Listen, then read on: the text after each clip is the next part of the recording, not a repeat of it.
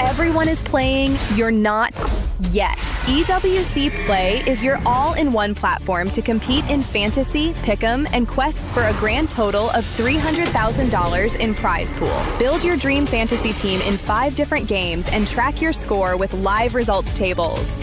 Predict the winner of every game, every group stage, and every tournament. Complete daily and weekly challenges to earn boosters that help you climb the global leaderboard. Got what it takes? Join EWC Play now.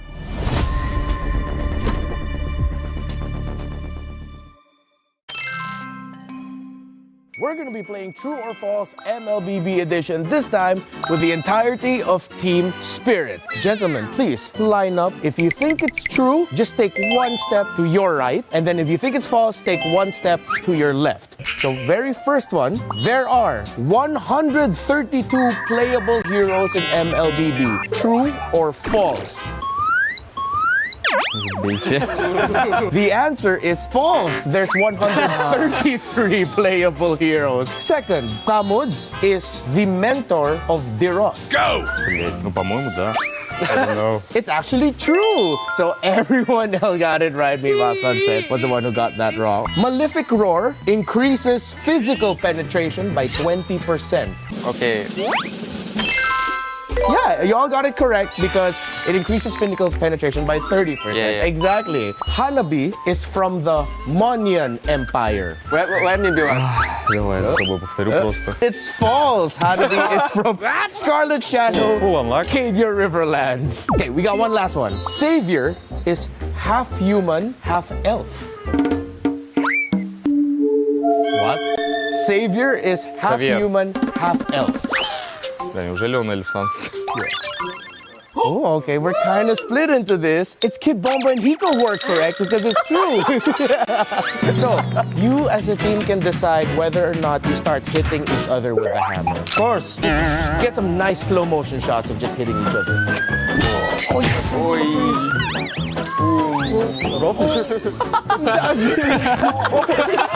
Не, Гоки канат пиздить. All right, that's our time with Team Spirit. That's true or false. Ты куда его бьешь? Bye.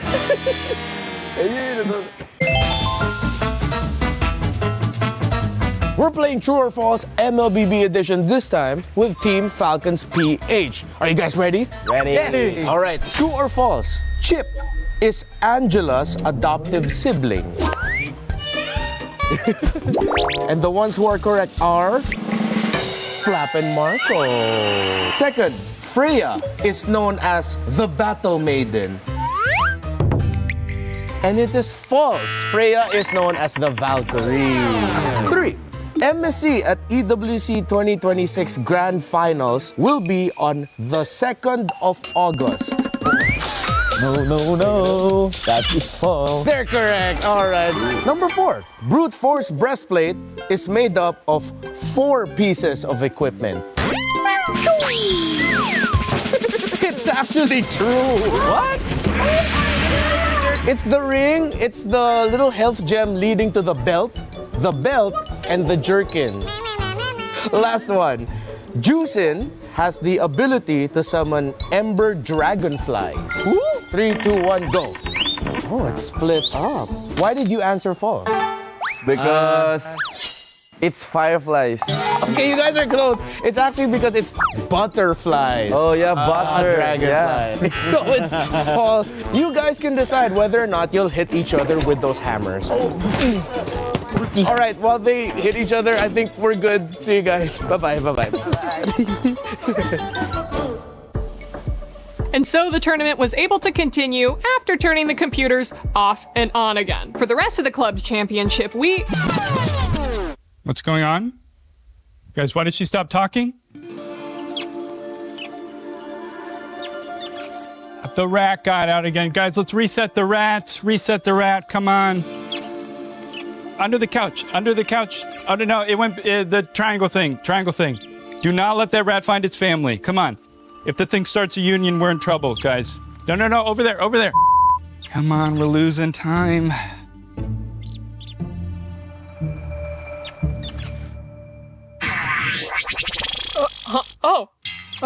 how long have I been out? Just a couple of seconds. The rat got out again. Oh, he's been doing that more and more recently. We're gonna get you a better hat. I think he may have peed a little bit. Oh yeah, there's a lot of pee right here if we can clean that up.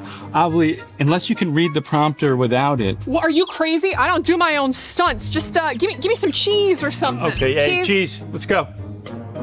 Yeah, thank you. All right, yeah, this'll... Hey, little guy, just want one of... Okay, I think that'll work for now. All right, we good? Yep, we're good. We good? Are we good? Perfect. All right, guys, clear set. Let's go. Let's go. We gotta get started. Losing time, guys. Come on. And action. And that's what's been happening in the club championship. In other unrelated news, cats. Why are they here? Why do they smell so bad? And what can we do about them?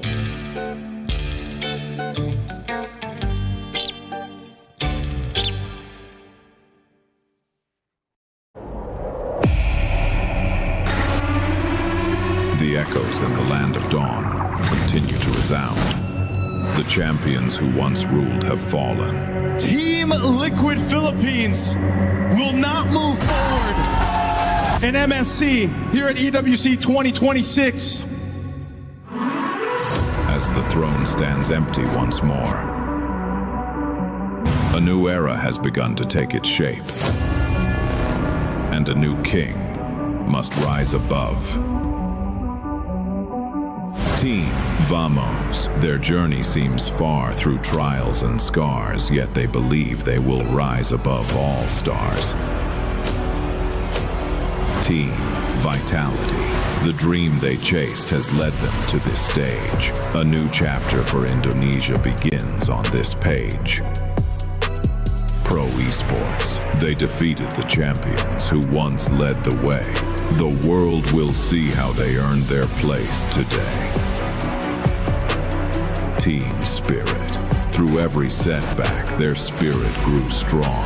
They will carry the dragon's crest to show where legends belong.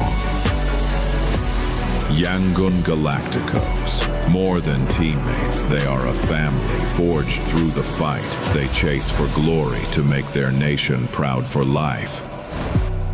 Team Falcons PH.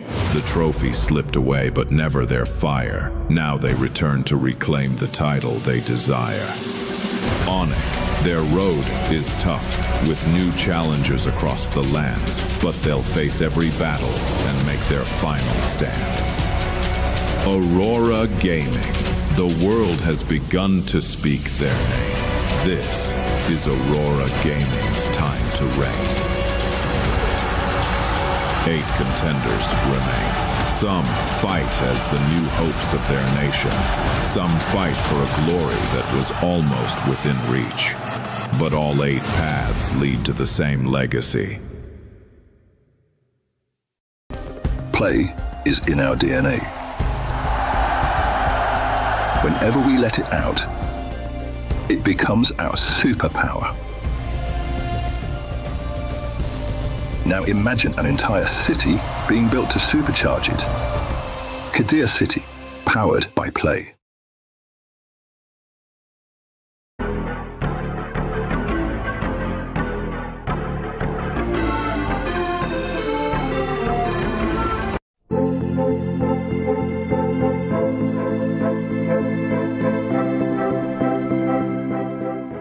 The human body was built to move.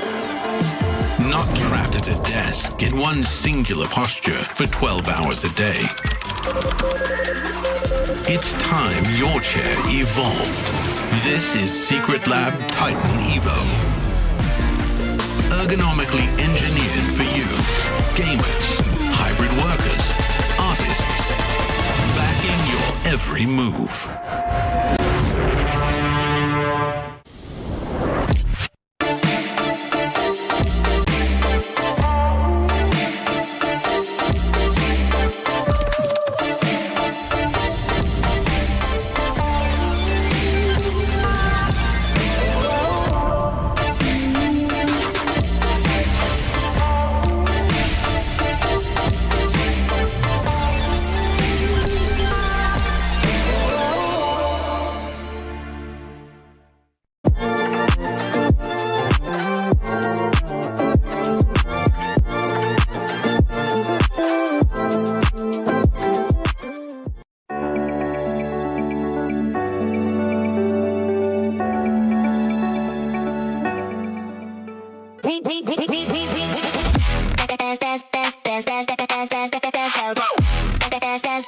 We booked Esports World Cup up.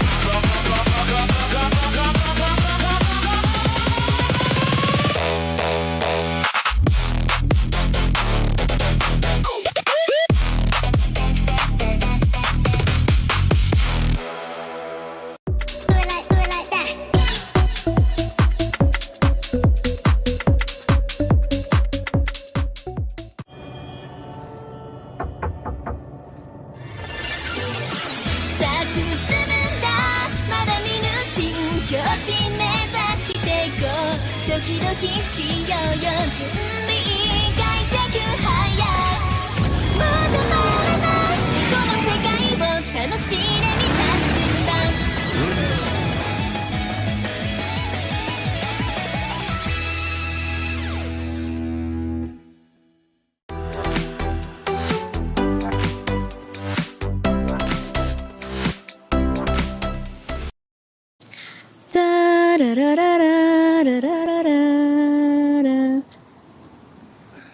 You're looking very smug with yourself this morning, aren't you? It's a very good day, Chris. My Onyx won unexpectedly yesterday, and they're en route to the grand final. Yeah, it's just the third team that you've picked up. Who else is playing today, though? It's not just Onyx. Onyx playing their first game. Who else is playing? I don't know, actually. It doesn't really matter. I don't care. It is Falcons against Yangon Galacticos. You know, at some stage you are going to have to drop the bias. Hey, all I know is that Onyx are on the way. They're going through the semifinals. They're going to do it easy, and we're going to see them in the grand finals. You know, Chris, nothing could ruin my day right now. Chris, what is wrong with you? Well, let's just get on with it. Semifinals or whatever. Chris! Day 2 of MSC at EWC 2026 Knockouts was another day of surprises. Team Spirit redeemed themselves from their MSC 2025 disappointment, proving to Team Vamos that underestimating the Dragons of the North came at a price of elimination. Team Spirit, lock on the base. Revenge is served. The Dragons, Team Spirit, will go on to the semifinals. Harosh, Team Spirit! In match 2, the revenge story completes as Onyx, the Sky Kings, take down Aurora Gaming, sending the Northern Lights home. Onyx will move on forward with the hope of Indonesia as they douse out the lights of Aurora Gaming. What time is it? It's Onyx time! Going into day 3 is a clash between the best regions. First, Team Falcons PH take on Yangon Galacticos in a long-standing rivalry between the Philippines and Myanmar that started in the M2 World Championships. With one on a dominating run and the other looking to complete their trifecta dream, who will claim the first spot in the grand finals. Then comes a highly anticipated rematch between Onyx and Team Spirit since the M7 World Championships. Team Spirit looks to break more barriers, while Onyx has made a name for themselves by defeating the final boss of MSC 2026. With the grand finals on the line, only one team will prevail. It's time for our final 4 teams to rise above and earn their victory, glory, and a place in the land of dawn. A place in the finals in the Land of Dawn is on the line today as 2 semis will produce 2 potential champions. Will they be new champions? Will Onyx, like Eterna, desperately wants to make it to the finals, actually do it after their 5th game victory to send the new final boss home in Aurora Gaming yesterday? All of that on the line and to be decided. But for those just joining us online or whether you're in the building, as we know this will be a fan-filled event, we welcome you to MSC at EWC 2026. I'm ready for some MLBB. I hope you guys are as well. I'm Rain Day and I'm joined by my lovely crew on the desk, Brigitte and Renmar, ready to get going for an action-packed day. And it doesn't get any better than this. You got 4 great teams. You got 4 different regions all fighting for glory. And we have to start with 2 Filipinos on the panel. With the Falcons match coming our way too, and it's against Yangon. So I feel like we are both really looking forward to this, but at the same time, it's not the same feeling as before wherein you're like just so confident, you know? Yeah, it's been a long time since I casted a Philippines versus Myanmar game in a high-stakes match. When was the last time? All right, the M2 World Championship Filipino broadcast. I'm starting to remember the things I felt that night in Manila. I'm nervous, but I'm excited because it's not just about Falcons and Yangon, it's also about Spirit and Onyx. I was going to say, you know, we've been making jokes about us getting old, but M2, you're still having a great memory of that. I mean, it's just like it happened yesterday. Yeah. It's pretty good, man. You're not losing your memory yet. Yeah. Who are you guys again?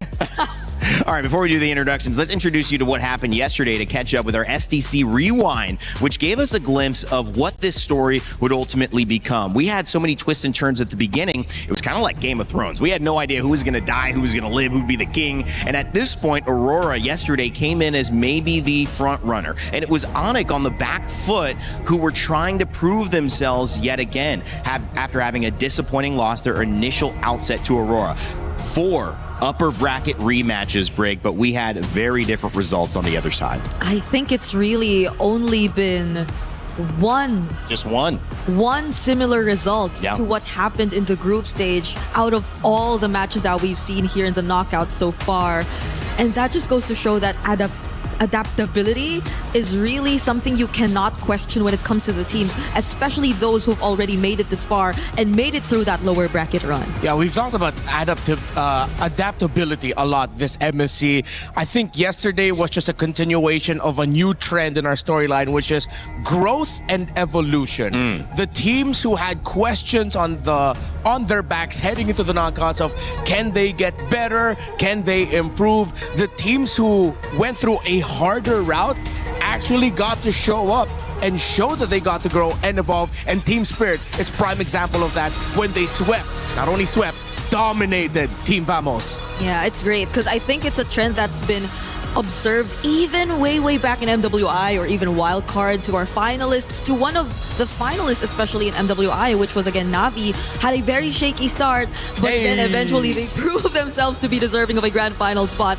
And I think Team Spirit and a lot of the lower bracket teams or teams who we're seeing in the top 4 actually have a very similar run. So who knows, they might be next and they might just follow those same footsteps. It's been a while. This could be the best finish for a Myanmar team in a long time. Also, when you look at EECA and Team Spirit, they have not reached a grand final. This would be the first time a non-SEA team would reach a grand final in MLBB. And if you can do that at either the MSC or, of course, the M Series, you're making history.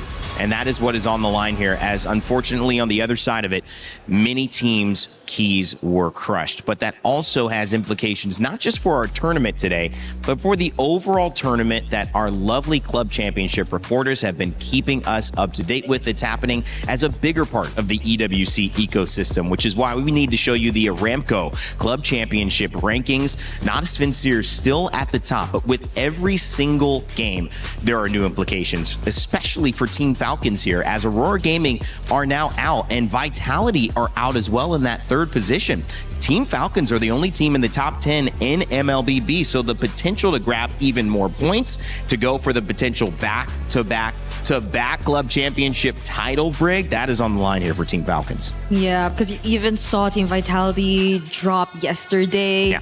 And Team Falcons, it's been a challenge for them too. They've been one of the teams who had a much shakier starts, and they also had to go up against their sister org team just to make it here to the knockouts. So there's just so much more pressure and there's so much more expectations on the line for Team Falcons this time. Yeah, I mean, Flap even shouted out the bosses behind the scenes for Team Falcons. So I think it's not just the weight of the Philippines and the expectations of making it to the grand Falcons final bosses on their shoulders. Yeah, they're like, they're right there. Hey, man. And guys, I mean, if you look at the club championship rankings, if you just make it to the grand finals, and maybe even if you win, we could end this week in a very comfortable spot. No pressure, but we're looking at you. So one of the interesting things too is that there is also $1 million on the line for the finalists, but there's many millions of dollars for the finalists of the club championship. So that pressure is real. We had an update with, I believe, Chris letting us know what's going on. We're here at the Totem once again for a small club championship update. I say small, there's a lot been going on. As you know, at the MSC, it has been about Falcons trying to go through, as far as we're talking club championship at least anyway. But let's see how they're going to go on and do today in their semi-final. But otherwise, plenty going on. Of course, Alliance Vault is where, of course, SF6 is going down. Our back-to-back champion in Zhao here, Falcons representation, he is out of the tournament. Over, though, of course, when we're talking about the other games over on Overwatch, a couple of teams dropping out as well. Team Liquid out. A torrid time continues for them. AJAL out. And then you're talking on Falcons again, they're down into the lower bracket. As far as it's going down over on the Kadir City Battlegrounds, though, for Warzone, that is, just starting to rumble away. You have Falcons in an okay position, but maybe not looking as hot as they would have liked. But Twisted Minds finally find themselves coming to the party. Other good representation still ongoing there in Warzone, but plenty more to update you on that throughout the rest of the week. There's your small little Club Championship update. I'll update you throughout the rest of the day. Thank you so much, Chris. And of course, on the other side of that, it does mean that there were dreams dashed, dreams crushed, and I mean literally crushed. The teams that could not make it, Renmar, Brig, we know it. I mean, it's an unfortunate thing to see it, but it has to be done at EWC. You come in with a physical representation of all the hopes, of all the dreams, not just of you, of your region, but of your club. And Renmar, sometimes seeing it physically get crushed, it just adds that extra weight emotionally. Yeah, this is my third straight year at EWC. It doesn't get old. Just seeing it, there's a new vibe to it every time. And it's because the stories evolve, the players evolve. You get new connections to them that every time a key gets crushed, it hurts more and more. And sometimes you like to actually kind of give yourself mental outs, like, it was not that bad. We do it. But when you see your key crushed, it's like there's no out. You have to address the fact that you weren't enough. And that is okay. That's okay, Brig, as we take a look at today's, these teams were enough. Yeah, the only thing I'm thankful of, at least maybe, is that they don't have to personally hand over the keys anymore. So you don't see their faces and how maybe frustrated they are after losing a match, because the keys are just right there, ready to be crushed right after their losses. But today's schedule, we'll see more and more keys getting crushed. I don't know how to feel about this, Rain Day. I think a stage manager just heard you, and now they're going to implement that into the next EWC. They're like, we got to bring that back. That was really emotional. Brig, thanks for the idea. Team Falcons PH obviously coming up to begin today's action on the Lenovo Legion Gauntlet here at MSC.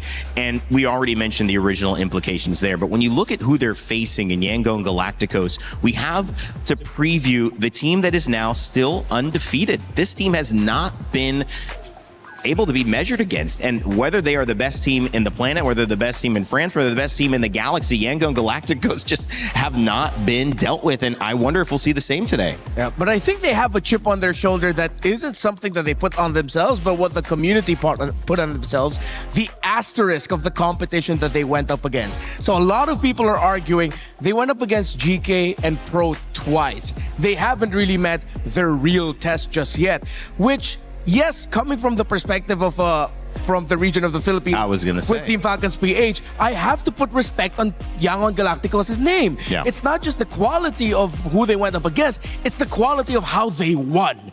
Yeah. If your argument is, yes, they're going up against quote-unquote easier teams, they dominated them really well. They had big comeback wins, and they were deadly and precise with it. Yeah. And these are teams who had very different play styles in themselves too. And Yangon had a way to deal with every single one of them. They too have shown their versatility despite them having such clean runs. So it's like them having an answer to whatever kind of team they will be put up against. Exactly. Well, make sure if you are watching live that you get your pick'ems in, because that means you can decide whether you think it's going to be Yangon or if it's going to be Team Falcons PH who is going to win. And if you can, you might be able to earn your share of $300,000. Make sure to check it out. There's only 2 games today. It's really, really fun, though. We'll have this for all the tournaments going on at EWC. And also, the only thing on this stage that we need to remind you of is, of course, Rhino Day. I'm Rain Day. I'm not Rhino Day. I know I say Rhino Day every day, but I'm Rain Day, and Rhino Day is now in the shop. Make sure to grab those emotes, and I know Renmar has all of them. I know Brig, you probably have all of them too if you ever stop streaming. Yeah, it's fun to have these emotes, you know. Anything that has very funny noises or sound effects alongside it, you can like taunt your enemies a lot. I just realized something in the Filipino accent. I am technically Rain Day. I'm Ren Day. Whoa, we're brother. All right. We are. I like it. Both old, both losing our memory, and then now we, I guess, have an easy way to remember each other's names. Yeah. Okay, I like it. Again. This is working, guys. Heading into today, the storyline to begin is our first grand finalist. I mean, what a moment. You can earn a seat. You can wait. You can relax. Watch the second series. Get all the info you need. Brig, one team trying to go there from the Philippines. The hope bringer. I think this is still really the hope bringer outside of course, Onik on the other side, but Yangon going, man, what a story that would be if they're sitting in the finals representing Myanmar. I agree. Like, if I wasn't Filipino, I would probably be really looking to root for Yangon. But this is, as you saw earlier, yes, Flap, who will have to go up against them. He already has had experience winning international championships and specifically going up against teams from this particular region. So I think he's well aware of what he could potentially experience and go through now that he's going up against Yangon. But against Ying, I think that's where a lot of attention is going to be put into. Because based on the games that they've played, they've been very different in terms of approach. Yeah, you've talked about Ying. 21.4 KDA. Say that was what? 21.4 KDA heading into this day. For an EXP laner to have that many kills and that less amounts of deaths is insane. So everyone who knows, that's 20 kills for every time you die. So that is the most ridiculous. A good KDA is like 2. That is a pretty good KDA in most games. So pretty insane. He's 10 times above a good job. That's why I'm saying in the Galaxy. The other thing we need to look at, of course, is Team Falcons PH, who are going to have to shut down Ying. And that goes to, as you mentioned, Brig, one of those international champions who is now back on his surge, which is Flap. Of course, Kyle, Haji Ogwin, and Bulletproof Super Marco. Can they continue this run representing the Philippines as the second seed with Team Liquid falling out earlier? We sat down and had a chance to talk with their coach. I believe it's maybe Moody, who actually gave us some thoughts heading into today's game. It's Turner here, and now we are with Coach Moody. Welcome. Thank you. Coach, this is an intense match. We're going to get straight into it. Up against Vitality yesterday, and now you're up against Yangon Galacticos. Is there a preparation difference that you had to do? I would say nothing much, like just the usual things that we do on a regular preparation. We're the type of team that like to focus on our mistakes and fix those instead of like focusing on what the team can do. But it's different with this, with Yangon. Just because we know that they like to do cheese strats and with cheese picks, yeah. Now that's really what we wanted to ask you. Yangon and their cheese picks. Has that been like a challenge to prepare for? Are you expecting even more surprises maybe? I do, because technically Yangon has been like a screen partner before flying to Paris, and I believe they're one of the teams to beat ever since, like before starting the tournament. So they've been strong in scrims. But then you know their picks then. Depends. Maybe they'll show us something new. But you're prepared for that? Of course. Okay. But after your win against Vitality yesterday, did the team manage to get like a confidence boost? Like, did you regard Vitality as a strong team? Personally, for me, as long as the job is not done, it's just a slight boost. But for the players, for sure, they were confident that, we want to reach grand finals. Were they really happy about it? Yes. Oh, it looked like it. They were celebrating quite a bit on stage. Of course, because Vitality is also one of the teams that we really wanted to beat before entering the tournament.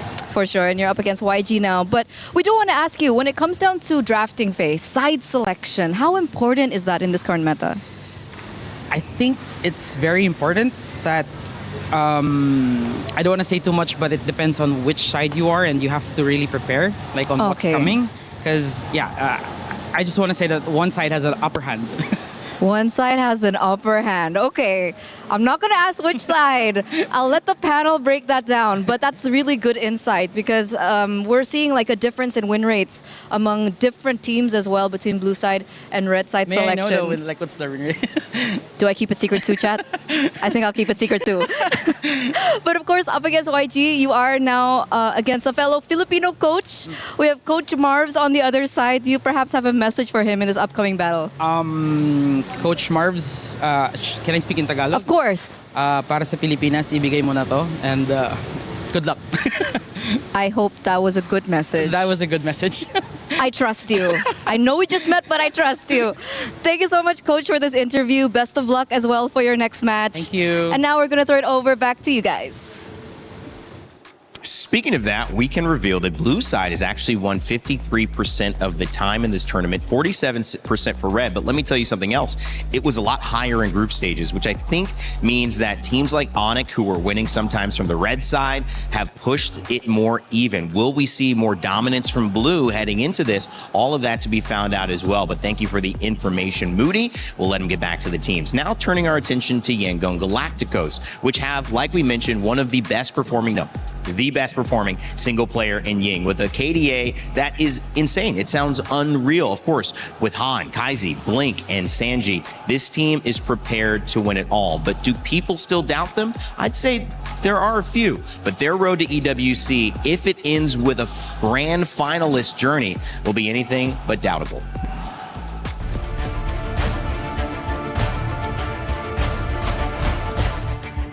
We start Young Galacticos on MSL Season 1.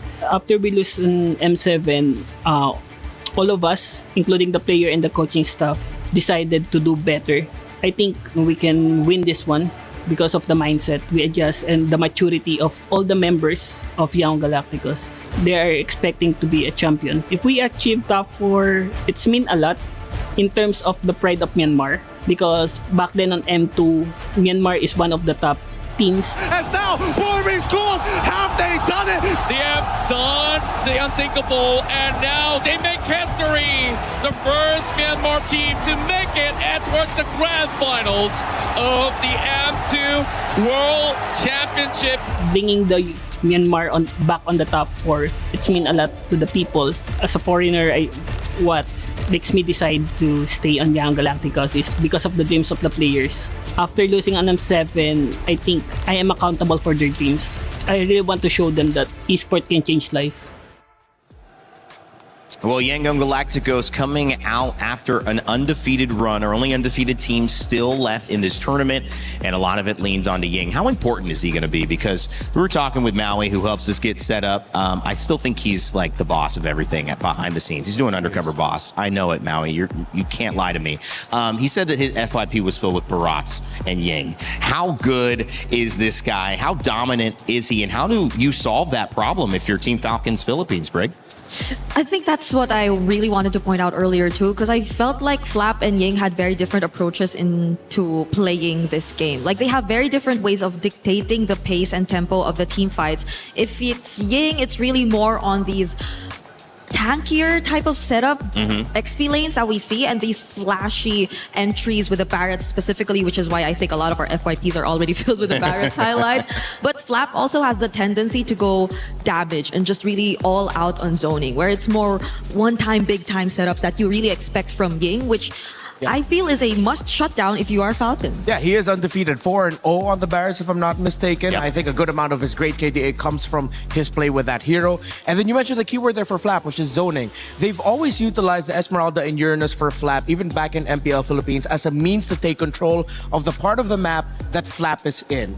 He will cut behind the first turret, go into the jungle of the opposing team, get vision, delay, go back to lane, rinse and repeat. And you usually don't think of Uranus and Esmeralda as a split pushing macro hero. That's how Falcons loves to play the Uranus and Esmeralda. Well, Flap, he's a Philippine champion. He's a world champion back in M2, I believe. And then, of course, you have the chance to see that they are up against a team that has so much support as, I don't know if you can really call them an underdog. We still are waiting to see how these results hold against Team Falcons PH, but we are believing in Yangon Galacticos as what they've done so far. It's hard not to. And speaking of that, their fans back at home are actually celebrating just as much as the fans here in the stadium, maybe even more. We've seen some cool watch parties happen, and we wanted to show you a little bit of an image from that. If we have it up, we'll throw it. Otherwise, we'll stay on my single. I'll keep talking about it. Okay, it's a video. Here we go. Let's take a look.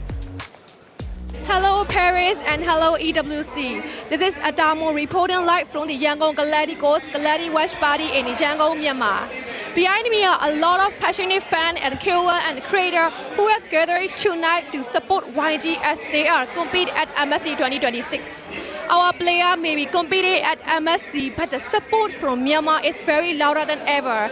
Everyone here is ready for cheering to YG from the first minute until the final MBV. Before we send it back to Paris, let's give the team one message.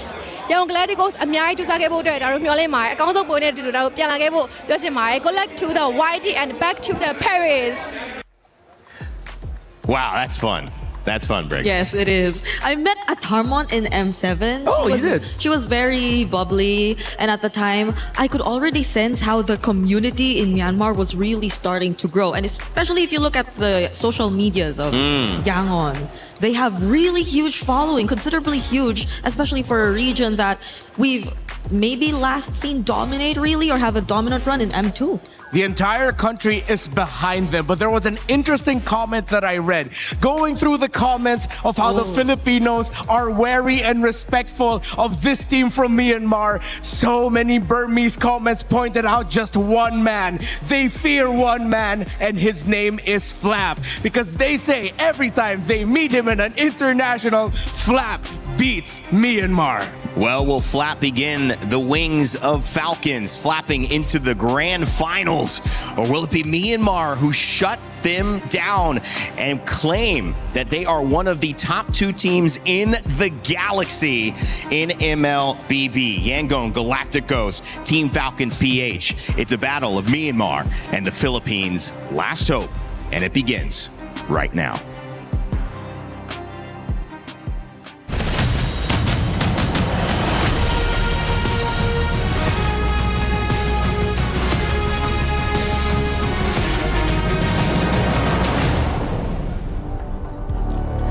Today, we witness the Final Four battle it out in their slot in the Grand Finals. And what a run.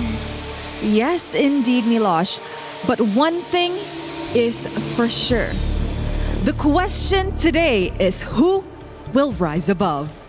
My friends, what a run we've had from 16 teams down to only 4 playing from these very desks. The pressure is on for every single remaining player on these 4 squads. They're here to make MLBB history and change the fate of the world. Today, one final chapter remains. Will history be rewritten where we crown a new champion at MSC at EWC? Or will Onyx be able to rise above and get their 3rd trophy? Only time will tell. There's a lot of stories on the line for today and leading into our finals tomorrow, though. But we have to get our matches in order. And our first one is an age-old rivalry. A rivalry that dates back all the way to M2. For our first semi-finals match of the day, ladies and gentlemen, please welcome Team Falcons Philippines! The Hope Bringer inches one step closer to the Grand Finals. In 2024, oh boy, they were one game away. Can they successfully try and rewrite their legacy? Can the Falcons soar higher when it mattered the most? It matters a lot for them individually, as a region, and as a club championship winner 2 years in a row. Every point matters. Yes, the story is told, but they have opponents on the other side. So please join me in welcoming Yangon Galacticos! The Galacticos continue to cheat death in the Land of Dawn and elimination at MSC 26. The Falcons might not be who they expected to face off against today, but their guiding light shines bright. Make history by earning a grand final spot here in the heart of Paris. This is a match to watch because the winner heads to the grand finals tomorrow and the loser will unfortunately have to play in the 3rd placer match. And at that point in time, you're playing for extra points. The real thing is the crown. It's the final dash for that. So please, gentlemen, Yangon, please, Team Falcons, place your keys, take your seats, and captains, don't forget a little bit of a handshake. Reminder, this was not the expected result. It was vitality on Yangon's mind, but it's going to happen as this. Our game is set, and we have a lot to talk about before we head into the Land of Dawn for our first semifinal. And they do clear the Lord, but there's still a wave coming in through mid. And just like that, Yangon Galacticos remain undefeated. Vicious win, a sweep in the quarters. If we're going to win, we're going to clean sweep. I'm aiming for our 3-0 too. You guys are the hope bringer of the Filipinos, the last hope. Jogan!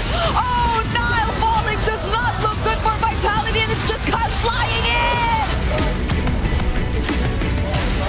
And looking down the pro esport, this is our first top 4. Going up against Yangon Galacticos, I think it's going to be a tougher match than Vitality. They will come prepared for us, and I'm sure we will also be ready for them. It's going to be an even matchup, I think. They are more on the discipline side, so we're going to go the unusual way. We're going to fight next dots, so that's our plan. We will play our own game against them, regardless of what we discussed in our strategy. Yangon Galacticos is now officially a team to watch out for. Falcon BH, I think they're really strong. Our mindset is like we're like underdogs, so we don't get pressured and we just play our game. We will prepare really hard again. We need to make some sacrifices. We know most of their hero, so we just prepare our hero that can beat them. The greatest strength I see in Yangon Galacticos is they play very aggressively. We're both on the same level, and I think whoever has the strong will wins. Kai, let's see who's the first jungler.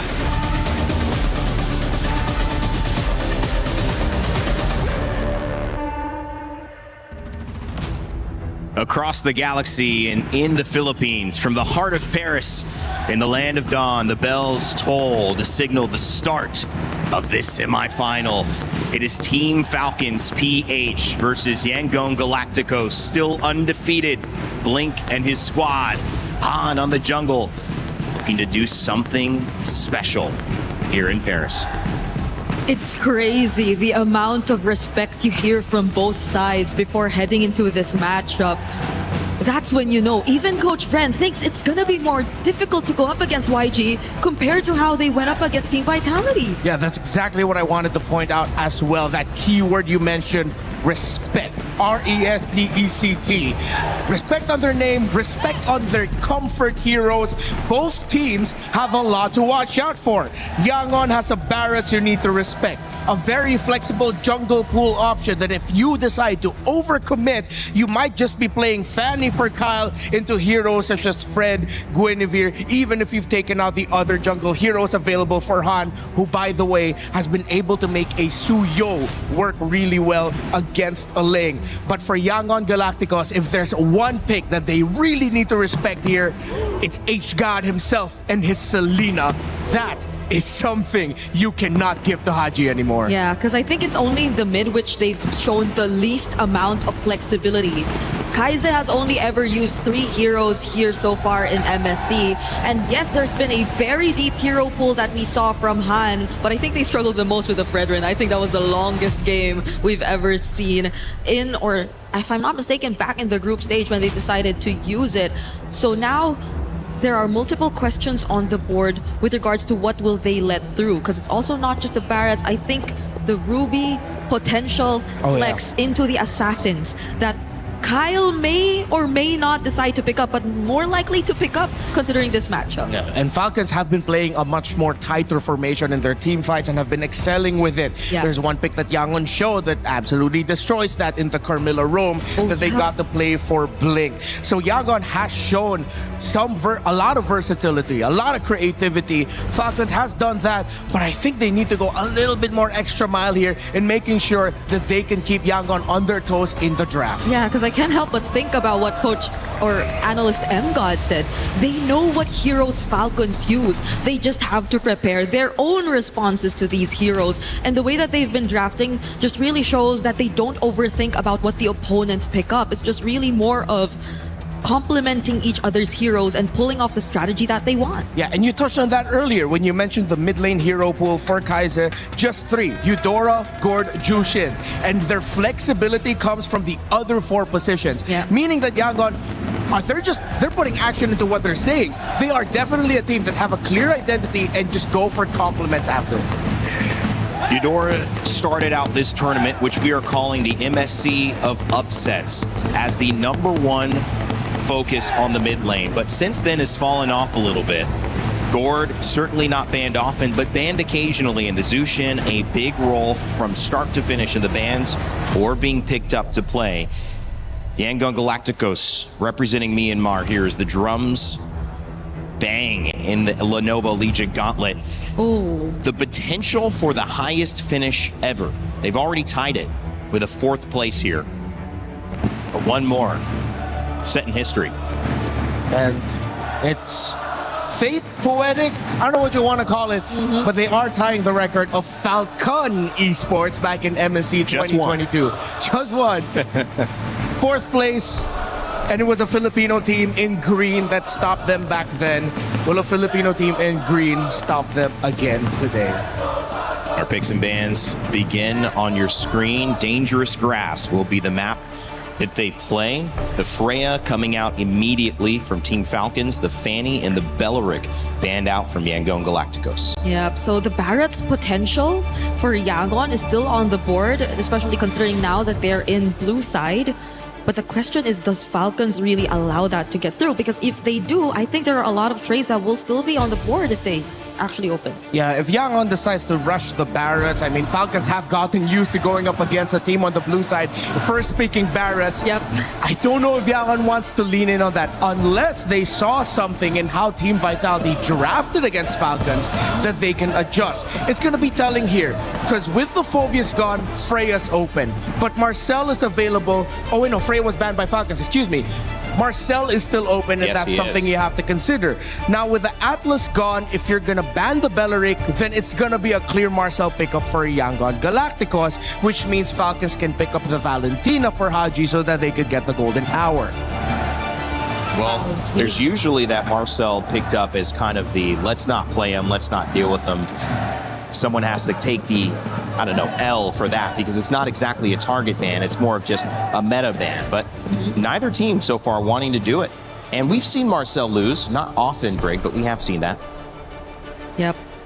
I guess it's really just Falcons not wanting to play into it though, because we already pointed out their typical play style of really grouping up together and finding very tight formations across the map when it comes to the team fights. So a lot of the XP lane options, mid lane options are still going to be open. Even jungle, which includes the Hirara first pick of YG this time. Yeah, it's a pick that you really can't go wrong with in this current metagame. And if ever Falcons wants to rush something like the Uranus, wouldn't be great. I think they would probably rather pick up the Esmeralda and the Eudora as their first 2 picks and then just build around that with their red 3 or red 4 jungle pick. But I think they also need to make sure that Haji gets a good one. Let's see if they're really going to lean in on Eudora right away or if they're just going to get the Selena and Esmeralda right off the bat. That's what I was thinking, because I think if it's about comfortability and just keeping the aggressive tempo of the game, then might as well just go for what has been working in terms of Falcons and their playstyle so far. So that includes the Selena, maybe even a bit of the Valentina if they also want to put a bit of more restriction towards the options later on. But they do lock in the Selena and reveal Kyle's hero matchup in the jungle early too. Yeah, and what I like here is without picking the Esmeralda or the Uranus, they're not making the EXP lane trading obvious. They just lock their course. They didn't need to pick up the Nolan here. They could have picked it red 3, but it's good because now they can play a little bit more into the matchups that if ever Yangon decides to show something like the Roamer or the EXP laner, they can get something a little bit more favorable. Because for Falcons, it's clear. Their Roamer needs to be someone with concussive blast that can help clear the wave fast. I'm thinking maybe a Gata Kacha a little bit later on if Yangon are too early with showing a artillery backline style mage. There you go. I think just because of the fact that we're expecting a concussive blast or even a revitalized roamer from Falcons to come through, then it's all the more reason for you to just pick up the juice in. And knowing that you're up against a Selena and a Nolan, this will be the safest pick to go for with the Crimson Beacon and potentially even a Purify to come through. But the Arlott gets revealed. This is different for Ying. It's a change in terms of playstyle compared to the first few heroes that we got to really see from him. The Barretts, Ruby, Yura, and the Frey. New hero here. for Ying. Going to be the first time he's going to be playing Arlo at this MSC.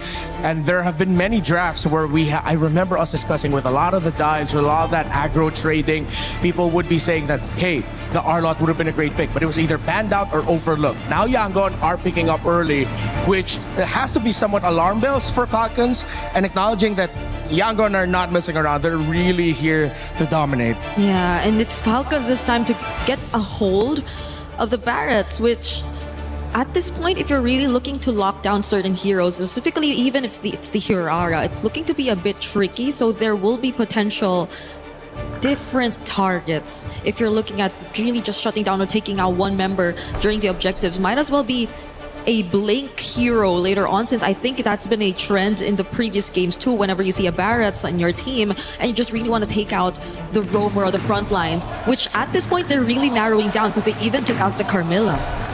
A really good ban there by Falcons, considering that they're all very dive heavy, close range. We discussed it earlier. Gata Kancha, as expected, gets banned out by Yangon. Would have been a great pick for Falcons regardless. Beleric has already been banned out, so in terms of the roamers, we might be seeing some unique ones pop out here. Let's see if Mathilda might make a showing, or maybe Glue or a Cho. Yeah, because Mathilda, I think, is just the wave clear that will be a bit more difficult. Yeah, one thing I remembered, there might be a roam pick that Falcons has showed before that Yangon might need to respect, and that's the Akai roam for Ogwin. Arlot not really a fan of going up against the Akai roam. And they take out the Glue here as well. So we're maybe expecting some roamer to really complement the Barretts in terms of just really going full engage and up front against the composition that YG has shown us. Because again, they have so much ways to punish. They have the final slash. They even have a juice in. So they'll have to deal with less problems now with the Gord being taken out. But the Minotaur, so the only concussive blast heroes, the Tro is still there. But that will lead to less AoE setup for Falcons, I feel. And what might be tough is they might have to settle with something with either like a Khalid or maybe even a high loss to really help fast clear the mid a little bit better so the Selena doesn't put herself in danger. Okay. Hylos comes up there, and a great pick. A lot of roam bans, counting at least 6 with the Glue, the Marcel, the Atlas, the Gata Kancha, the Minotaur, and the Beleric. So getting deep into the pool for Ogwin and Blink. You know what? I was really expecting Blink to be one of the more unorthodox players, but so far he's been playing very meta. I think the most is the Carmilla. Yeah. That's been unorthodox for him. But the other options that are still there... they still have the Cho. The Mathilda, but I don't think it really works out well. They need a front. They need someone to really tank the damage. Yeah, there's not a lot of synergy if you play the Mathilda. Okay, with a lot of close range dive, you can pick up the Badang. It's a tempo breaker and always has been. It's a great pickup, and this is going to be the first time we're going to be seeing Blink pick up the Badangs. Still need the gold lane here for Super Marco. There's Melissa available. There is, which we've seen a lot. I mean, coming up, we've seen Carrie shown as well. We've seen all these variety type picks. I think even the Moskov might work. Moskov. Because you have more range, you can just push back the enemies. I mean, Hylos and Harith is a great combo if they really want to go with all in. So there they go. Harith picked up to close out Super Marco's pick. It was a gold lane and a roam standoff, and it ends up going relatively deep into the roam pool. Badang seen quite a bit, Hylos seen when things like that aren't open, and now, guys, we've got our first matchup of our first semifinal. The draft in game number 1 has been really fun to watch. I feel like YG have switched up a bit in terms of their sequence. And that just goes to show the preparation they've had against Falcons. Yeah, if Yangon Galacticos wins this game number 1, then definitely that is going to be a shock to the system of Falcons, because Yangon went for high mechanic, really tough to execute, and they want to take it to Falcons. Well, MSC semifinals are underway. It's the Philippines versus Myanmar, a spot in the grand finals on the line. Let's send it over to our casters, Leo and Trex, to start us off. Mingalabay mabuhay! All of the Burmese and Filipino fans watching all around the world, and everyone enjoying the Esports World Cup 2026 live from Paris, France. Who gets closer to the grand finals of the mid-season cup? One of these teams get that much closer to at least 500 G's in the bank. Last night we started things off a little bit slower, but we ended the night with a huge best of 5. I feel like YG and Falcon can deliver the same kind of action to us right now. Falcons started this tournament off a little rusty and so far have showed up and now seem to be one of the possible dominant forces. YG, on the other hand, this could be the big test for them. This could be the possibly first huge challenge for them. They have been playing as close to a flawless tournament as one could go. Again, as mentioned by our panel, the lowest amount of deaths across the board, stats on stats, all across each role. Now they're facing off against world champions. Players who have gotten this close, Trex, this close to actually taking down a mid-season cup of their own 2 years back. A minute in, and so far no clear lead just yet. In the EXP lane, Ying is playing a first, at least in this tournament, the Arlet versus his signature, Barats. See Haji throwing out these arrows. Oh, he's having a hard time, I'll tell you now. This is what looks like for the first time in a while, a difficult lane. Oof, in mid. A lot of damage on Ogwin. Ogwin might not be able to get away with this. Does pop Revitalize, will be okay. And Kyle with the re-engage. Getting some nice poke off. Both teams kind of testing the possibilities right now. Seeing the Master, for the price of his Revitalize, forcing out the flicker from Blink. I'd say that's a good deal. Definitely a good deal. Cooldown very much shorter on the side of Ogwin. Might even have it, won't have it for first turtle, but still, the possibilities that Blink could have done with that flicker are gonna help out a lot more. Falcons knowing this, moving on to the turtle now. Blink decides to back off, YG decides to back off, and the first turtle's bursted down in the name of Falcon. Oh, then as well, throw it out, Ying into the wall. Ying should be able to get away from this, forced another flicker out from YG. Falcon getting very aggressive early on. All right, for the first time in this matchup, we're seeing the gold lane showdown. A Claude versus a Harith. I'd say Sanji's playing this as good as he can, because the Claude, I mean, the best course of action for him is the double lane, but Marco is applying so much pressure. But I don't know if they know this, small cap stolen away by Han already. Which is a good thing for YG, they got to make up some ground. And honestly, I've been looking at the minimap, it's been a little back and forth. Sanji has been able to get the push in here and there. Super Marco's been playing it back. Wait a second, a lot of damage onto Han here. Kyle continues to push forward. Falcons continue. They're testing the cracks. They're seeing if there's any weak points that they can capitalize on right now. And this could be it as Falcon drop the Glorious Pathway, move on to the purple. Oh, was it stolen? Yes. Kyle able to take it away from YG. Oh, they knew that there was a 10-second window, but they don't pile on Ogwin. A lot of damage on Ogwin. Ogwin will be okay. The Immortal Man right now.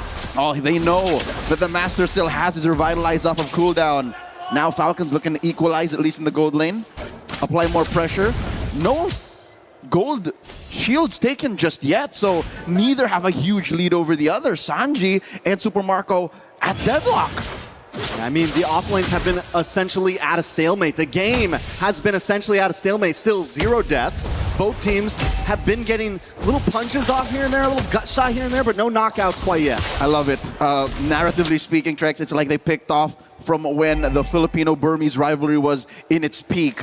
Post-pandemic, 2021, before utility jungles, before macro became king, that's when the Philippines and Myanmar were on top of their game, and we're seeing that flourish right now before our eyes here in Paris, France. So what do you have to look out for as we come into this next turtle? Falcons once again want to rush it down. Blink looking for an angle in. Ying as well. Tries to get in the backside. Blink able to take the turtle. And it's a mosh pit in the pit right now as Haji just tries to get away, but Blink's low. And so is Ying. Ying trying to vengeance through, but he already lost a teammate. Blink is down. They get the pull back. Kai's has come back in, and Kai's able to get the double. Make it a triple. Flap falls along with the team, and yes, Falcon don't only lose their members, but they lose the second turtle as well. 4 for 1. Now Marco has 2 on him, plus the turtle. Yangon Galacticos have snapped their way into a massive lead again. Relatively speaking, 4 minutes in with nothing happening the first 3, 1,500 is basically light years away, economically speaking, in a macro-heavy game like this. Watch it once again as in the pit, walls on walls. This is a I'm not trapped in here with you, you're trapped in here with me moment with Blink. That was a perfectly placed crack. And that's what Falcon's going to have to watch out for, right? These dogpile fights where everyone is grouped together. And the thing is that's what Falcon's going to want to go for. That Detna's welcome comes in. They want to jump in. And it's all going to be about who pulls the trigger first and who can counter better. They broke Falcon in half like my arm. That was as beautiful a start for turtle number 2 as you can for Yangon. They're building up to a 2,000 gold lead. Sure, Sanji and Marco are still relatively at deadlock, but the fact that they stopped Marco from joining that fight, because look, 2 dudes, 3 dudes at a third of their health, that would have been heaven for a Harith, but they made him think twice. And now look at this, even Blink is bullying Marco out of farm's range. Oh, big knockup. Ying dashing in with the vengeance. Nice damage. A nice fist crack lands on Ogwin as well. Ogwin pops revitalized, but it's not going to be enough this time. Han takes the kill before he can jump on the pathway. All right, so this is something that our panel alluded to. This is the Burmese ube, the purple ube. Well, that's literally what it is, Yangon's colors. They just, at the most early possible moment, clump up and punish you for even thinking twice that you could take this lineup. All of this is off the back of Blink, and I love how they put the Arlet in too, just to make sure that if everyone's not in position for the perfect wall, Ying can do that for you. Falcon knows this at this point. They decide not to go for that turtle. They know they're on the back foot. It's a 2K gold lead in the hands of YG. And Nolan wasn't even, Kyle's not even going to try it. He goes down to bot lane. At least they gained some ground down there. Tier 3 on the bot side has been taken in the hands of Falcon. And this is where they will be able to hold on. They don't make those small mistakes of, we're going to try to force this open. No, we're going to let you have that, and we're going to find somewhere else to gain ground, or at least keep things even. And I think that's wise, even for Falcons in their losing position right now, almost down 3K. You can't face Yangon head on like this. You just can't. So fortunately, they have the kit for that. Haji can lay traps. Vision is a little better for them. Yangon have to kind of walk in the brushes, flush them out the old-fashioned way with Kai's lantern. So for now, Falcons, I'd say hunker down, take the next 3 to 4 minutes to get Marco up to his mid-game power spike, and then I'm going to even say this. Ogwin can't play the way he was in the first 3 minutes. Like, you can't just body block anymore because the damage is real from Yangon.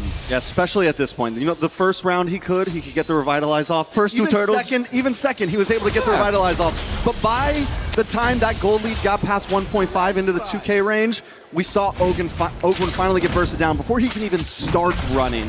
Now, Sanji also locking in the Golden Staff. We're going to start seeing more damage from him. And with the fact that these tier 3s in the off lanes are down, YG can also fully hit that purple ube. If there is, literally, the yams. It's a Yangon yam. The Yangon yam. So if there's anything good going for Falcons just yet, because Yangon are putting a chokehold on them, is the fact that the damage profile is at least palpable for Yangon. All you got to do, get physical armor. That's it. There's really no magic threat. Sanji now testing the distance on there as well, and a big fist crack under the tower, paired up with the final slash. Ogwin trying to hang on, but he just can't end his welcome. In response, gets him against the tower. More damage lands on a Han, but down comes Smon Force. Blink taken out as Han tries to get away. Sanji with the blazing duet connects onto no one. He looks for the re-engage, and Ying's there at his back, keeping Falcon at bay. 2 for 1. That's as good as it gets for Falcons. Yangon still calling the shots. Another final slash! And Sanji and Kai's are here now. There's no escape for Flap. Haji forced to use a flicker as well as Han keeps him away. They're going to move on to the Lord now as Falcon watches it. All right, so at least Yangon knows that with the kits remaining in Falcons, again, a Zaman Force you see online, the fracture off of Kyle. Ogwin has a glorious pathway once again. They know that they can't just blitz the Lord. Once again, did I not just mention that about a minute ago or so? That after the crack, final slash, or the other way around, it's just so easy. It's a 1-2 combo, even under tier 1. And it's not, like you said, it's easy. It's not a hard to hit combo. As long as you connect down to the Lord though, Han does burst it down. Glorious pathway comes out. Flap's going to try to connect as well. He doesn't have the stack, so the defense isn't quite there. But look at the damage on a Blink. Kyle still popping off, even at 0, 2, and 1. That is a bargain. I'd say Blink for a Lord like that is a good deal. This puts it at a wash. Yeah. Taking that tier 1, so at least the map gets a little bit more breathable for Falcons. They keep the lead at about 3K. And that's where Falcons always find something to make up for it, right? It's one of the great things that they can do and always will be able to do. Yes, you lose Lord. Yes, you take a member, but now you bring it at a standstill by taking this tower, and they've been doing it from the beginning of the game, but YG now looking for the engage on the mid side. It's looking similar to last time. They're going to have to watch out for Blink. Blink doesn't have the flicker right now. As Lord comes down the boss side, YG looking to switch up gears, try to gain ground somewhere. Lord, put down to a third, hit with that retribution, and Falcons get to keep their tier 2. So we're back to where we started about 2 to 3 minutes ago. Blink with the conceal, what are they looking for? That's a fist crack on 2, Blink does it again! Not just one, but 2 members. YG looking for more now. As minions crash on the top side, Ogwin pops revitalized, caught in a fist crack once again against the wall, taking out a double kill for Yang.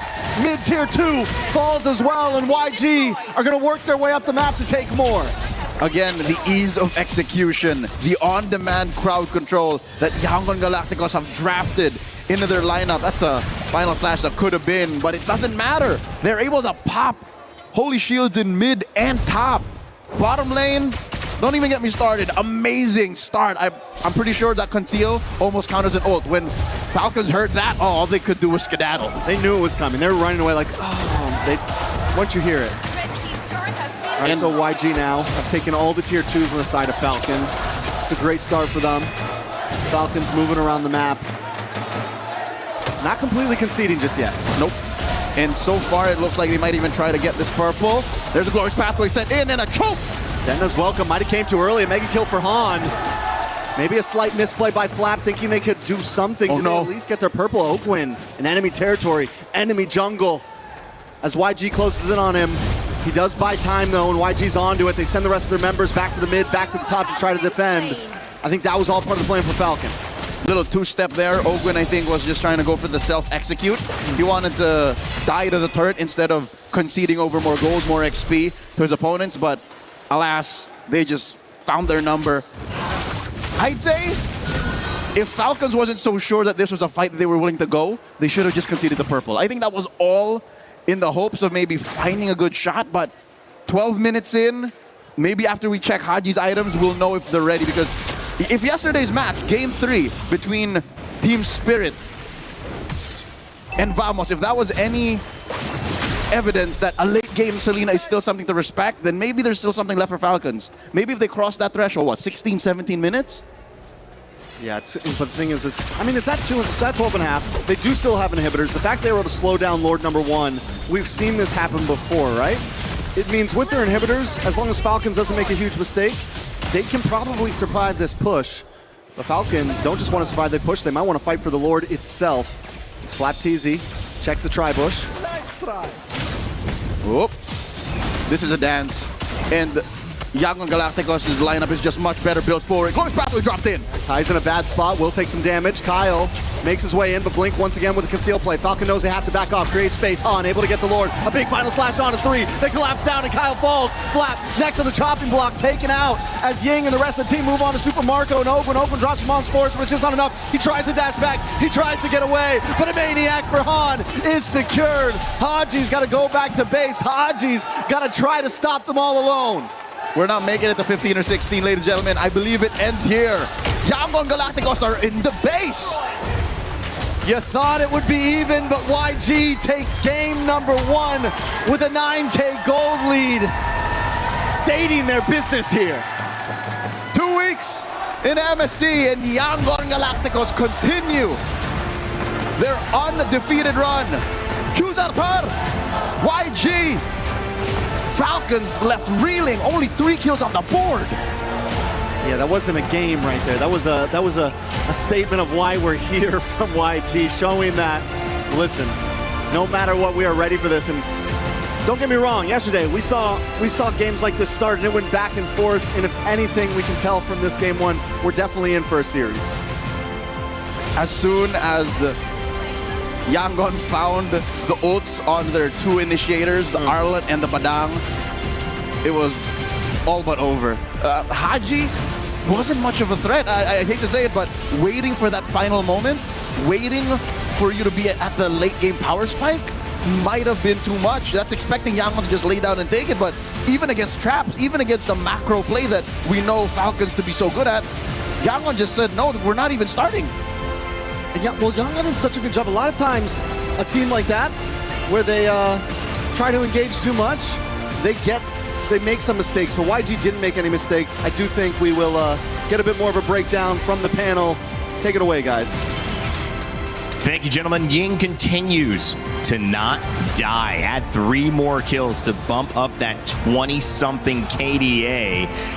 As Yangon and Galacticos prove yet again, it is not an underdog story. They are now by far the favorites. They are undefeated. They remain undefeated. It's an uphill battle for Team Falcons Philippines. But we saw it yesterday where these early games went the way of Aurora Gaming, and Onyx found a way to bounce back by extending those matchups. So what can the draft tell us? Lots to break down in Game 1. Rain Day here with Brig and Renmar. Brigitte, what did you see there? I know that was tough for our Philippine fans, but it was great for the Myanmar fan base, especially at that watch party we saw. Yeah, I mean, I agree with you. Honestly, there are times you could definitely expect comebacks, but in that scenario for Falcons, specifically the fact that they had to play with a Selena from behind, which I think one of the trickiest heroes to play from behind with, on top of the fact that it took a while for Super Marco to really scale up. I think that was already 10 to 11 minutes, and he still had to he still had yet to pick up the Holy Crystal. So there were really very little ways for Falcons to fight back.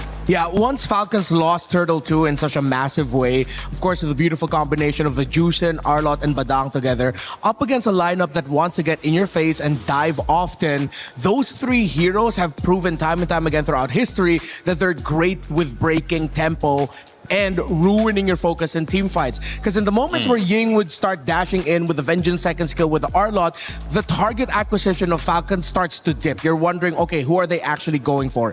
And without that Harith around, with all of the crowd control that Yangon has, Falcons just did not have the time and the damage to be able to win team fights. This was perfect drafting from Yangon, perfect gameplay, and that's why I'm putting them in such a high pedestal. Why I've complimented them more than I have Falcons heading into this match. Yeah, YG continued to dominate, and again, the stats will show it as well. This is a team that is not faltering. They have been given this huge focus on this tournament, and they are living up to the expectation, superseding it, to be honest. And you could tell just in this game that it's the real deal. I mean, we did see a record of only 5.57 average deaths for YG.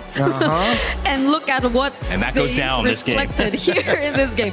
All deaths only being on Blink. So even if you think Falcons actually found a trade, quote unquote, I don't think you could really consider it to be one. Yeah, that's how you know that Yangon are playing on a different level right now. They understand the little nuances of the trading when it comes to the team fights. The moment their health bars go into a point where it could be risky for them to continue fighting, respecting that the Harith would show up or suddenly a burst of damage coming out from the Barretts would be a turnaround focus for Falcons, they back off and then they re-engage. And don't you think that is the sign of why they have such high KDAs, why Ying's not dying, why so many people aren't dying? They know how to engage just enough, and they're not making any mistakes. That's hard to do. Exactly. They're tricky when it comes to the team fights. And again, as we mentioned, Falcons definitely felt that, and you could see it with their target acquisition in game. With how Coach Marv's and MGod as well have been able to draft this and set the game plan for the teams, you really cannot help but give all of the respect and the recognition towards the coaching staff of Yangon Galacticos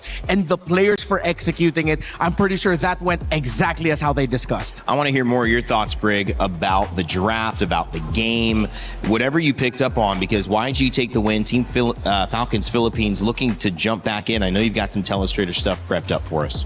Okay. And this time, Renmar is going to hold it for you. Yeah, Look at this. Little role reversal here. Wow, How's it feel? It's a reverse of roles this time, so this is how it feels. Yeah, but I think I really want to start with my first clip here around this part, which I feel is a way that we really get to see how Falcons really made an effort to establish their early game presence across the map. And this is specifically because of the heroes that they had. We really get to see a Selena, a Hylos, which is, yes, there is some sort of AoE to it, but you really expect these two to work in combo to lock down a specific hero. So at least in the early stages of the game, it was really clear they really wanted to target down and just limit the movements of the jungler of Han across the map. You could see it here. There was enough information taken, and this was an engage that they tried to set up to just keep the momentum going, which fairly enough in this scenario really worked out for them. They were really able to block out especially this specific area, because Haji prior to this really threw out an arrow, and they were fully aware that Blink was going to come from this area and that was only Han here.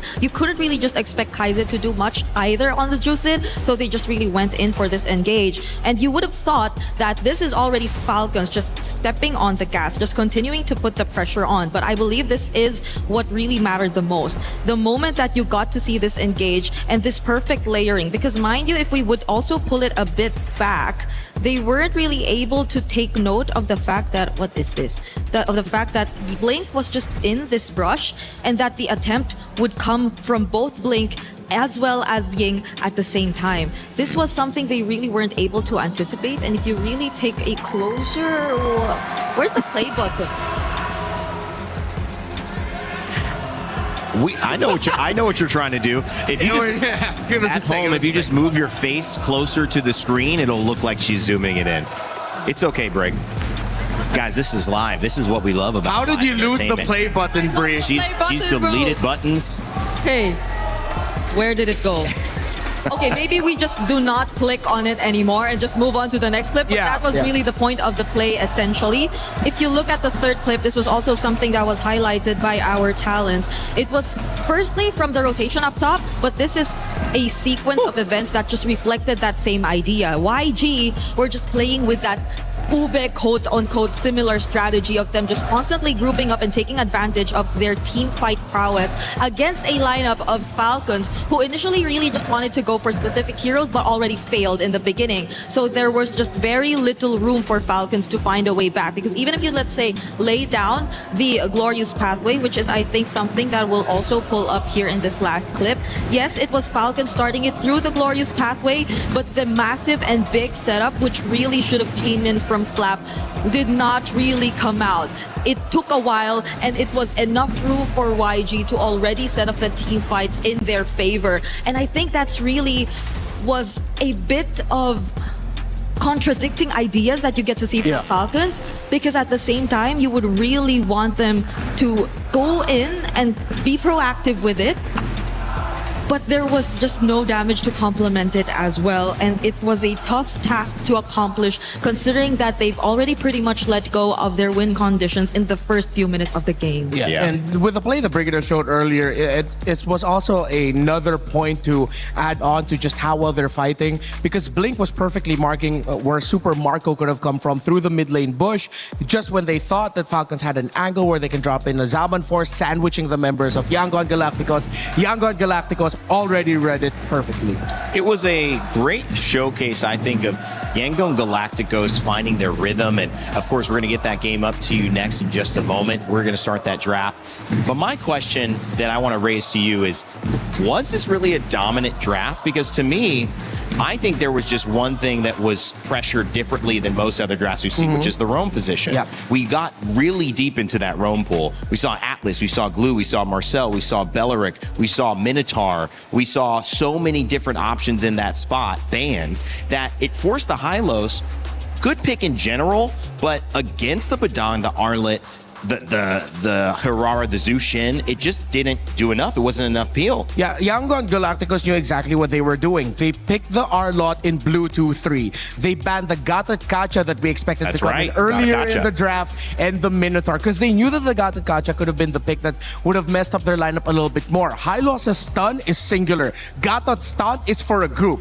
Up against all of the dive, especially with an Arlot around, would have messed them up. That's why we were expecting a Gatot Kacha to come in earlier. Wait, let me ask, because they went and picked Nolan earlier, and they could have flexed that later because they already knew the Hirara was picked, but they wanted to kind of hold their cards to their chest. But that ended up being a mistake because Gatot wasn't available by then. Yeah, I think now for Falcons, one thing that they can deprioritize is, as much as we put a lot of respect on the Selena of Haji, I think Yangon are ready for it. You can change that up to an earlier Eudora, you pick your roam mid earlier, and then you play for the sides. Because the focus of Yangon Galacticos and how good they are is because of their great pickups in the side lanes. They put a lot of stability in the mid lane, yes, but if you match that with your own stability with a little bit more chances for area of effect crowd control, which the Eudora can also bring out if you change up her combo a little bit, then it gets a little bit better for Falcon. So I think that's where they need to start looking at. Yeah, because imagine they already had like a point click stun in the high loss, but even then they couldn't deal with Blink.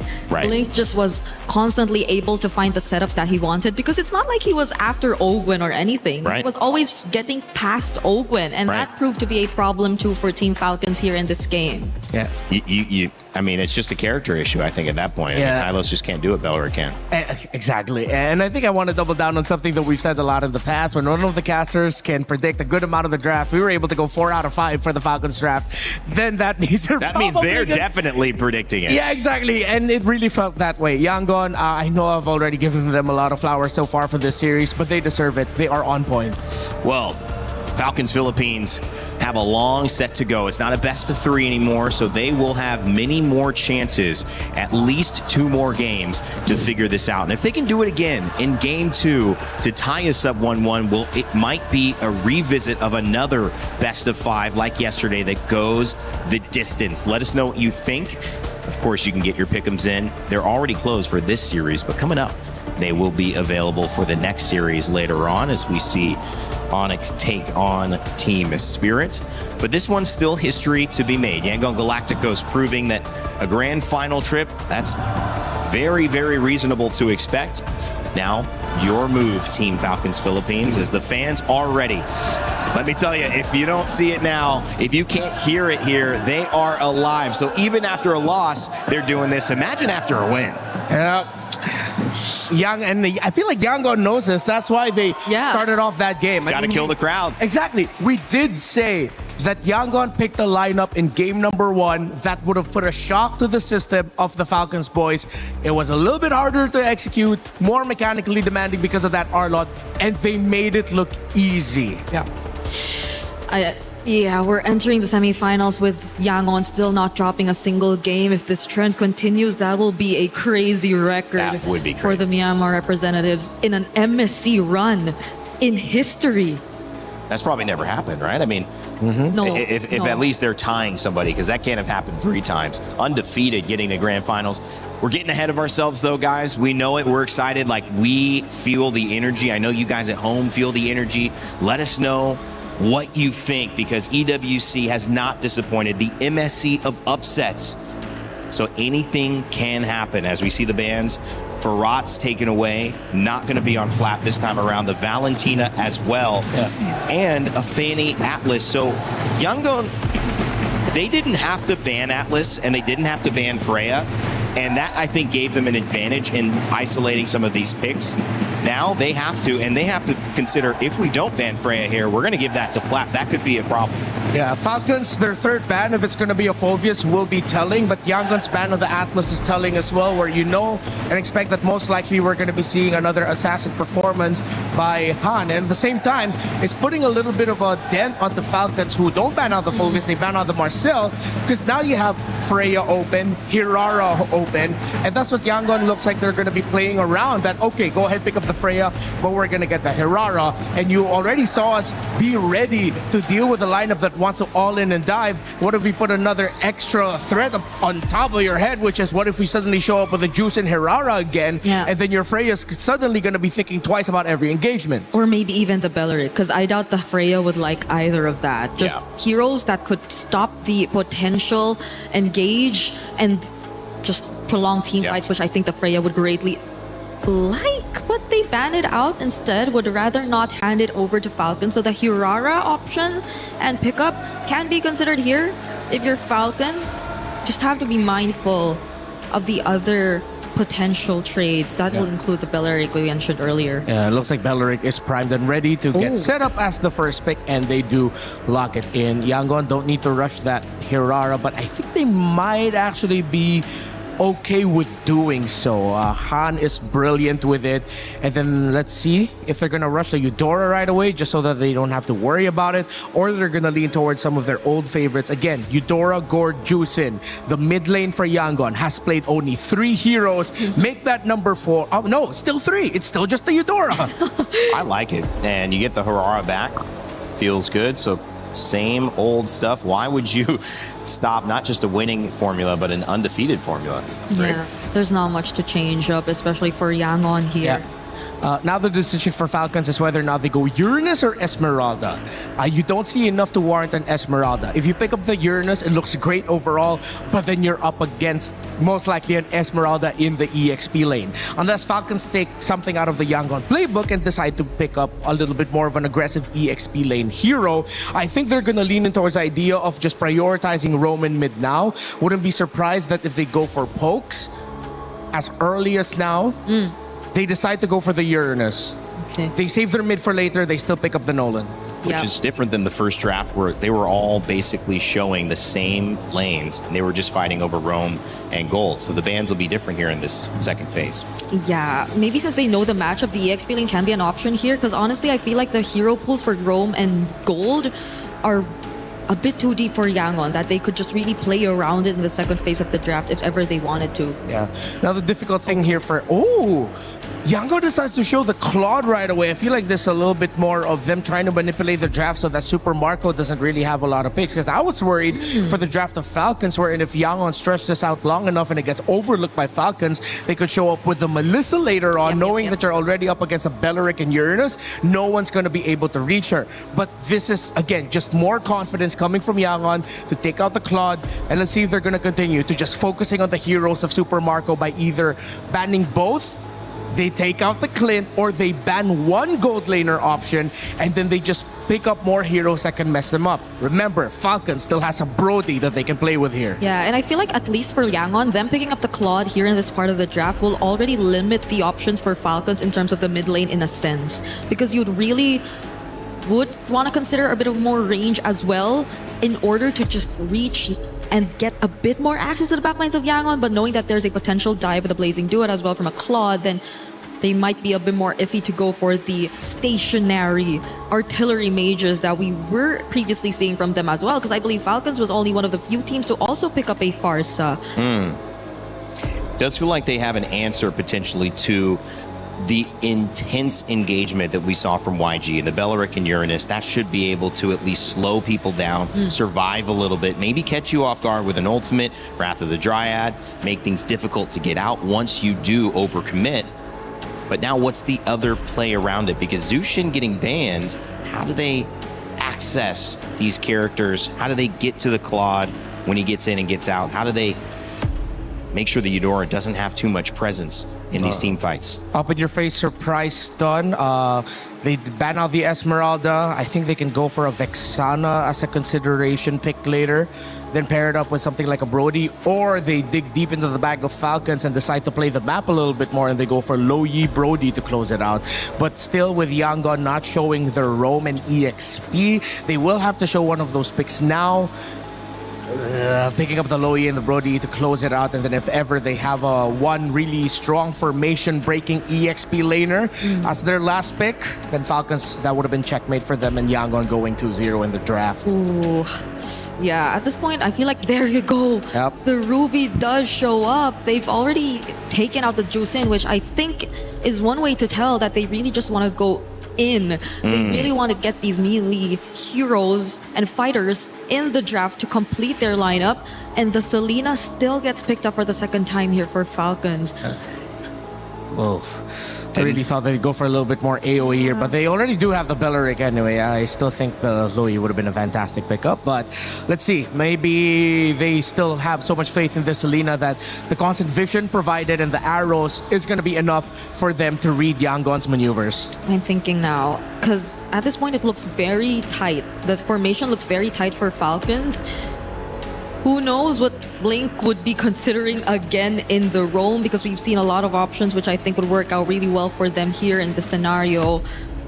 The Carmilla that they previously used is up there as well. Yep. I think that can be a consideration. If not, the Badang that they previously used to just complement it with the layers of crowd control might be an option as well for Yangon. Got a Kacha available, Cho available as well, but kind of a tight-knit group there. So who are you going to isolate? Who are you going to pick up if you are the Cho and get that kick on? Yeah. Just questions to be raised. We'll see how deep that pool is for Blink here. Yeah, because you really don't want to kick back the Belleric. Yeah. The Uranus is going to pack the Purify. They go for the Mathilda. Strong combination here by Yangon. And they are able to balance out their draft in the sense that they're not going to be as easy to take down in the early game. They have some good shields. But there is a realm of possibility where Falcons gets the first 2 turtles. Turtle 3 will be a decider, and then Lord 1 is where it's going to be at. Did they do enough? At least for Falcons right now, they're not very specific in terms of their win cons in the early game. But I feel like execution-wise, I'm just expecting Yangon to still be as fast as we saw them in game number 1. The Moscow picked up for Bulletproof, Super Marco. He is a star for Falcons. They need him to show up big. It's the second game, a second lineup, a draft that the panel a little less decided on, but still feeling like Yangon can execute. Trax, Leo, how we feeling? 2 games in a row. I think M-God and Marvs have trumped Coach Vren and Moody once again. I love that last pick, Matilda. It fits the Burmese play style so perfectly. You see Blink is already crossing over, scouting 3. He's going on a 1v3 recon mission, Trex. And that's what they did in game 1 too. Not as deep, but still constantly. They're not scared to get in Falcon's face at all. Yesterday they knocked on the door until it finally, or last game they knocked on the door until it finally broke open. And this time I got a feeling we're gonna see the same exact thing. So far it's up to Falcons to adjust their tempo. They found out that in game 1 you cannot take your time. Slowing down Yangon Galacticos is not an option. So good to see that Falcons are finally here, at least when it comes to early game rotations. Marco here, dueling against Sanji, using that gold crab as a point of contention. What's going on? What kind of duel are they getting into now? Super Marco just likes pain at this point, I think. But look at the damage on Sanji. That's what they were doing. All right. That's what Mirko would call the walk-up. Just straight up opening a rift from God knows what dimensions. Putting the fear of God into Sanji. Mid lane, though, this is the first time we're actually seeing these trio go toe-to-toe. And all 3, here comes Han as well. We could see the big attack here. Kai's goes down. First blood for Falcon. And the Falcon crowd finally erupts. The other half of the stadium acknowledges the fact that finally Falcons are taken to the skies. Han going for the steal. Blink very low. Forced to flicker out. Good flicker at that. Flap now. Setting things up for the rest of the team. A big flicker from Yang, and down goes Han. Kyle finally putting kill into his pocket. Stack that up with a turtle, and it's a beautiful start for Falcon. 2 minutes in and 1,000 gold up. Trex, is this what Falcons was looking for? As a big picture draft, I'm gonna die on this hill. I really like what Yangon have brought in, but were Falcons just looking for a tree to perch on? Was it just really the Belleric that changed the way they play? I honestly think it is. The Belleric has the ability to stop YG in their tracks and also respond. Yet last game, Falcons had issue in punishing. They had issues finding those moments and biding enough time, and this time, Falcon found the answers to do it. SOD thrown out to try and secure. Sanji acknowledges the duel. I'm gonna double down on that. I think the fact that the Burmese Ube, the Yangon Yam, is so evident that an ult like the Wrath of the Dryads just throws that sideways. And it's not even for Ogwin just using the ult. The whole kit of Belleric answers so much of what Yangon are good at. Not to mention, when it comes to the big team fights, even Sanji on this Claude is gonna have some issues dealing with it. Everyone on the side of YG might have some issues. Han taking a lot of damage from Flap. Flap is in their face non-stop. Big ult comes from Kai's there, but not enough damage quite yet. Flap and Ogwin forced to back off, but Falcons in general still staying on their side of the river.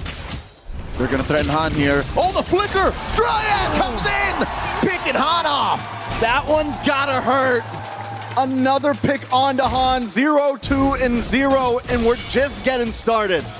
Already the 3 kills that Falcon scored all game 1 long has been achieved here. And forcing a BMI out of Sanji, an arrow thrown out. That's 4 members that they're sending over. It's being cornered right now, but Kai's and Blinks are showing up to try to help. Falcons saw them coming. And they said, no, we'll let you have this one. We'll let you have this one for now, but look at Flap. The guy's a menace. This is one of the few things you actually gain from Uranus. call him what you will, a brain-dead hero, very little mechanically brought to the table, but macro-wise, he's controlling that quarter of the map. The Ruby has very little to do. Ying can only hope to try and stop Flap. That's 2 free turtles going over to Falcons. Yeah, this game has taken a full mirror image of last game. Falcons with a huge lead already. We've already got items stacking in for the side of Falcon, and I'm waiting to see when Ying can actually get involved in these fights, because I think that was supposed to be one of the possible answers to what Falcon brought. It was supposed to be the same kind of response that the Belleric is giving Falcon right now, but the fact that it's stuck in the XP lane, it's not moving as fast as Flap is, they can't capitalize on it until the Yangon Yam can actually activate, until all 5 can actually group up. And I doubt it's gonna happen anytime soon. Lane per lane, roll per roll. Falcons have checkmated Yangon's prior rotation, so one might say game 1 could have been a download. They were checking how much they can get away with, how far, how fast. And Falcons are the ones rotating now. 2-man, 3-man coalitions. Blazing away by Sanji. Yeah, but I think he really just wants to get rid of these minions, but he's not quite able to do it. Circling Eagle does come around, but it's more of a defense mechanism from the side of YG. They save the tower. They save Sanji. Flap continues to just dominate and say, see this part of the map, the upper quarter, that's all mine. And I think that's what's denying Yangon Galacticos their prior aggressive rotations. And they're gonna have to find a way to fight for turtle number 3, or else just fight for the late game. I'm looking at what, 14, 15 minutes in, Wrath of the Dryad here by Ogwin, forcing a response out of Yangon. There's no lanes that Yangon can go home. Yeah, this is tough for YG. The constant pressure from Falcon, and the fact that they're able to send 3 to 4 members down to this bottom lane is because of what Flap is doing in the top side. At this point, Han isn't getting orange buffs.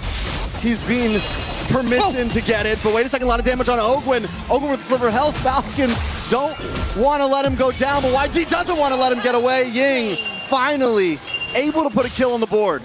Bloodthirsty and bulletproof. Ying across the board prior to the series starting has had the best KDA, least deaths among all players, but now he wants some kills as well. Forcing that flicker. Turtle number 3, Yangon on the board. Let's Kyle have something to say. Kyle does not have something to say this time at least. He tried, he went for it, but YG were able to secure a position. It's gonna help a little bit in terms of gold, but still Falcons holding not only a gold lead, but a map lead with 2 tier 3s down on the side of YG. Long-term trade, that's worth it. The price of Ogwin and a turtle for tier 1 top and bottom, that is what Falcons wants. Nothing ever comes for free, and they're able to maintain a stranglehold on Yangon's economy. Han not on the board just yet. He's struggling. Every little small camp. Hey, for the first time in what, 2 spawns, the orange buff is actually open for him. Yeah, Han is able to get it, so that's a good thing. Falcons now changing their pace of it. There's no more off lanes to gank exactly, but for the damage on a Flap, does pop the Consecration, will be safe to get away. Still has a Purify in the kit. Super Marco shredding down on this top side. YG getting a bit more grouped up now, and Falcon has noticed. All right, we see a little bit of the bulb, a little bit of some growth in the Yangon Yam, but approaching the 4,000 gold lead, and the fact that there's no one threatening Marco. 8 minutes in, no one threatening Marco. Now don't throw down. Wrath of Dryad does come out. Circling in, will get the big knockup, and in comes Han, getting a lot of damage. Sanji with a blazing duet. Ogwin caught in a bad position. Haji as well. YG don't want to let it go. They want to fight back. They're looking for the next target. And comes Sanji from the side. A nice flank on Ogwin. Ogwin tries to get under the tower to safety, but there's no safety against Yangon right now. No shelter will stop you from the Yangon Yam as they Uber their way into a flank, converting into a turret, trading. Actually, 1 for 4, was it? That was an amazing response out of Yangon Galacticos. A Circling Eagle that knocks up 3, takes out 2 of their core members. And I don't think even the coaching staff, the folks in the Yangon Galacticos holding area, were expecting that fight to go as well as it did. That 3-man knockup sets everything up. And at first it looked like YG were split up. But what Falcons didn't know is they were actually pincering. I don't think it was planned like that, but YG found the moment and capitalized on it. In a matter of about 20 seconds, the gold has been minimized, and the game is a standstill. That is improv in MLBB at its finest. Suddenly, Han has 3 kills. Man's got a triple in that sequence. But so far, this is one of the few windows wherein Falcons have to say, not again. You can't do that twice. Fool me once, shame on you. Fool me twice, shame on me. So now they know that these small avenues on the map might be dangerous, and I think Yangon have found a way to do that. They've rope-a-dope Flap. Flap might get overloaded. That's the problem here. Once they figure out how the Filipino cannon can kind of blow up on his own in his face, then that's how that works. So they have to overload his Purify, overload his Consecration, and somehow find a miracle. 3-man Circling Eagle already used up by Blink. Big knock up. Might not be able to get away from this one. Flap, though, with Consecration, still goes down. A kill into the Book of Han. Onto the top side, though. Ogwen misses. Purifies our pop. Flicker's used. YG still wants to fight for this as Falcon remaneuvers. Watch for Kyle on the backside. Han with the engage. Able to get the iframes. Forces Super Marco away. Han looking for a target once again. Ogwen brought low. YG collapses on top of him, and down he goes. Kyle knows it's a lost cause. He can't engage. That's what I'm saying. You take down Flap, SOD thrown out. Not a good idea. You overload Ogwen, and then you deny Falcons the entry to anything else. Lord number 1 goes over to Yangon Galacticos. Falcons have to switch it up. It can't be the same thing. You have to find a way to engage off of more than just Flap. Long haul, checking that range with a jab. There has to be some straight to the face that Falcons can pull, but looking at it right now, their whole draft, I don't see it anywhere soon. There's no way that they just pick a fight from out of nowhere. Element of surprise is always going to be on Yangon's side. So now Falcon, I will say this, with the ults they have, with the skills they have, they can hold a decent defense here.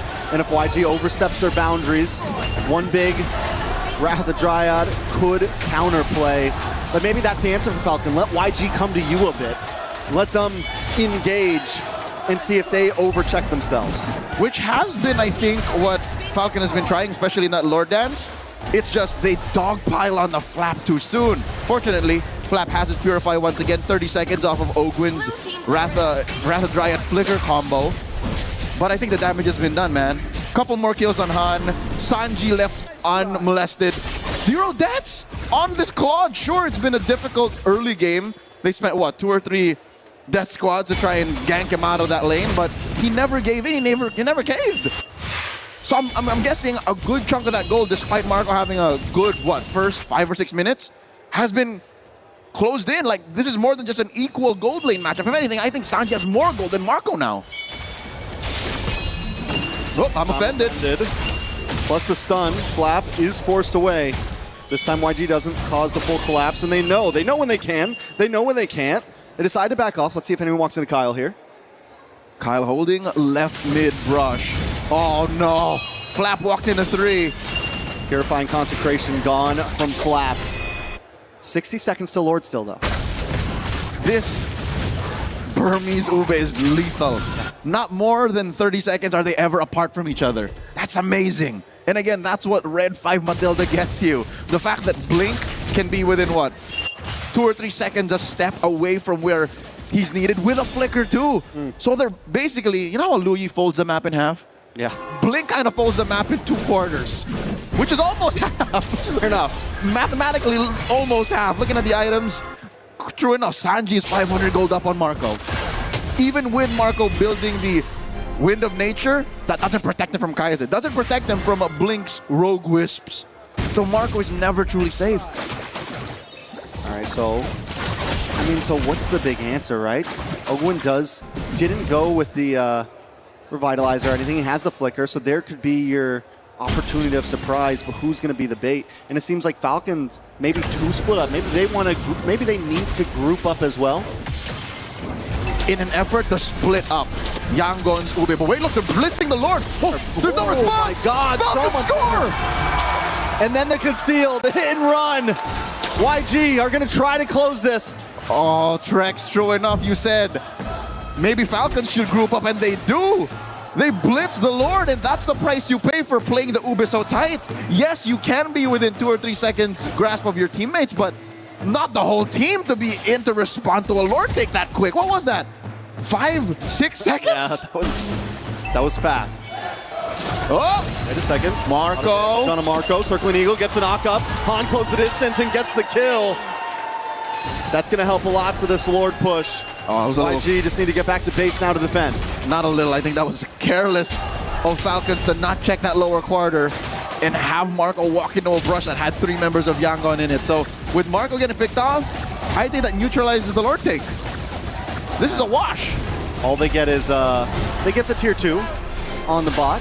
They get the tier 2 on the bot, tier 3 on the mid. So they get a little bit of ground, but not what you would want out of the second Lord. But then again, they weren't even supposed to get that Lord, honestly. The fact that they were able to burst down, it still feels like a good win for Falcon right now. Flap taking a lot of damage. Circling Eagle.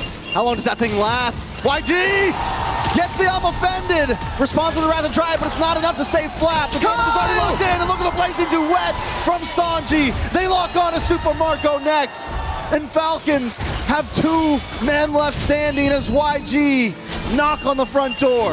A Selena and a Belleric are not made to clear waves. This mid lane wave is crashing in. Falcons are losing this inhibitor. They could lose more if YG wants to keep on pushing. The Cannon Minion still standing. Another wave left. Oakwood tries to lock in, but he can't quite save it. Haji bursts it down, and YG take down the Crystal in game number 2. Yangon Galacticos at match point, 2-0. Against the M5 World Champions, against a legacy team that beat Myanmar in the M2 World Championships. Yangon are 1 game away from locking the grand finals.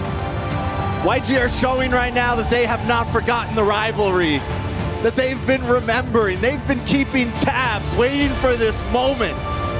Before Malaysia versus the Philippines, even in the midst of Indonesia versus the Philippines, Myanmar versus the Philippines was the rivalry to watch. And Yangon Galacticos are reminding us who was in the grand finals first in the M2 World Championship. Singapore was their turf, and they're 1 game away from making Paris Yangon Galacticos home. The ship is landing right now. YG 2-0. And the thing about this game, which is so different from game number 1, is YG didn't just stampede. They had a rough start. It was a 3,000 gold deficit. 0 to 60 in about a country minute, and then suddenly 120 in nothing. Even after Falcons blitzed that Lord from underneath their noses, they were unfettered. It's as if it was all according to plan still. Let's throw it over to Rain Day and our panel to break down game number 2. Thank you, guys. Man, what a moment. Woo! Yangon Galacticos. No one in the galaxy, the entire galaxy. You know how big that is? Do we need to get Neil deGrasse Tyson over here to tell you how big that is? Because no one has beaten Yangon Galacticos in the last 2 weeks. That is how good this team is playing, undefeated and on the verge of a 3-0. Myanmar is currently on top. Out of this galaxy. Out of this galaxy gameplay. Thanos, he can't even do anything. If this continues, our trend for the past 2 days in the knockouts of having 3-0s in the first series will stay the same. And who's been that guy with every 3-0 other than Rain Day? But Rain Day's been here all the time. I've been for all of them. Oh. I've been here for every 3-0 result. Is it me? Hey. No, it's not. It's not. It's the teams. It's the players. It's, no, man. It's Yangon Galacticos. That went exactly as we expected. First 2 turtles go to Falcons. Clearly, they get the start. But then once you hit Turtle 3 and Lord 1, that's when Falcons needed to readjust their approach a little bit.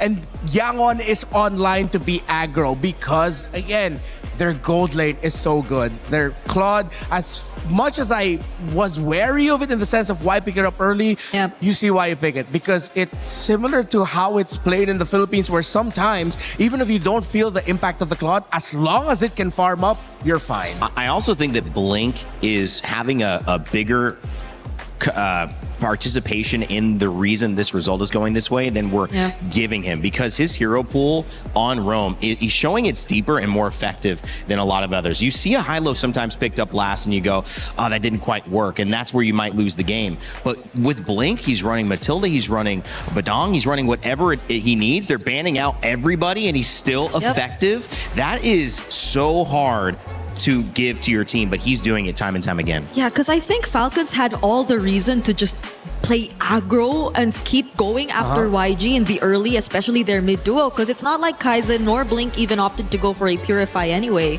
But the timings on the guiding wind have just always been on point. It's not just the timings, the distance in which he decides to use them as well, and the directions have always kept their team safe. And there was a glaring number difference there between the Eudora and Selena. As we see Yangon, they are light, they are feeling the vibes.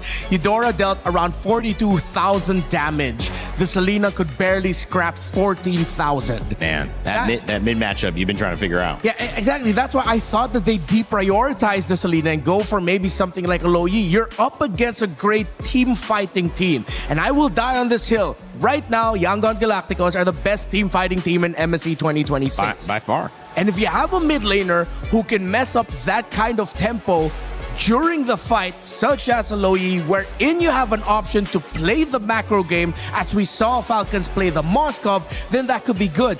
Pickoff will not work against Yangon Galacticos because once it gets to their power spikes, they play against it really well. They were getting picked off in the earlier portion of the game, yes. But Turtle 3, Lord 1, they knew they were online and they were almost unstoppable. One game away. One game away, we're going to see the best result in MSC for Myanmar. It's already been tied with 4th place, but now it could be a grand finals. And going undefeated as well, that one game would mean that they are probably, and I don't know back in the history, you know, this is just my second week here at MLBB, probably the only team that has done it undefeated completely throughout the tournament in recent memory, right, Brig? Yep, there will be a chance, and that is going to be a statement because it's not coming from the most dominant region ever in MLBB either. It's coming from a region who just recently resurfaced in terms of dominance, which is Myanmar. All right, Brig, you got some stuff to break down. I was talking about Blink. What did you see, though, in that game, too, that's keeping Yangon ahead? Okay, I would really want to go back to the idea of how much we saw Falcons really wanting to double down on the shutdown towards specifically the gold laner, specifically Sanji on this Claude. I think we've seen countless rotations in the first 5 minutes towards the gold lane, which I think was the point in time where clearly Falcons were also dominating. But every single time Sanji was just able to survive. There was just such great help that you really got to see from both Blink, from both Kaize. And these are not the clips that we should be looking at. Yes, we should be looking at this first. Okay, so this is, I think, the first few moments, since again we're looking at YG and how they were able to get back in this game. One of the first few moments wherein they really started to get back in this game. You saw how they were able to first, of course, take down Ogwin, but the positionings and their mindfulness in terms of this fight were really key. Ying was just really blocking this entire area. You couldn't really get past him, and you wanted to rely on Kyle to just go in for the steal, because clearly without the presence of Ogwin, you would be at a slight disadvantage, but you still had the level advantage on Kyle. But Yangon really poured in all of their efforts to just prevent Kyle from getting close, and that was just what helped them solidify this gradual comeback even more. We take a look at this next clip as well, and this is, I think, one of the most punishing errors we really got to see from Falcons. You take a closer look, it looked like the perfect setup, Haji and Ogwen just working together, but the counter engage from Blink, that 3-man knockup, since again, we've been pointing out countless times, Falcons really like to keep formations tight, and especially with this lineup, that was all the more reason for Yangon to just go in with the re-engage, because they had all the AoE in the world. They had the Eudora, which really you wouldn't count as AoE, but it still had to some extent AoE, and Sanji, who, as much as they really wanted to shut him down, was just getting the necessary farm to deal the right amounts of damage towards these members. Not to mention, them really being close together helped Han land his skills and get to put out the necessary damage towards more members of Team Falcons at that moment. And this is where you see the gold lead slowly going over to the side of Yangon. In this third clip, I think you really have to take a look at how Han and Kaize were able to manage this team fight. They worked together so well. They tried to find the burst, and Ying with the entries. Every single time you see Ying go in with the flicker, it seems very well calculated enough, and Yangon have just resorted to the idea of going and taking down Ogwen, which I think became easier and easier for them as time went by, and that was what guaranteed them the wins in the objectives. And we take a look at one more clip here. I think I'm just really going to point this out because of how Falcons might have just really wanted to maybe try to balance things out a bit. They've put themselves back. There's been movement from Yangon towards the bottom side of the map, and they took such great advantage of this. They really went in for the immediate burst of the Lord. I don't think it gets caught in this clip anymore, but this was the moment where Falcons actually took away the Lord, but it did not matter because look at how YG still decided to take on the fights. Falcons, after they dealt with the Lord, revealed themselves for just a bit. Sanji had enough damage to already shred down Flap to pieces, and Ying with the follow-throughs, the entries, and the burst that had to come along. Mind you, Han wasn't even part of this fight just yet, but this was Sanji's time to shine, and that was just, I'd say, Yangon and their really mindfulness, how they've been able to keep themselves in this game despite how Falcons have been performing in the first 5 minutes. It's very commendable. You really see how they've grown throughout this MSC. Sanji's first 2 kills in that last moment right there, but that was the nail in the coffin. Also, the first time we saw in maybe the last 25 kills, death attempts, Ying die, but they ended up getting 4 kills in response on the side of Falcon. So YG still win that trade by 3 or 4 times. So Ying still proving valuable. All right, when we come back, it's a chance for YG to move into the finals. And before we do that, if you think this action is amazing, you want to be a part of it, not just talking in chat, but actually streaming it, join our creator program. You have a chance to earn some cool prizes, be featured maybe in some clips, and also you have a chance to build your community off of what may be the most interesting MSC yet. So take advantage of it, whether it's this game or any of our games. Join the creator program, earn some cool prizes, and be a part of the narrative. After this 2-0, it could be 3, but before we move on to that, we want to let you know I love playing with my friends. You love playing MLBB with your friends. Well, there's another way to play with your friends in Acecraft. Check out We Fly Together, a brand new co-op mode.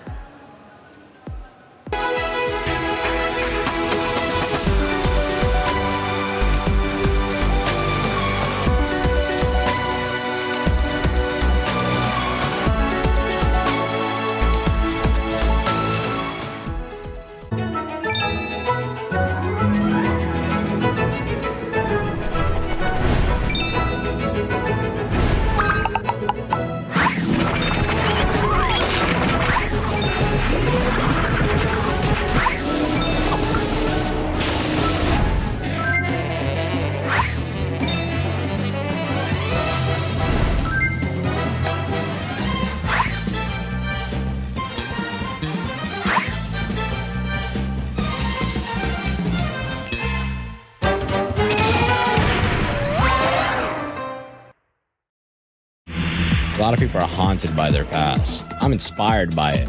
They're not just playing for themselves, they're really playing for their entire family. They have defeated their demons! They have crushed the curse! He thinks he can come in here and play my game! He knows nothing! Let's go! Tyler Wine, you're done. Raw energy, half for half and blow the house down!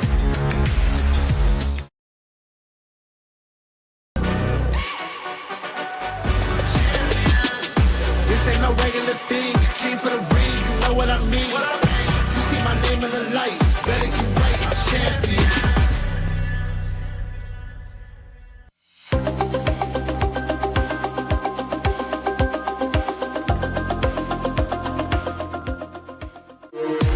We were there. For every click, every clutch, every respawn. We were there for the years of grind. And we're here. Now, the proud founding partner of EWC, powering the biggest event in gaming, shoulder to shoulder with the world's best, making history. Greatness deserves a stage. Lenovo Legion, reach your impossible.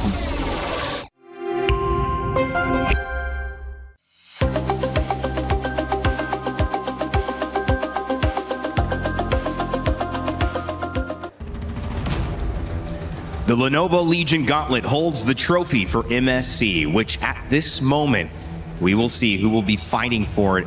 Game 3 will either send us to another one or put Yangon Galacticos into our grand finals, as they would become the first grand finalist of this tournament of upsets.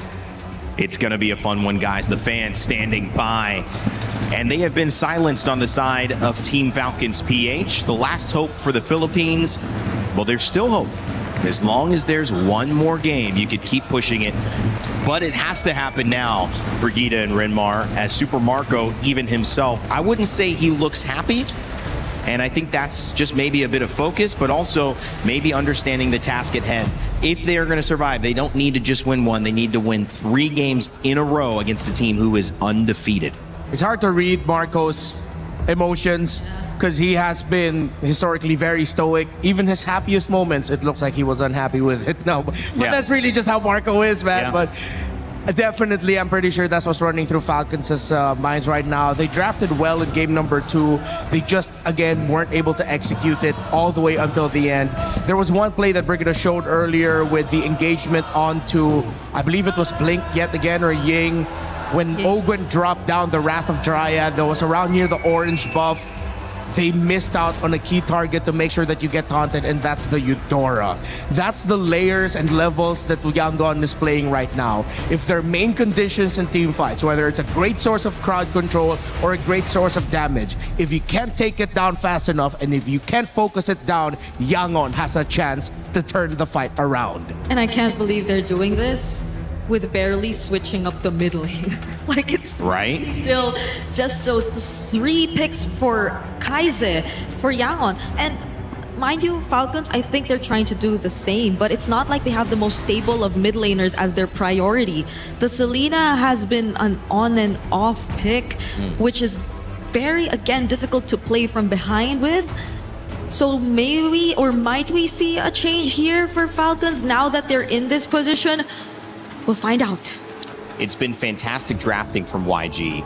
And sometimes in a fight, we talk about this almost as a heavyweight matchup. 2 teams, 1 blow received. You want to respond, but if you get dazed, what does anyone tell a fighter? Keep going. Try to get them out. Try to end the fight there. And that's what YG have a chance to do. There is all this discussion, but at the end of the day, 2-0 down, you have to believe that Falcons are feeling it. But what can they do with it here?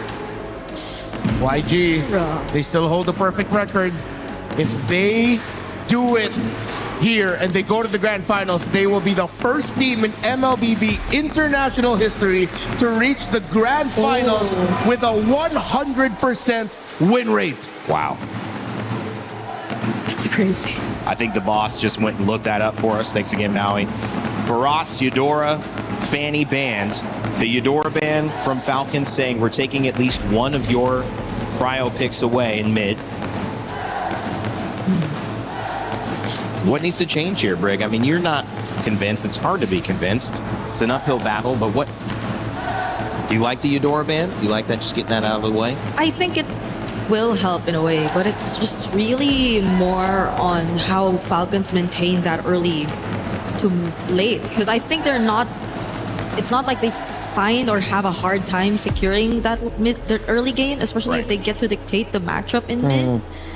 So now that maybe they just want to double down on that, I wonder though, because at this point, it's likely going to be a Hirara Cryo again. Yeah, you have Hirara, Freya, Marcel, 3 strong first picks, all active as a choice for Falcons. But they take out the Marcel themselves. Don't want to risk them rush picking into it and Yangon suddenly just showing up with a Valentina, even though Kaize has yet to pick up that hero this MSC. So at this point, you probably don't ban.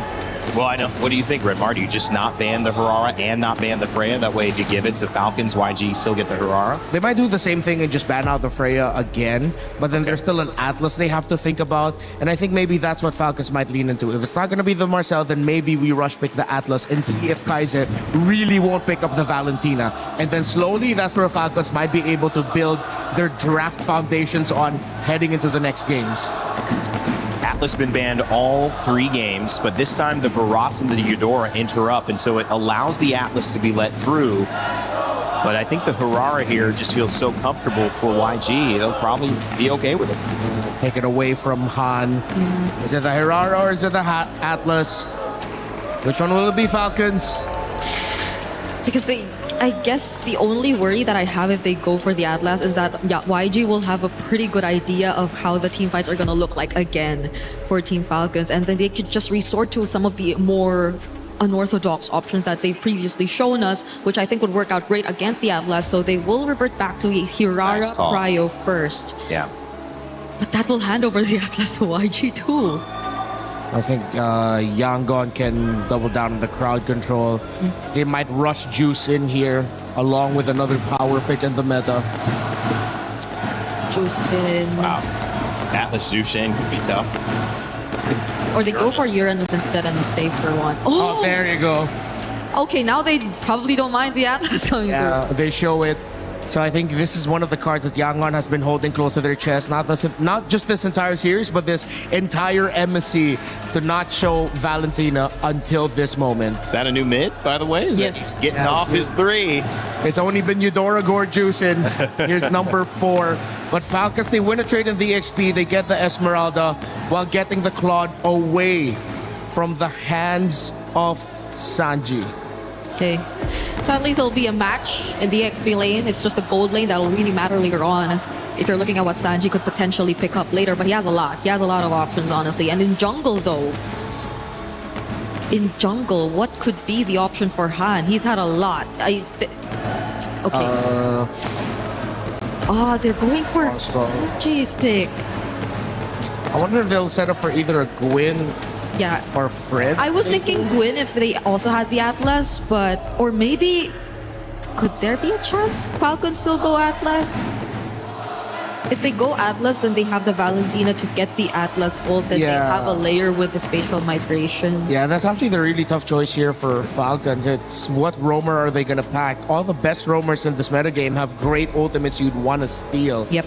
Yangon still respecting the Selena of Falcons.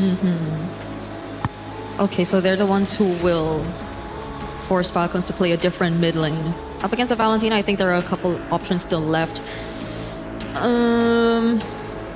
Falcons might be considering a Farsa later, but then with a Uranus, you waste your burst on him. You give the Feathered Airstrike to Ying, but I think Feathered Airstrike for the lineup of Yangon against what Falcons has shown for their main carries in the Hirara and Claude is okay. You do have the Claude anyway, and at least you get some little bit of poke, but then Moskov would be very happy to go up against a lineup that has a artillery mage. That's why Yangon have drafted this way. That's why they pick up the red 3 Moskov and they ban the Selena. And Falcons expecting it to come out, as we called it, they'll ban the Guinevere away from Yangon. They still have a Fredrin option in the jungle. Fredrin, I don't know if we'll get pushed to a point where they bring out the Suyo all over again too. Because I think it's either way still going to be tough to pull off against Falcons. But Yangon has done it before. They've been able to pull off that Suyo before, and I wouldn't be surprised if suddenly Han shows up with it. If they do it, Yangon will just gonna have one of the craziest records, because at this point even the Nolan's taken out. I don't really see a utility still coming through for Yangon. Yeah, you still have other great mid lane options that could mess up a utility jungler. Is a Harley an option for Han? If they show it early, then Falcons can adjust their mid. They'll probably go something like Lilia. Well, 2 more picks here, and it is the Harley. They do show it early, so we may see the Lilia response for some burst. But now the jungle is shown, and it's simply the roam needed for the side of YG and Sanji. Super Marco going to be on the Claude, so they've already shown what their gold's going to look like, as well as their EXP in jungle. They're looking for their roam and their mid, but the Selena ban is going to force Haji to play something different this time around, but could be a good thing, guys. He's lost twice on Selena. Maybe this is just a good change of pace. If it's not going to be the Farsa or the Even, they'll probably go like Lilia Cho or Lilia Gotcha to close it out. But then you're still waiting for the roam pick for Yangon. Trying to think of roam trades. At least anyone who could just body block. Yeah. There's just so much you have to body block here from Yangon's lineup, honestly. Okay.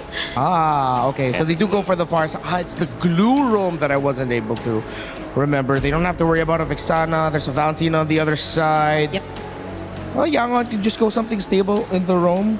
Tanky, dive. Still, they could still grab the Atlas if they want it. Yeah, Atlas still open. The Gato still there too, I think, into the Farsa Yeah. will also be a great option for them.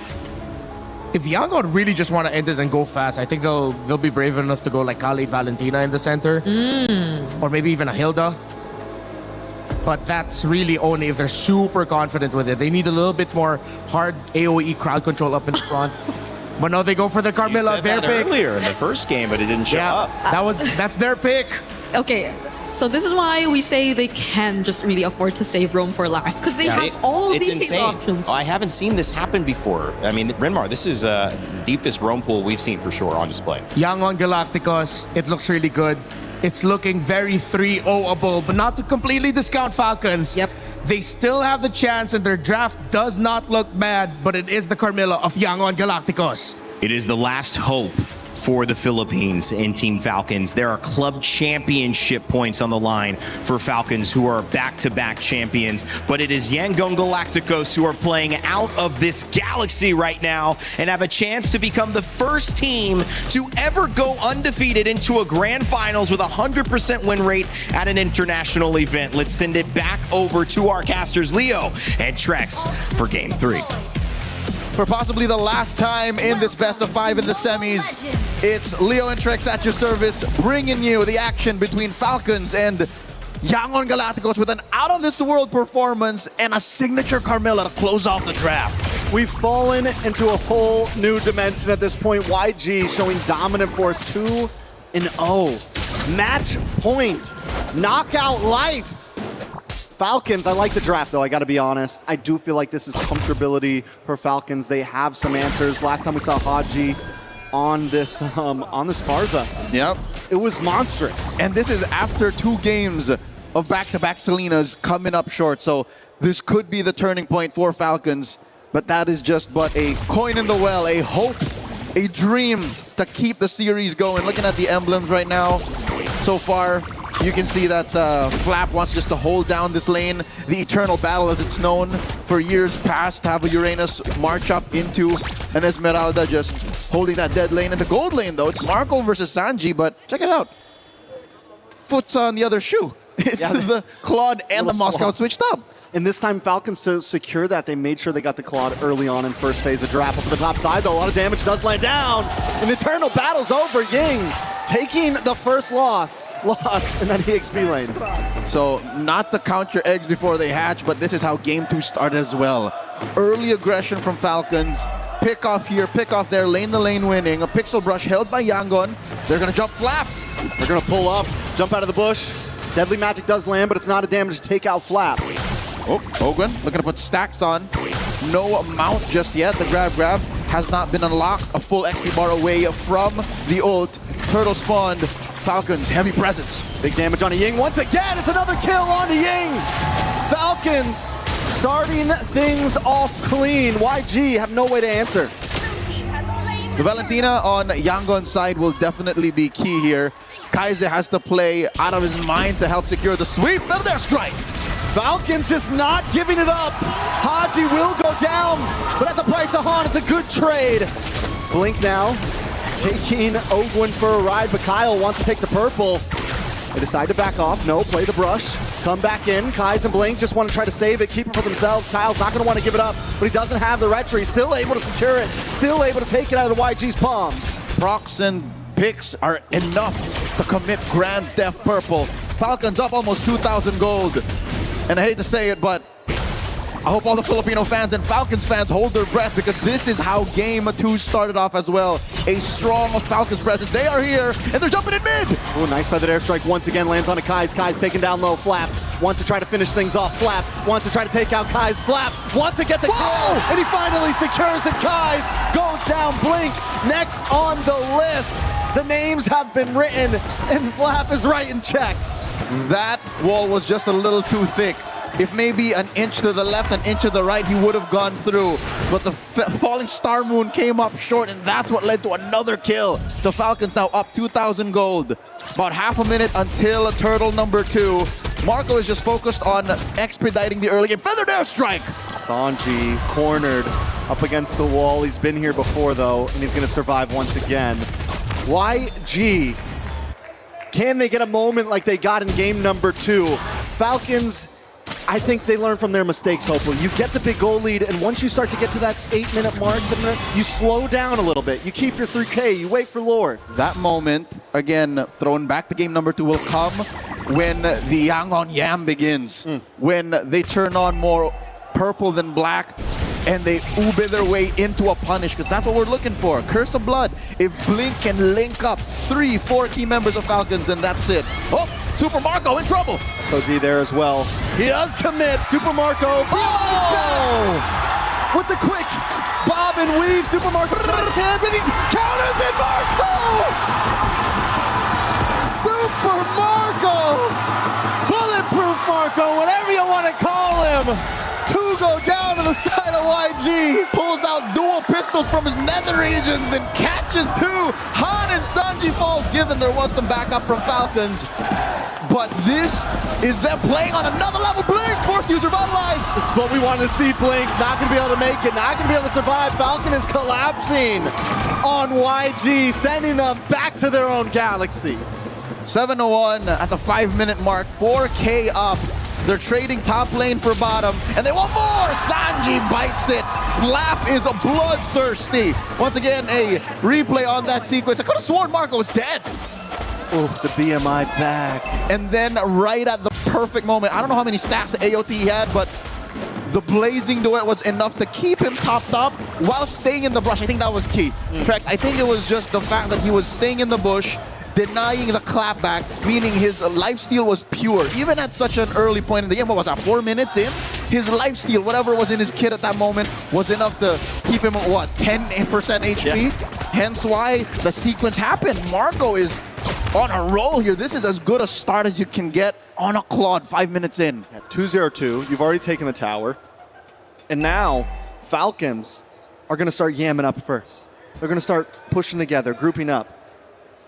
Contrary to that, I think they should keep pushing elsewhere. They should do a 1-3-1. That's what's happening. That's how you're able to get 3 kills on Flap, 2 kills on Marco, 1-3-1 converge when Yangon thinks they can punish, which is, again, denying Blink what he's looking for, and they burst down Blink. Flap from the back. And Han is unable to get the damage on a Haji. Oh my lord! Haji just deletes him. The damage is too much. Kaizen is able to respond back and take out Haji, though. It's a 2-for-1 right now. YG finally putting the second kill on the board. Falcons Esports is unfazed, though. They're going to move on to this turtle. They're going to take their 3rd neutral objective. And while this is happening, YG still split up. 3 for 3. Team Falcons are taking more than just the turtle. They go for another kind of Grand Theft Purple. Kyle is so guilty. A rap sheet. That is definitely something he's not beating. Top lane, though, is still definitely something that Yangon can work on. I don't know if Yangon want to fight. They're 6K down. No. They have to wait for a moment like last time. And the problem is they have Han, right, who's playing more off map, so they don't also have.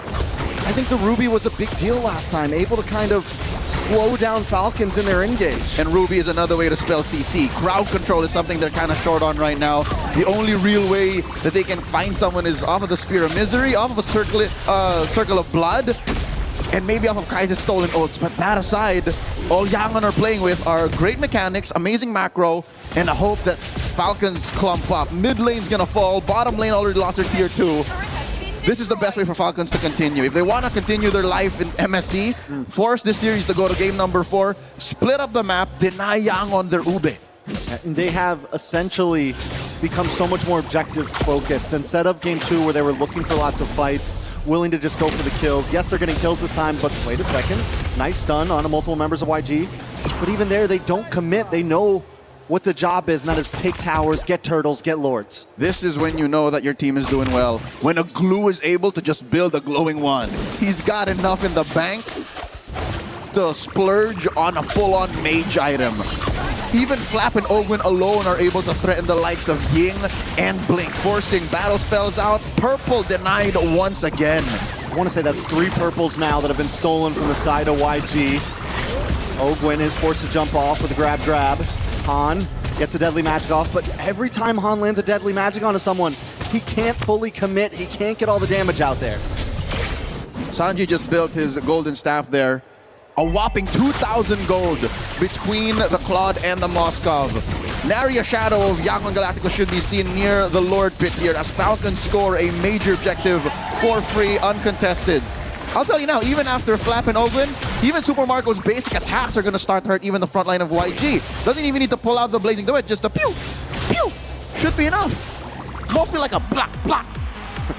Not to mention another 2,000 gold between Han and Kyle, right? That's a full item. A full item.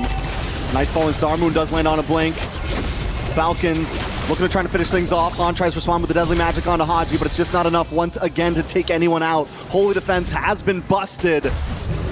Oh, but Sanji is playing where the mouse is. The cat is absent, and right now Falcons are your big tigers. Lions in the jungle. Sanji throws on an SOD, Flap blocks it. Okay, Han's there to help out. Sanji should be able to get back to base safely, and with two members of Falcons hoarding down onto this top lane. Oh, they deny Han! They will be able to wait a second, Han! Trying to get the damage onto Kyle. The iframe save him. Wait. You can iframe out of the Deadly Magic damage? No, what he did was iframe out, Flap with a punish. The Filipino cannon firing off on all cylinders. They lose bottom lane inhibitor, and the fight continues. Blink with the COB. That's huge, and the response, Blink goes down. He tries the saving grace play, but it's just not enough. Herbert, to answer your question, what he did was iframe, spell vamp into surviving the pop on the Deadly Magic. So yeah, that was mechanics on mechanics. I could have sworn Han was going to win, but Kyle, I guess, had his combo off of cooldown right when he needed it. Very well done by the side of Falcon now. We're getting close to a 10k gold lead as YG just tries to defend. Falling Star Moon on Sanji and Kai's. Flap trying to back off. Kai's look for the re-engage. A little more damage layered onto YG. Haji brings down the Falling's feathered airstrike. Oh! Again, Marco has the Blazing Duet off cooldown. That's what that green little dot signifies. Just a pew, pew was enough. Falcons are not giving up. They're not playing the patient game at all. They're going to keep on bringing these waves in. Conceal play. Kyle dives past the wall. Blink brought down to about 10%. Finally taken out. Kyle gets the kill. And they're going to move on to the top side now as YG watches helplessly as their inhibitors fall and Falcon breach. 10,000 is the lead. The gap between these two, economically speaking. Folks, the fact that Falcons are winning and nary a shade of Yangon clapping back, why this is so impressive is the fact that Yangon are undefeated. In comes Ogwin! Right into the backside. Feathered airstrike flicker. Sanji goes down. Blink is already out. He comes back onto the map. Brings out a feathered airstrike of their own with the IMU. YG still trying to defend. One inhibitor standing between them and the Falcons. Flap decides to back off. It's 3 seconds on Lord. Falcons know the next job. Another purple denied away from Han.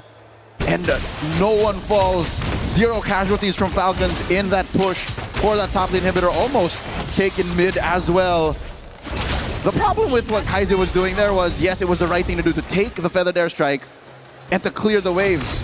But you're not dealing with the heroes. He has to make a hard decision. Do I blast Falcons and punish them for staying in a little too long, or clear the waves? And that's what Kaiser was dealing with. He had double jeopardy on him. If I don't kill them, then I would have wasted it. So he was just focusing that stolen feather strike on the minion waves. Yangon Galacticos have a grocery list of things to do even before they can contest the Lord. Hell, even get out of their own base. Falcons now playing a patient. Wait for a Lord. Can they end it here? Does YG have what it takes to defend this, Leo? Sanji 0-3-0, who's their big shredder. They can't really burst down with Han right now. He doesn't have the damage. They need to try to pull this Lord to the mid side, keep it away from their base tower as much as possible. But the problem is Falcons is bringing all 3 lanes in at once. I don't think their lineup is built to both defend and clear waves. Flap jumps in, Han coming in from the flank. Has a space escape in, Lord still standing. They burst down the little boy. Han is gone. Ogwin looking for a target with the flank on the top side. Flap into the back. Kyle gets some nice damage onto Kai's, but the Lord's already connected. Flap misses the falling star. That airstrike comes down and Blink's deleted. Ying trying to defend, trying to clear the waves, trying to save the base, trying to get in their face, but Falcons have to back off. YG still defending, but it's too low. Haji's in there, and Falcons finally put a match on the board. Not so fast. as Yangon Galacticos suffers their first loss in all of MSC 2026. Apparently, even aliens can bleed. Falcons force a game number 4, 2-1. It's time to regroup for YG. Falcons found the answer, and it all started in the draft. But in gameplay as well, they knew when to hit the gas, when to hit the brakes, when to switch lanes.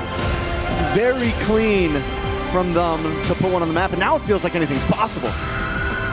Yangon losing, Carmilla on Blink, failing them. The Yangon Yam, the Burmese Ube, being denied that anything is possible. Again, this is MSC 2026. A quick look again at the highlights. It started in the early turtle up top, again denying that. Bearing down on Sanji, even baiting Han and denying him certain plays. And again, when you're playing on a team that has been together for almost 2,000 days, count how many years that's been. That's a majority of what Falcons have been working with. 2,000? Almost 2,000 days. We started to count in season 17. Almost 2,000 days they've been a team. 7 years? Six and a half years. 1,000 and something. Oh, 1,000. 3.5 years. This is the kind of reset you're capable of. And Yangon are now in an unprecedented position, Trex. They're coming from momentum taken away from them. They've never felt this way in MSC, not in Paris. This is very true. Yangon has not faced defeat yet. They haven't been pushed into a corner. Can they recover? We saw Falcon recover. Let's see if YG can do the same thing. Let's see what our panel has to say about it. How we doing over there, guys? Well, it won't be international history with that stat. 100% win rate gone as Team Falcons PH come alive. And the Filipinos' last hope continues to bring just a chance at something special. Still 2 more games, must win back-to-back.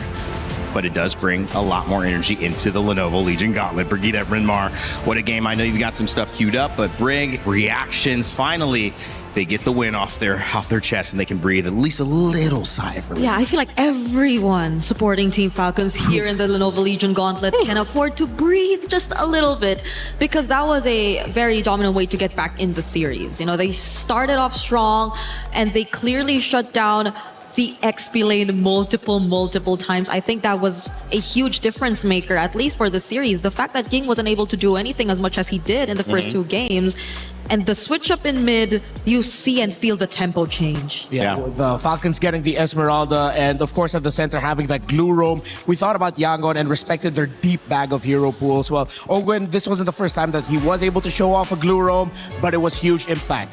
Glue roam, Farsa mid, Hirara in the jungle, and of course, an Esmeralda dominating its lane matchup means the jungle is not safe, which is why we saw a lot of glue roams go up against Harley jungles in MPL Philippines, Malaysia, Indonesia, all over the world. I mean, look at the damage difference. It was 53,000 on the Esmeralda of Flap compared to the 17,000 of the Uranus on Ying. That impact, I mean, that's a 35,000+ damage difference going to your teammates versus you doing it to the others. Brig, was it an EXP lane loss that turned this around? Well, it started from there, definitely. To say the least, it started from there. It was the priority for Team Falcons before they could fully establish their presence across the map. And they've just kept the pressure going from that point onwards. I think that was very crucial because it, again, was something they eventually let go of in the previous games where when we saw them actually get the lead. But this is a different story. Their lineup was built to actually sustain that dominance that they've been able to secure in the first few minutes of the game.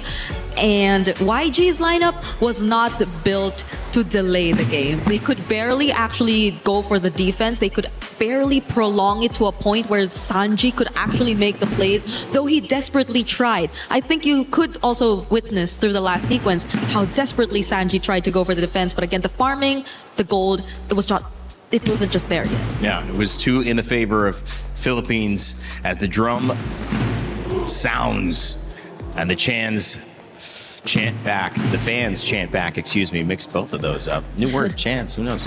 All right, Brynmar, you've got a setup for us on the Telestrator. Yeah. I know you want to talk about the draft. Yeah. What gave Team Falcons Philippines a chance here? All right, let's look at this. Bringing this together plays. So we look at the priorities here of Falcons. They got the Hirara as that first pick. Then they went with the Esmeralda Claude.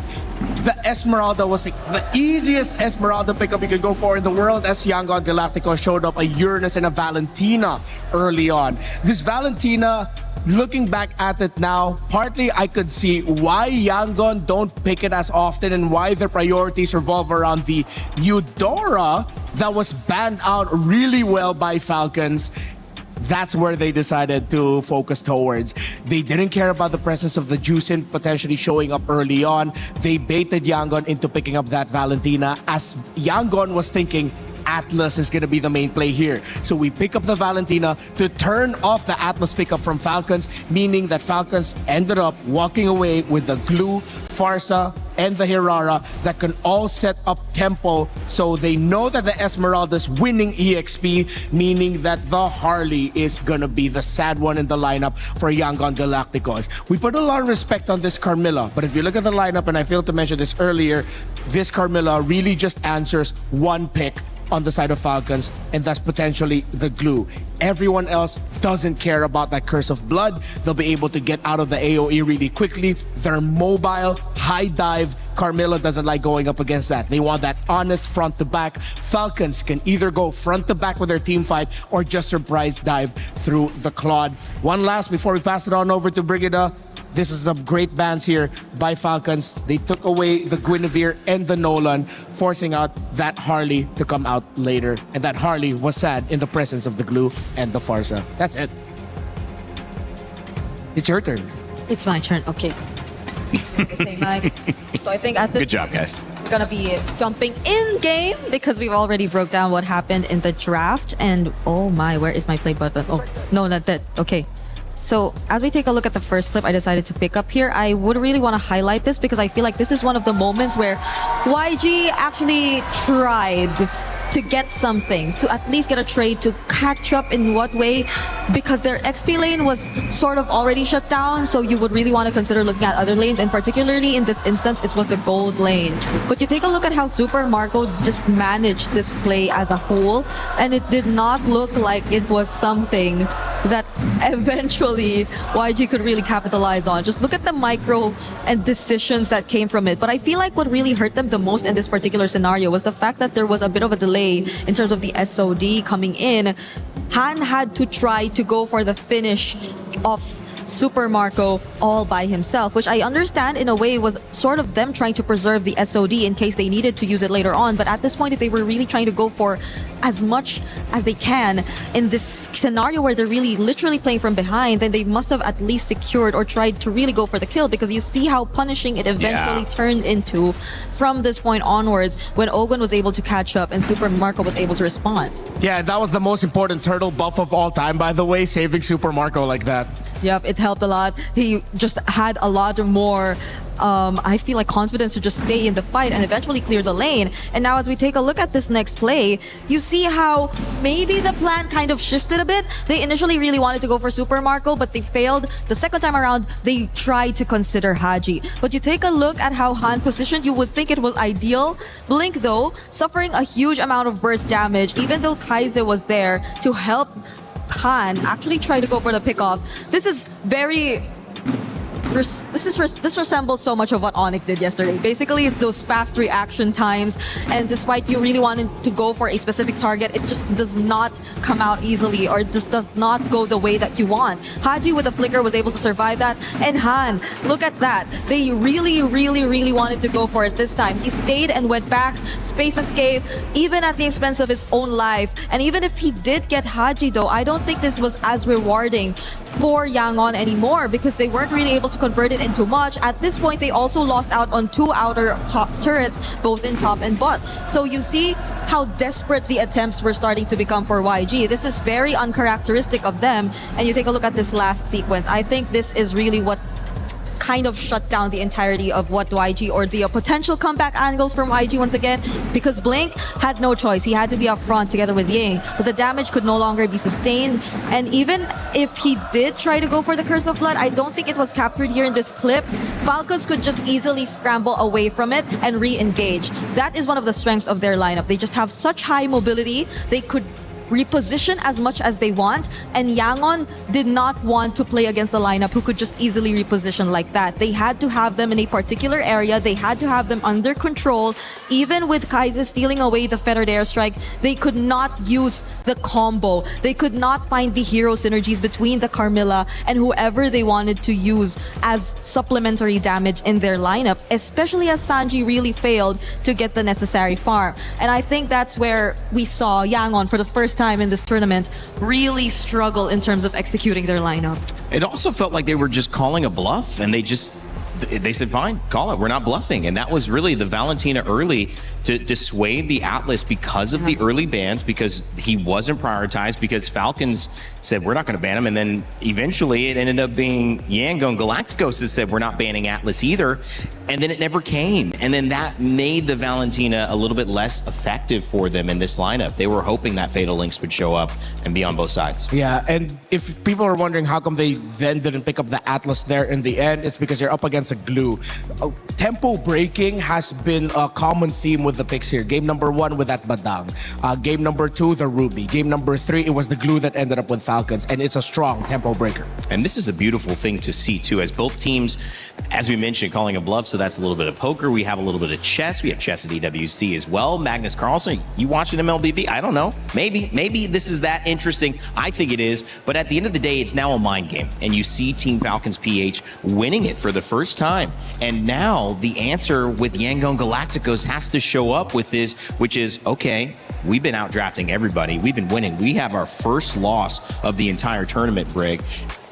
Is there anything emotionally that shows up bigger than just a loss because it's their first the entire time here, 2 weeks in Paris? Yeah, I'm not sure how Yangon have mentally prepared themselves for this kind of scenario, because they've been winning it all. They've been very dominant in majority of their games, but there have been instances wherein they've been pushed to their limits, 30-minute games, comeback games. So this is hopefully nothing that will really affect them as much, but Falcons definitely should take this momentum and carry it over if they really want to bring us to a reverse sweep. Yeah, and if they want to show to the Falcons like they don't have to worry about anything, maybe Yangon are gonna pull off an unthinkable here and suddenly keep the Fanny open and then just play around heavy assassin trades. But we go back to the head-to-head here, Super Marco and Sanji. Sanji has been terrific on this Claude throughout the series, was taken away by Falcons and Super Marco. I feel like Marco finally got that game that he needed to get that confidence boost. That play that we broke down where he got the turtle buff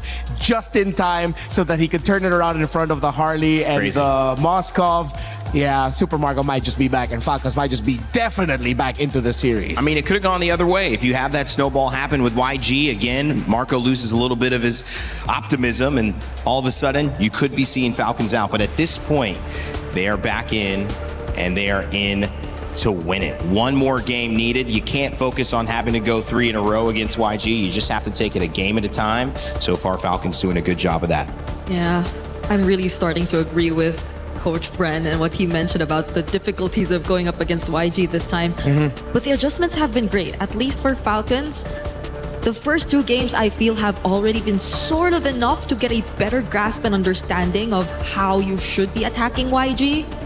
And maybe YG are starting to fall into what Falcons are setting up as a trap from this point onwards if they don't get to put themselves back in the game. Yeah, if we do get a side switch here and Yangon decide to go to the blue side, Falcons go next, what then happens to the trade in the mid? Eudora is going to end up becoming another major piece that you cannot ban out on the red side. Bannable on blue, but on the red side, it's too much of a risk with the amount of picks that you're going to be giving up. So does that mean they deprioritize the Selena and then they go for the Eudora?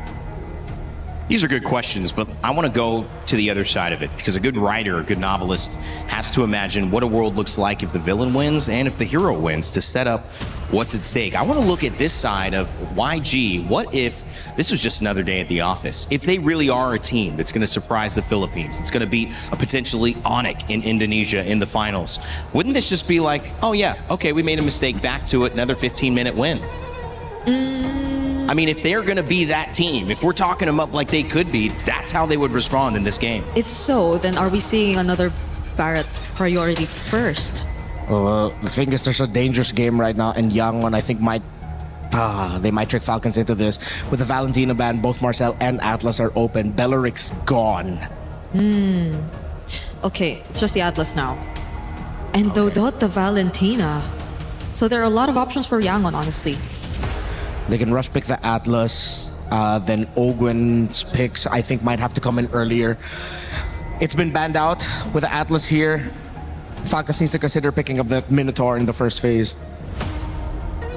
Something to match the potential threat of an Atlas. Without the Veleric, then that is probably the next to consider in terms of AoE if you just really want teamfight prowess. Yeah. Hirara and the Fanny are gone.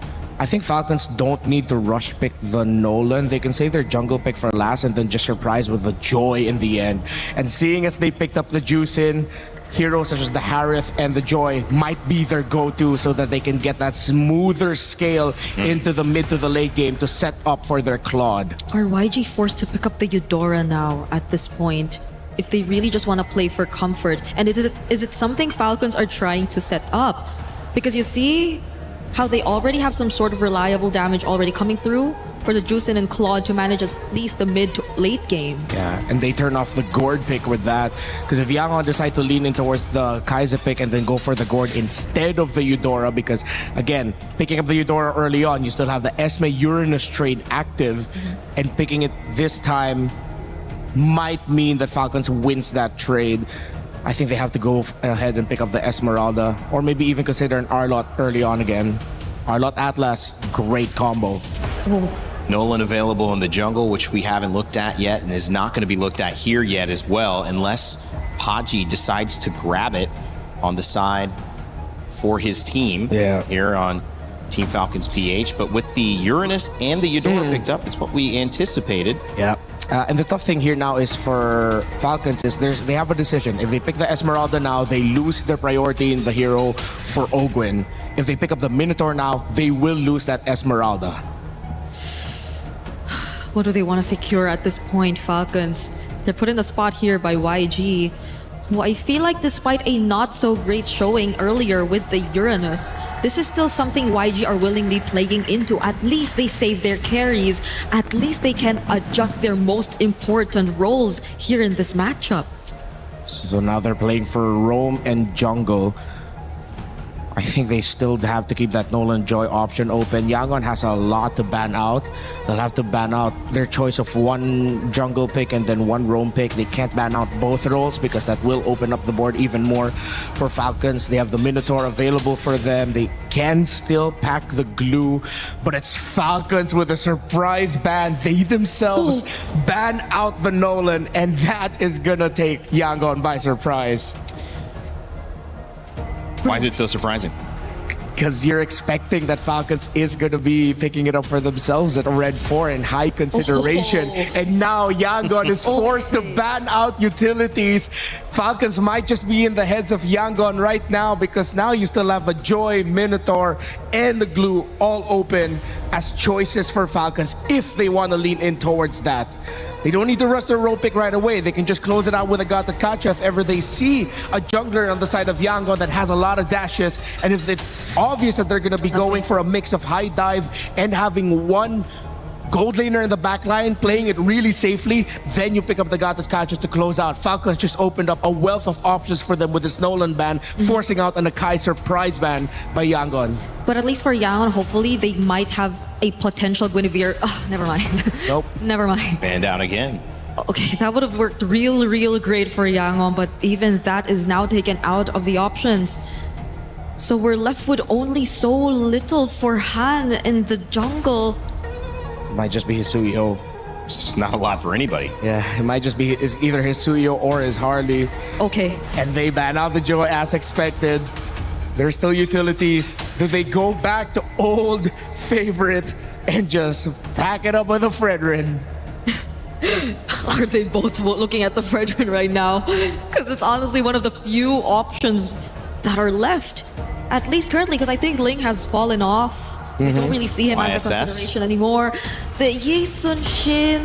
For Yangon might be an option. They can close it out with a YSS and a Moskov. That wouldn't be bad. Yeah.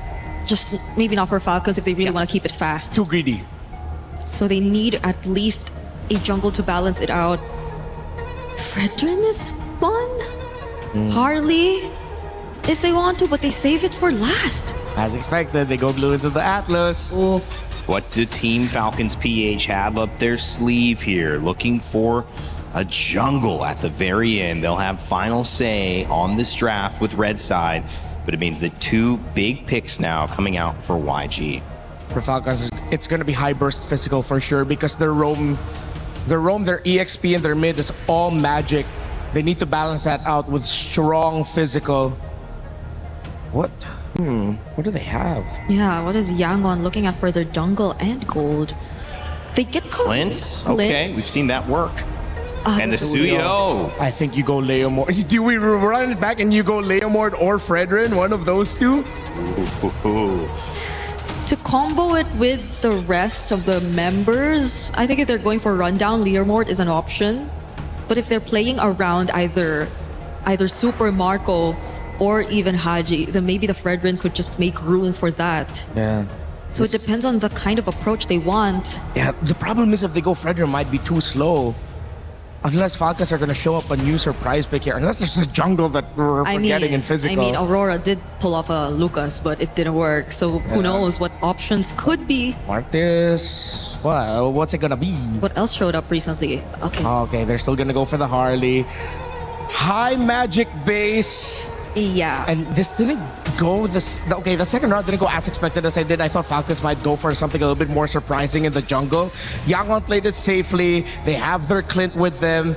Esmeralda should win in the EXP, but it's Han on the Suyo. And Could that's make the the big difference. X factor. Exactly. X factor for YG. Will it be the Suyo that sends them into the grand finals? Will it be the Clint that bursts the bubble of the Philippines? Or will Team Falcons live to fight another day? They need to win 2 in a row. But every win for 2 starts with the first one. So let's see if they can handle this game as we send it over to our casters, Trax and Leo. Going into the Land of Dawn for game number 4 is a canon event in the Myanmar versus Philippines rivalry. Yangon Galacticos could secure their slot in the grand finals and finally put the rivalry to bed, or Falcons could claw their way into a clincher that goes all the way. Welcome to game number 4 in this best of 5, our first semifinals for the day.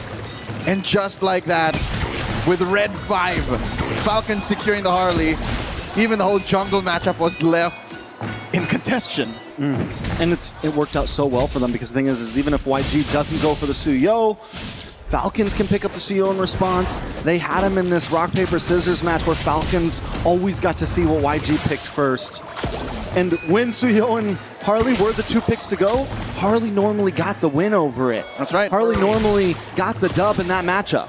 For about 4 to 6 weeks, Harley was the best jungler in the game when it came to MLBB Esports.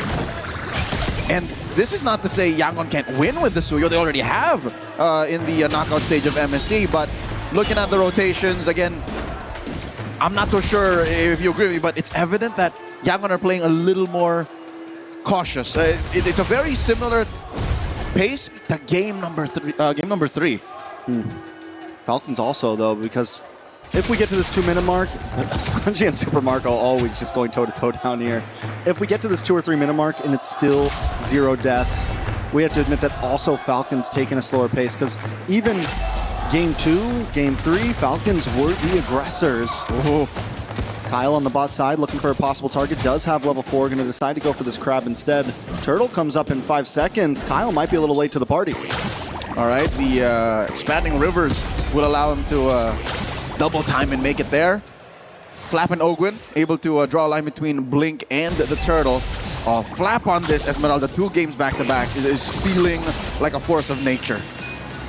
Han is going to start off this Turtle. Kyle gets the deadly magic, or doesn't actually use it quite yet, but they're still able to put a lot of damage on a Blink. Haji in the backside with the Crimson Beacon, and down goes Han. Han's not going to be able to survive this one. First blood into the hands of Hanji. Kai's now forced to use the Flicker as YG watch Falcons take Turtle number 1. That is mid-prio up a wazoo. as if inherited from their ancestors. Falcons just take the turtle and own the early rotations. As a Uranus, you kind of can't help but feel miserable. This is something that Ying has to take from game number 3 all the way to game number 4 and say, I can do better. But he's not given the atmosphere to do as such. The mount on the Sanji. In comes Marco. He's in a lot of trouble. Han's going to try to come in to help out. A lot of damage on Ogwin. Ogwin won't be able to get away. CC immune on to Super Marco. Will be able to, in fact, get back safely under the tower. But a nice pickup for YG. Massive clapback. They force Ogwin to take a dirt nap there. Patrick Star just out the bush. This is interesting. Grand Theft Purple committed. Kyle takes it. It's 2 games in a row now that purple buff has been Falcons. But look at the damage. Flap able to safely get onto the tower. Now they're responding back. Haji gets a pull back on to Ying. Ying should be okay. He doesn't have the consecration and opted for a flicker instead of the purify. So that's multiple ways that members of Yangon Galacticos could get ragdolled out of their formation. The Lantern Flare, the grab and the mount. This is how you break down the Burmese Ube, the Yangon Yam. So far, game 3 we saw none of it. And I think Falcons have figured it out. Again, it may have taken them 2 losses straight, but what else is left in the bag for Yangon? Like, that's the question. They're in the driver's seat. Falcons are forcing Yangon to respond. I mean, I think it's definitely when you have something like... Wait a second. Blink does get vision on Kyle. Falcons repeatedly for multiple games have sent 4 members down to the gold lane in faith of Flap. Oh my top Lord. side, look at the damage on Sanji. Black Magic may be able to finish him off. No, he gets the health back just in time. Haji, though, doesn't want to let it end like that. Falcons finally decide to opt back Super Marco. Is he going to let him recall? Ooh, the BMI. Coming in! The dive under the tower. Sanji, though, still standing, still alive. Gets grabbed, mounted, and thrown into the ground. That was a long-term exchange as Flap tries to use a damage reduction into the base, and the turret will not save him. Flap falls, Han scores. The punches are finally flying. Han won't be able to get away from this. Has a sliver of health, actually does safely. Falcon under the tower, only lose Flap. Turtle's up, though. That's a technical knockout, unless Han will tread the needle. He's gonna live on the edge. That is a flare on a Ying. In comes Blink. Blink looking for the grab, doesn't use the Fatal Links. Kyle goes down, Ogwin taking a lot of damage. Kai's is there. Eudora finally starting to put out some damage, but the thing is it's not constant damage. It's not like the Jushin. You get one big attack, and then you're just there. On a spectrum of damage and utility, that's where Haji Zushin comes through. But you gotta consider, Kaiser was in the perfect spot at the perfect time. It was Kyle he needed to burst down. So again, I think Yangon Galacticos are happy to keep this lead down to under 1,000 by picking off Kyle after the turtle. So yes, 100% so far. About 5.5 minutes in, Falcons take those turtles, but Yangon are on the map. This is a much better shape for them than they were in game 3. I think this is the best start of a game that we've seen for both teams in a sense. It hasn't, what I'm saying is it hasn't escaped from anybody. I concur. All 3 games, it's been a huge lead. A turnaround at some point for YG here and there. But overall, this is the first time we've been 6 minutes in and we're under a 2,000 gold lead. It still feels like a tug of war. And the flag has not swung either way. Crimson Flare on the 1. Deadly Magics! Blink, not going to be able to get away from this. Sanji just trying to defend, but the Blazing Duet comes in and he's stopped in his track. Han shows up in the nick of time. Kai's there as well. This could be bad for Falcons if they push too hard. They're going to dash in. Han gets a couple shots onto Kyle. Ying dashes in, past the wall. Couple shots onto Kyle as well, but Falcons only lose Ogwin. Massive surge forward. That's what you're looking for in a Suyo that is in crunch time. So Han here, fearless as he comes in, able to find that trade, and Flap maybe a second too late, actually holds his breath and practices discipline and does not jump in with that Falling Star Moon, which again keeps them at under 1,000 up, which makes this final turtle of this game, about 7 minutes in, actually contestable. Again, neither have a sure grip. Yeah, it is dead even right now with only a 600 gold lead. Taking a look at each member, no one extremely leading. Super Marco with a 500 gold lead, but no one's got a full item. No one's extremely ahead. Han actually beating out on Kyle right now. Blink looks for the entry. Not able to secure a stun on anybody, but Kai's on the backside getting singled out by Flap. Flap will be able to get the kill. Puts Falcon at advantage for this turtle, but Han doesn't want to give it up just yet as Ying dives in, pops Consecration, and there's the Fatal Links. A lot of damage, stacked up. Sanji trying to fight back, but it's just too much. Super Marco takes out Han as Oakland takes out Blink, and Flap finds another. Sanji left alone to watch the turtle go over to Falcons. And now we see the folly of the burst damage profile Yangon Galacticos have oh so invested in. Kaiser taken out early, Sanji ranged out. Underneath a fight like that, sure, Sever over 2 or 3 major targets will spell vamp you to victory, but not when you have the kind of damage that Falcons almost missed on, by the way. This is an early game going into the mid game. Claude that could have missed out, but the fact that he was able to keep himself topped up and put the damage where it matters, isolated Sanji from actually getting the payoff. Because look, 2 members of Falcons were actually within range, but they denied Sanji that space and the 2 seconds he needed to let off a few big ones. So now Falcons skyrocket to a 4,000 gold lead in just a single objective. 1 neutral objective, 1 team fight. They had a 400 gold lead before they started. Now times they 10. 10 times it. Yep. 10 times it. Exponential, that stonks. Great stonks for Falcon right now, working their way up. If they can win this, it goes to a game 5. YG being pushed to the limits. And Esports looking to dive in. Consecration pops from Ying once again, and they keep forcing that out as Super Marco hones in onto these off lanes. 5,000 up. Falcons is at 9 minutes. And I can tell you now that Glue and that Esmeralda are the bane of their existence. Just the fact that these two are so good at splitting up your lineup does so much for them. The knock-up and the takedown, Blink falls! And Flap is relentless, continues to push him, but look at the damage in response. Sanji able to chip him down, but they've already lost Blink, so there's no being engaged. Han tries to get a couple shots off of Super Marco! Under the tower! In the base, in enemy territory! Locks on and finds his target, and Kai's will be next to fall. Pulled back is Ying. This is the Falcons we wanted to see. Surgical precision. Every action calculated to find its most ideal output. 10 minutes in, and they've taken mid lane tier 2. Top lane tier 2 has fallen as well. Yangon holding onto that tier 1 down bottom. That's also where the Lord spawns. I don't think they're in any shape to contest. 7,000 up, that's a whole nother tax bracket. Yeah, and Han just keeps getting shredded every time he tries to dive in. There is no answer. Every time a setup looks good for YG, Falcons have the counterplay. And now Falcons are just going to relish in the fact that Yangon are going to think twice about leaving their base. One more look at this engagement. Oh my god, it was Flap zoning out 3 alone. After maybe a hit or 2 off of that turret, and then Marco finishes what Flap started. Monsters. They're in a state of flow. They're in a state of flow. Flow state, one would say. Falcons right now are in a whole nother level. It seems like they're birds out of this world. A new species was discovered 4 games into this best of 5. Lord marching through mid. A pensive state is the other half of our stadium here, as suddenly the table has turned. Now it's Yangon who are struggling to find an answer through, I mean, you can find it through a massive fatal links, but not while the Lord is knocking on your base like this. Blink's looking for it, but hasn't been able to catch it. Goes in, 3-man, pulls him in. Ogwin flickers back, but Blink goes down. Super Marco's untouched. He's unscathed, and YG just can't find a member of Falcon to take down. Flap with a falling Star Moon into the tower, trying to open up space. Kyle there as well. Ying and Han looking for an engage that never existed. And in comes Super Marco under the base once again with the blazing duet.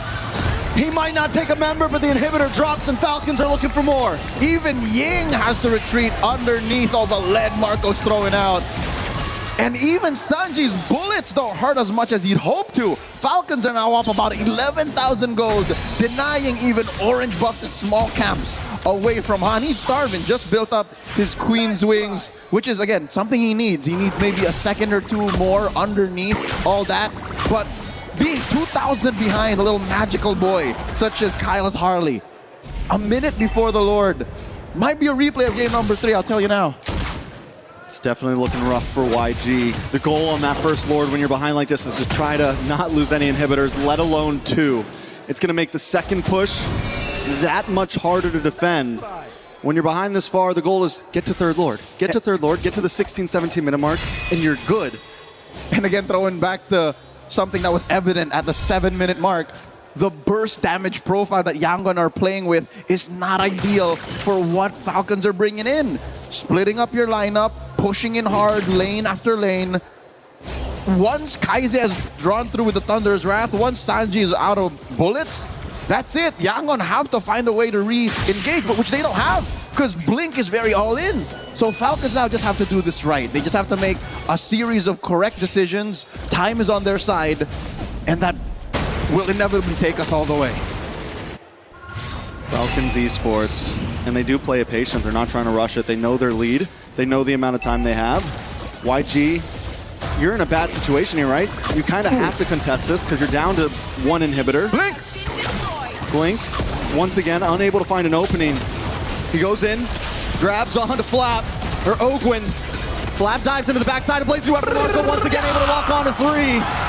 Blink goes down and Super Marco advances forward along with Flap and Haji. Sanji forced to use a flicker, but he's pulled back in right as he tries to escape. Falcon Esports might not even need the Lord. Team Falcons up by 2 men. 3 defenders, none of them built to clear waves. Chubby wave coming through top, mid lane will be cleared here as the Ying gets taken down.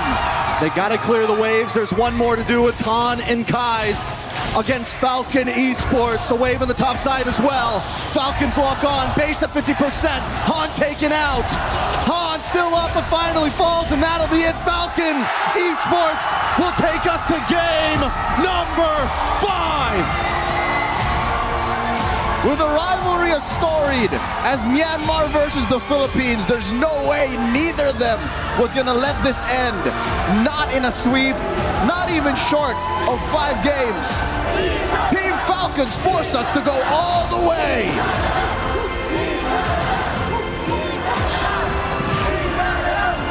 What a series we have. You know, YG took the first 2 games. It felt like it was over. It felt like the only hope, the final hope, was being crushed. But once again, Falcons stand tall. Can they do it here? Reverse sweep. 3-2.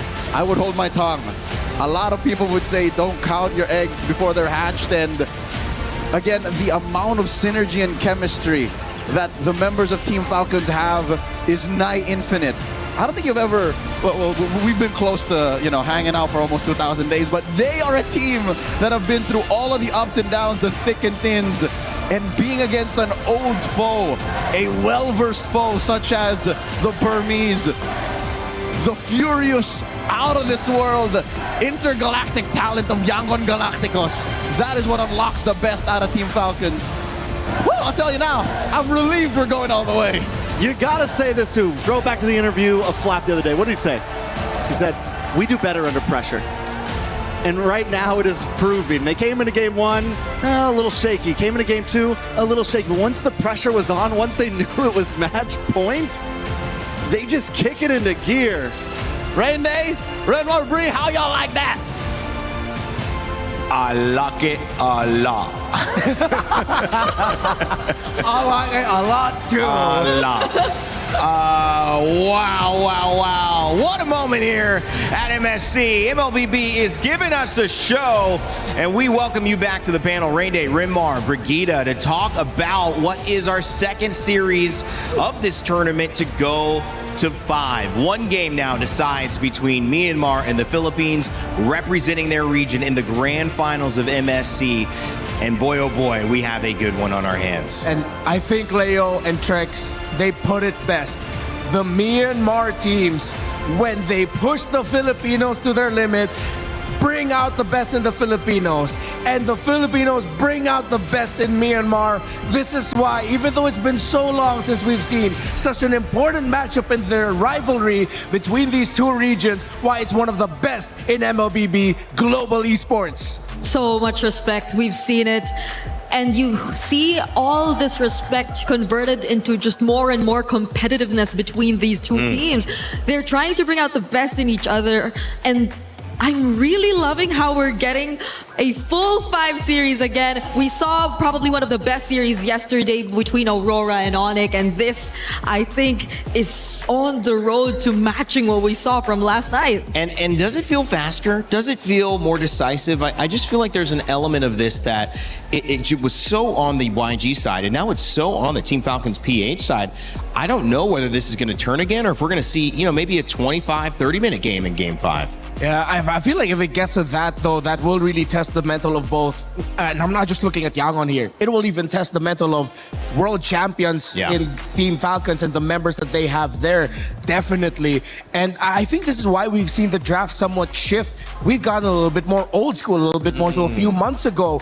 I mentioned I had this big reaction to the ban of Falcons when they suddenly banned the Nolan. Because of how the draft eventually turned out, I was a little bit skeptical about the Harley, but then I'm reminded again why 3 magic damage dealers in the center of the map does really well for a lineup that has a strong winning lane matchup in the EXP lane and a slower farming gold laner in the Claude. If Falcon starts getting wins early, it's almost unstoppable. And since they were able to mark the man of the hour in Han and Ying yet again, it was another easy coast to victory for Falcons. Yeah, I just can't help but feel bad for Yangon in a sense that the previous drafts felt like they were just forced to draft out of what they would usually pick for comfort, what they would usually want to really complement their playstyle with. So there demands a change in terms of gameplay as well from Yangon, which I feel like is something they're not completely used to. Yeah. And Falcons have done a great job at just pushing them to this point. And Falcons are comfortable. They've had to do this already, and they found themselves on the better end of a comeback. Now they can see that the road is clear. One win. It comes down to one single game, one draft to get the edge, and they've done it 2 times in a row. Yangon now have to figure out a way to get Ying back to the Ying we know, the 20 plus KDA. That's gone down quite a bit. He's taken many deaths here in these last 2 games and hasn't found that dominance that we were expecting to see from him throughout this entire series in the last 2, Renmar. And what I like about these last 2 days of knockouts that we've had, today and yesterday, all the teams that have had glowing records that look unstoppable heading to knockouts are the ones who are taken down a peg. And we are on the way to once again becoming one of the most unexpected MSCs. We still don't know. We still can't tell. Yes, Falcons has led the charge here, but Yangon was up 2-0. I'm not discounting the possibility that Yangon might just shock Falcons and the world by winning this game number 5. But then Falcons also seems like they've unlocked something, and I think you saw something. I think I could no longer define what an upset is anymore in this MSC, because I don't know it's who all is an the upset. underdog The anymore. MSC of upsets. But yes, I think we saw a lot. I think we saw a lot, especially in that game, with regards to maybe something that could tell us more about the mental that has been going for Yangon already. I think I can hold my mic for this one, no? You sure? But, yeah. All right. Let me This know if is, you need. wow, look at this. All right, let me know if you need my help. I'm just gonna chill out here.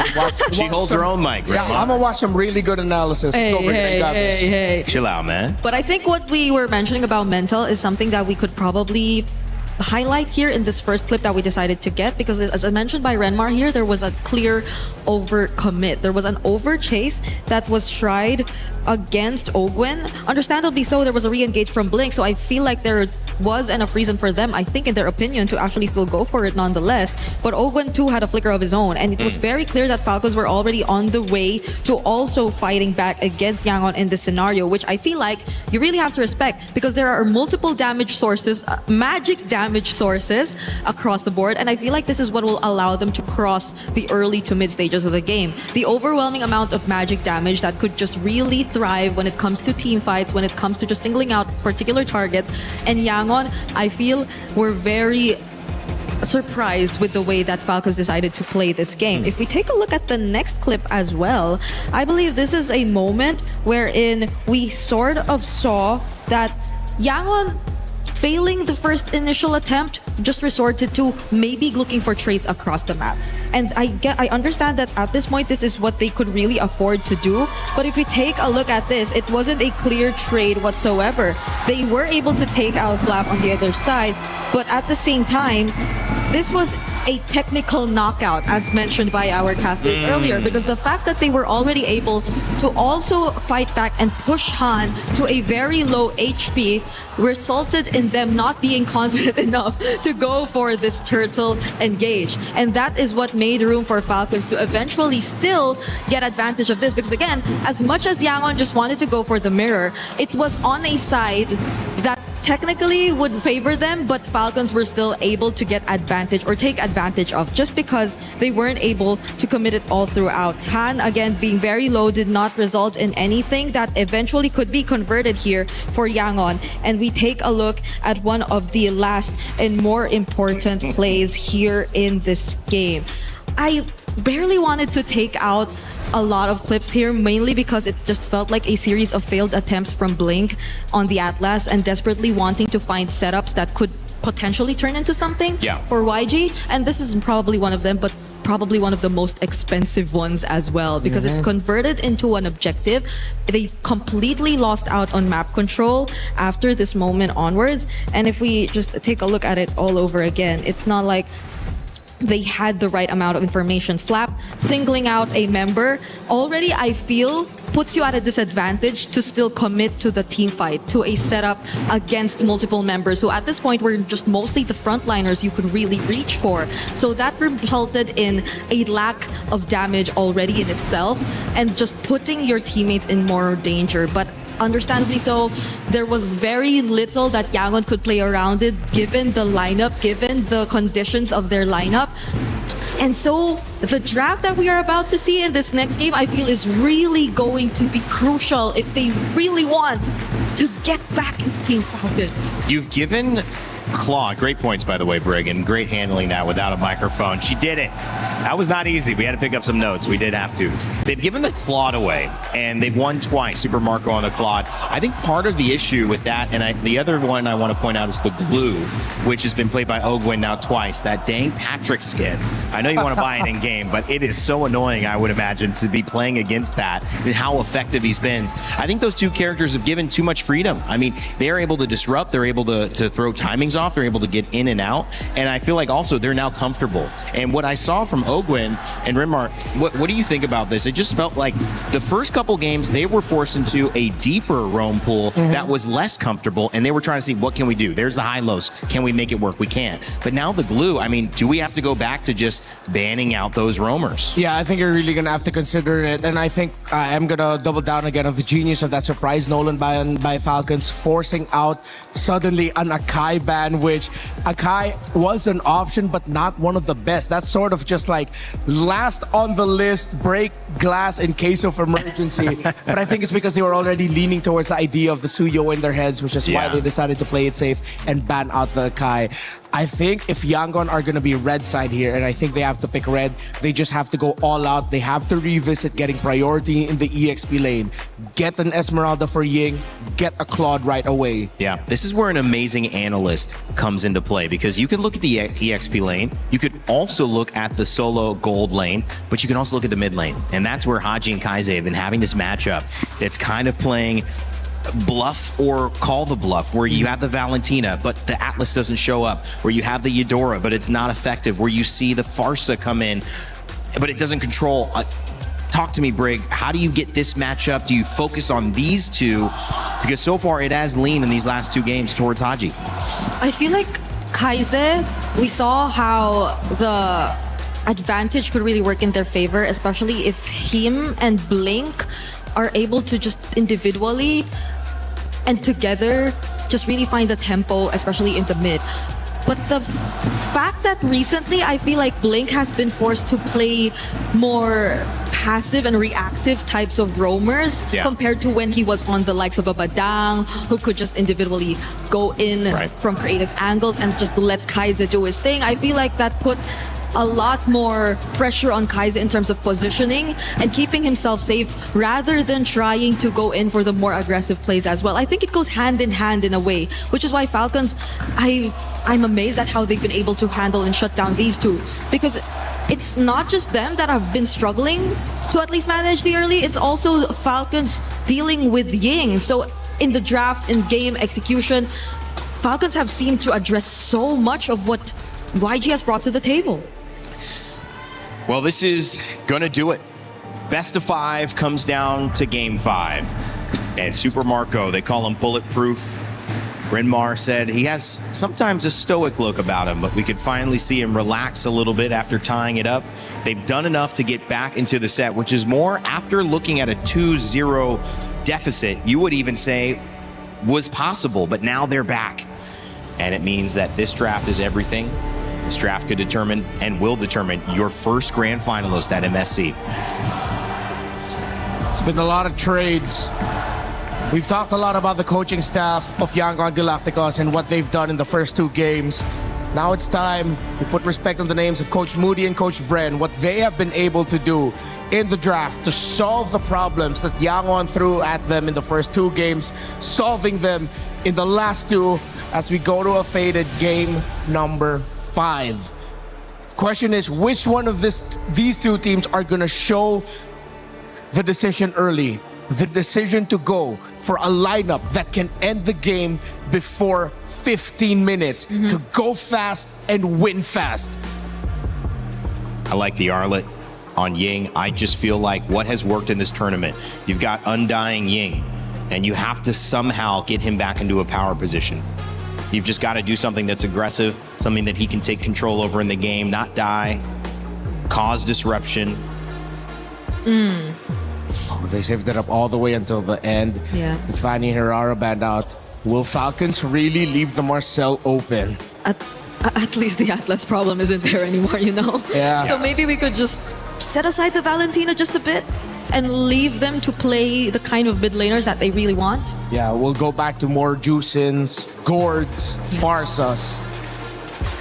But what is the last ban? The Freya's still there. Oh, the Freya's banned. So it's just It is the Marcel. the Marcel that's taken out. All right, Yangon. First pick is the Juicin. Oh, Juicin, excuse me. Juicin right away. That's a great call by Yangon.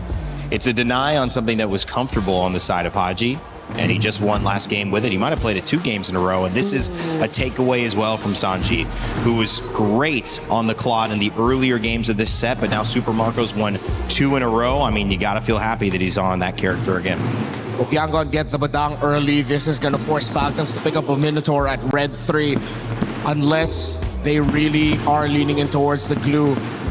If ever Yangon go for the Badang Juicin combo again, if ever they show up with the Arlot in the first phase again, expect a lot of crowd control from them that Falcons needs to be ready to respond to. And Falcons with another surprise. They rush pick the glue They early. need to. They don't care about the Esmeralda Uranus trade. But at the same time, this isn't just a roam pick, it's a flex pick into EXP. Yeah, and if the Badang gets locked in by Yangon, and even the Uranus, I don't think Falcons would be hesitant to pick up the Esmeralda for a 3rd time here in this game or in this series, because they've been pretty much able to maximize the Esmeralda as well in the hands of Flap. So Yangon, it's a tricky spot. Yeah, I think Falcons, what their approach to their draft has sort of felt like they're giving Yangon more, but they're left with the best part of the cake. Yeah. Yep. Right? It's like, all right, get as much of the cake as you want. We get that little The little gooey part that center. still has like the, the cherry on it, Exactly. sprinkles, But here's that some little bit surprise. extra. But this is actually really good by Yangon.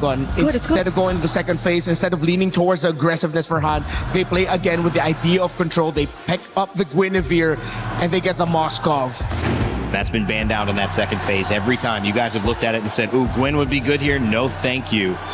But it does leave open a chance for a very important pick here, whether it's EXP, whether you try to look at your mid lane here. So it's true the Esmeralda Uranus option is still there, honestly, for Falcons. But if they themselves want to switch things up a bit too and just jump into more crowd control potential, they can leave it for later and instead prioritize the Harley, which I think, fairly enough, would be a great matchup towards the Guinevere, especially in objectives. So they're really trying to readjust their sources of engage in the last 2 picks. I wonder if Yangon need to consider banning out a Farsa if they really want to double down on the aggro, but they need more crowd control. They already have the glue to disrupt. Good source of... Oh, it might depend. They might actually save the Haji pick for last. What if, well, there is a chance Yangon just take out all these potential XP lane problems. Yep. The zonings that can come out from Flap, either if he does get his hands on the Esmeralda, though they have ways to deal with it through Shred. I just feel like positioning-wise, you really don't want to face it anymore. And that'll allow you to maybe consider another pickup on the Badang if it's just really taking out the counters that we're talking about. But they instead take out the Eve.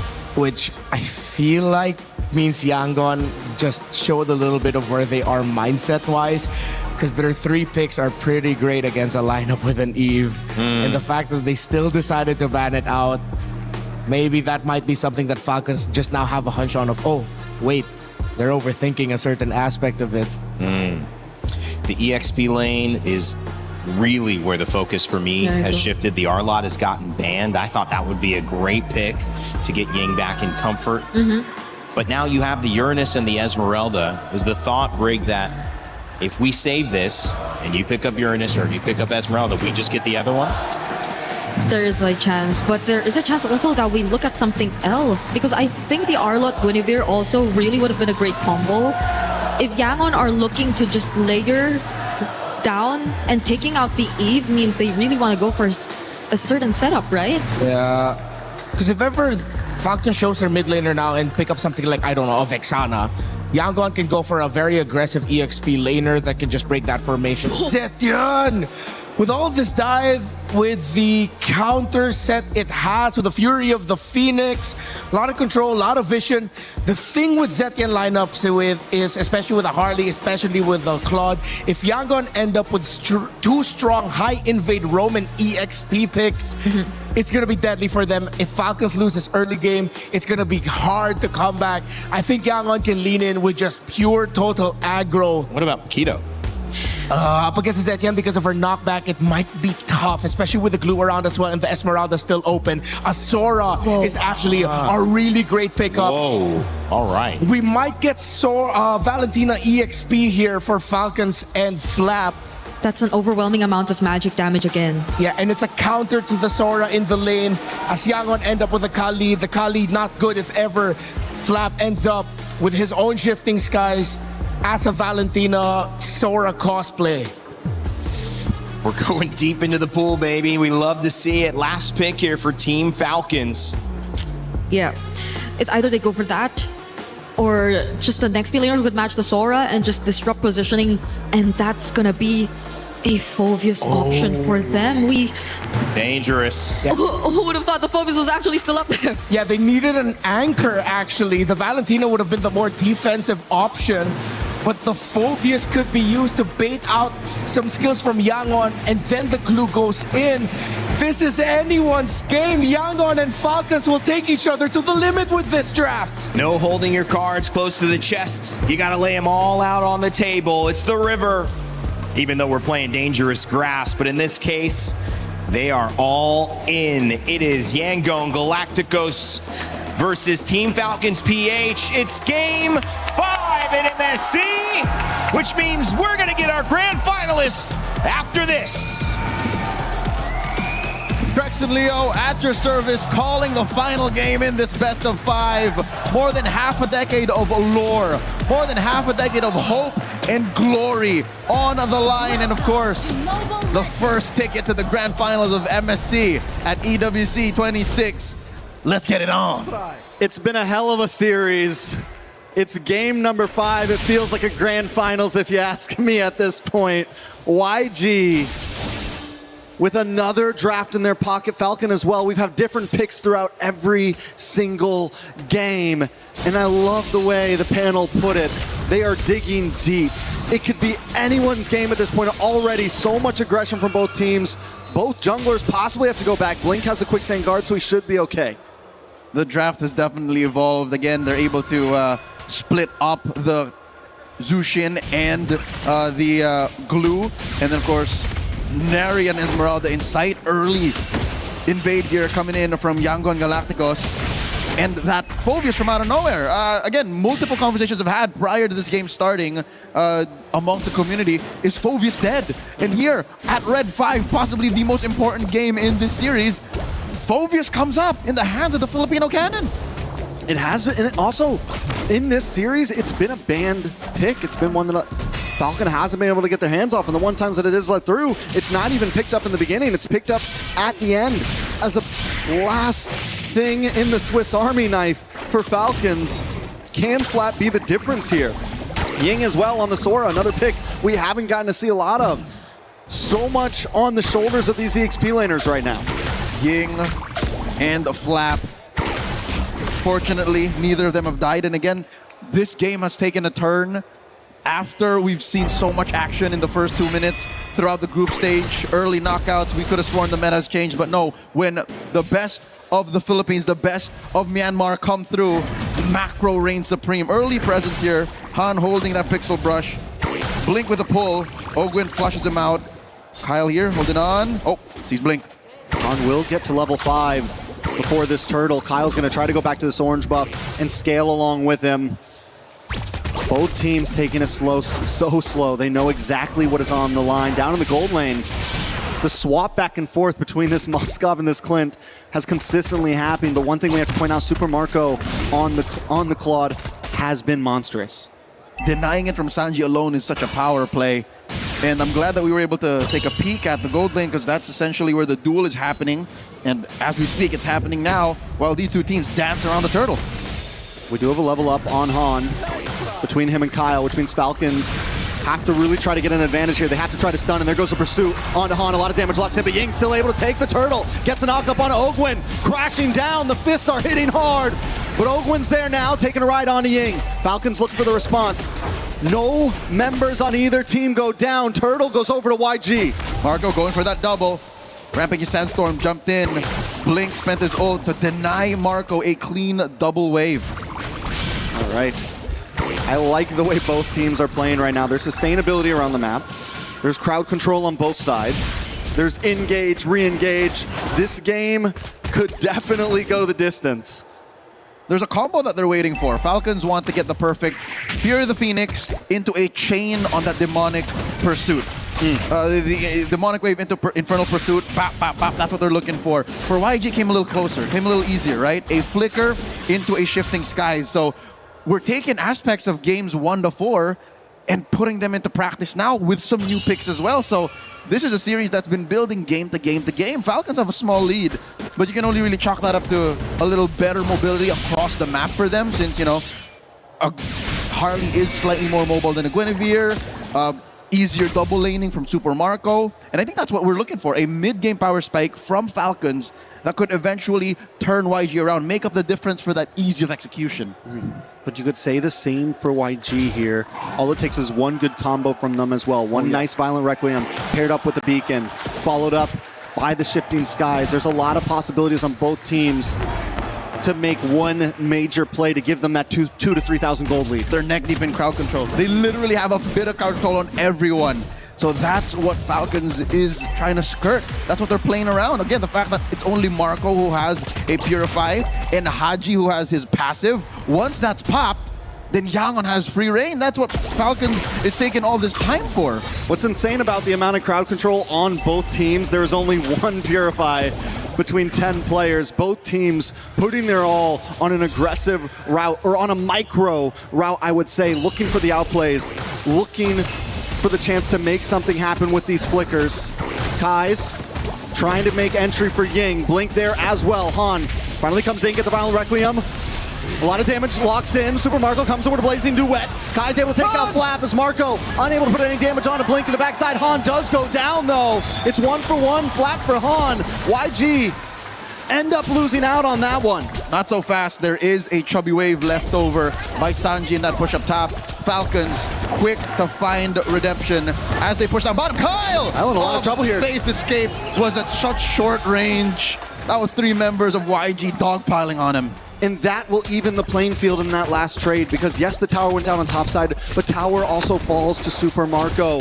And if they didn't find a play there, YG could have taken a huge step back, but now Gold still sitting at a complete standstill. Structures at a complete standstill. Nothing comes for free. Yangon Galacticos and Falcons, believe it or not, are much more similar than one would like to admit. They are very macro-centric. Sure, good team fighting, great maneuvers, tactics on the map, but it has to make sense at the bottom line. When you look at that number at the end, how much do we get out of that?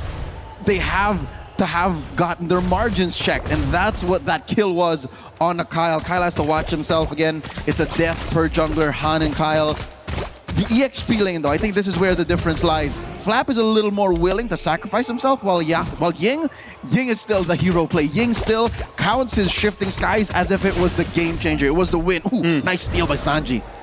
Very well done. Both teams back to just letting their junglers do what they do best. YG, Han does take a camp up on the top side.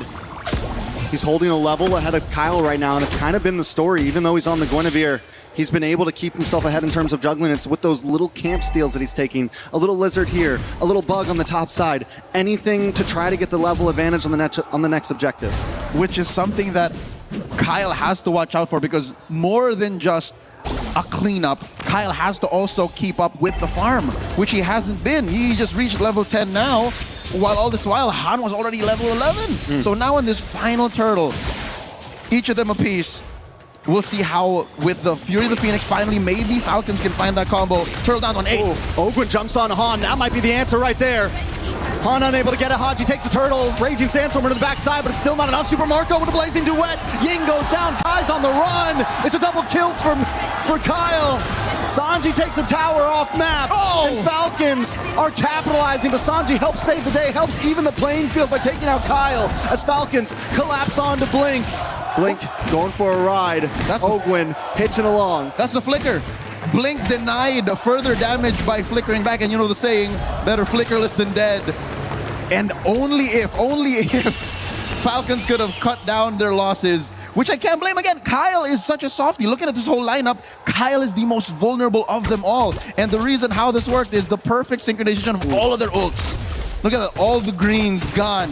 That is what Falcons is looking for. In the super delayed SOD, Sanji doesn't commit to it first. First he takes the tower, and then he SODs. Kyle thinks he's in the save, and up pops Sanji from the back. Final nanosecond is what it takes, and Sanji, yes, take away my Claude, but my Pocket Moskov is also pretty darn good. 1-0-1. Super Marco has maybe a little bit more in the bank, but Sanji, now he's taken the past 2 games to get used to it, and he's up 700. Look at that. So now I think Falcons, I don't know how they're going to do it, but they have to pay attention to Sanji. They have to find a way to put a beat on this Moskov. And I think, say what you will about the last time that they met here in this game, but I think it's got to be on Kyle. Kyle has to be on Sanji guard, because looking at the rest of the lineup, Ogren's been dealing with a little too much. Ooh, another tower dropped low. YG make their way down bottom as Falcon try to break through, but they are in a little bit of a pincer here. They need to be careful on this engage. Super Marco able to get onto Sanji. Sanji gets knocked up. He tries to BMI away, but they've all collapsed onto him. He will go down. Han unable to get the engage. Blink in the backside, use a quick sand guard, but Kyle's already onto him. It's too much damage. No Blink flicker. doesn't have the flicker. One more shot. He uses the conceal. Where is he going? There was a universe where maybe a 5 to 6% chance that Blink wasted more time, got away with it, because by jumping in and without the blind space escape card trick, he would have gotten away. But alas, here we are now. 2 dudes down for Yangon Galacticos. Falcons blitzing the Lord. And there's just no way in. YG has finally given it up. All right, body block. Close. It was close. Good call, but I don't think Sanji would have pressed it anyways. He was going for the steal. And we've seen that before. Historically, we've seen that before. One more look at that sequence. I said it was Kyle who should be checking in on Sanji, but hey, 3 dudes work as well. You know, in that fight there, YG, I wanted to see him close the distance a little bit faster. I don't know if they felt like Sanji was a definite getaway or not, but in the end, losing Sanji there, then losing Blink, it was an easy Lord take. And finally, we see a team get past the 1K gold mark in terms of a lead. Even with just the pick up on Sanji, I think that would have been a clean Lord take either way. That's how fast I think Falcons can move, and that's how good they are at recognizing this window of opportunity. Now they have a 2,000 gold lead. Haven't quite closed the gap between Sanji and Marco. Now about 200, 300 between these 2 gold laners. And they get a push up top. This is it. Falcons are in pole position. They're in the driver's seat. YG has to try to not lose any inhibitors here. It's a bad position if they do, especially with Lord coming down on boss side next. Lord finally taking out a couple more shots. Han able to take it. No, Han on the boss side pushing lane right now. YG gonna jump in. Ogren gets pulled back in. Super Marco with the blazing duet. Han much damage, but he doesn't get the final shot as Haji and Ogwin are caught under the tower. Sanji finally falls, but Haji will fall as well as Blink. With the quicksand guard still alive, does get CC'd and taken out. Kai's with a double kill. And look at Han on that bottom lane against the base. Ever seen a Guinevere pretend to be a Ling or a Fanny? That's what Han has done here. Falcons got punished hard inside. I don't think they're going to be able to push in.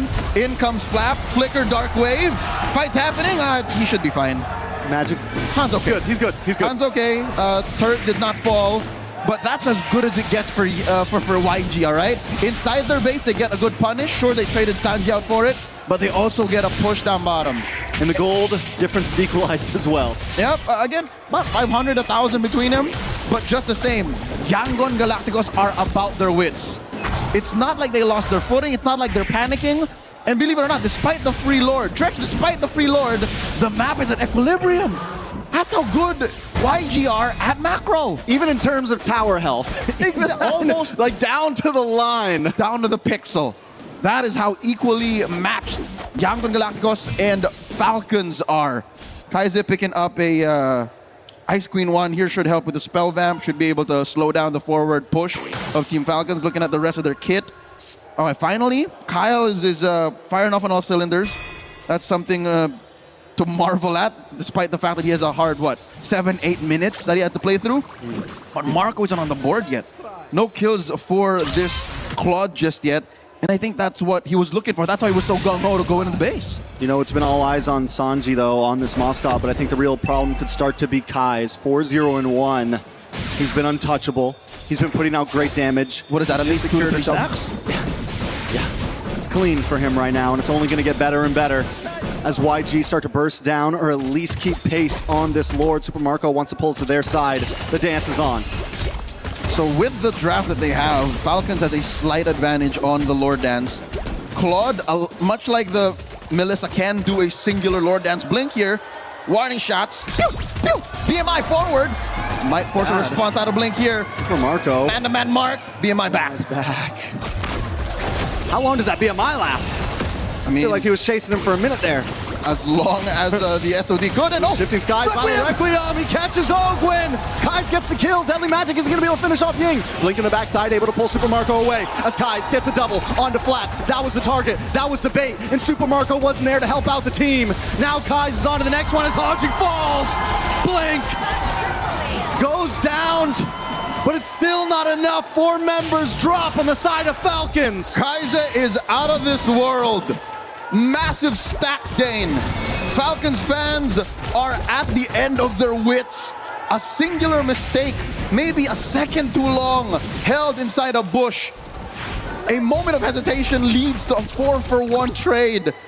Once again, you can split up the Ubi, but they find a way to collapse into you. Blink was such an amazing Raging Sandstorm to delay the engage from Super Marco. He catches Haji and Marco in that hit. What a bait. For what? The better part of a minute, Blink was conditioning Marco. And maybe even the rest of Falcons saying, look, we're going to take it. All you got to do is grab it. It's right underneath their noses. And Falcons fell for it. Because of that, they're down 2K. They're in jeopardy to lose their bottom lane inhibitor. And that's 50 stacks, so 5 kills off of the original 2 before he built the Sky Piercer. This Zushin, I don't know how they're going to kill him.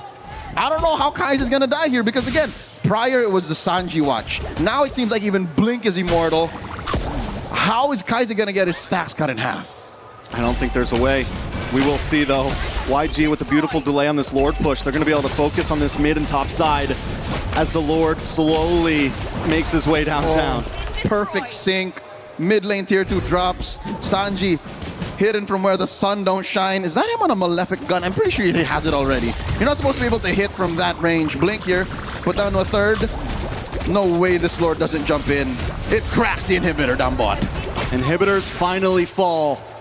Falcons base now vulnerable in the hands of YG. It's a 4K goal lead. 16 minutes in, Leo.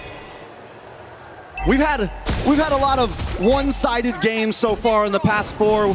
We were wondering how Game 5 was going to be. This is the longest one so far, I'm pretty sure, at least getting to that clock. It's about a minute and a half before the Lord spawns lower quarter. Falcons fans can thank the heavens that it's not on the long lane. Yes.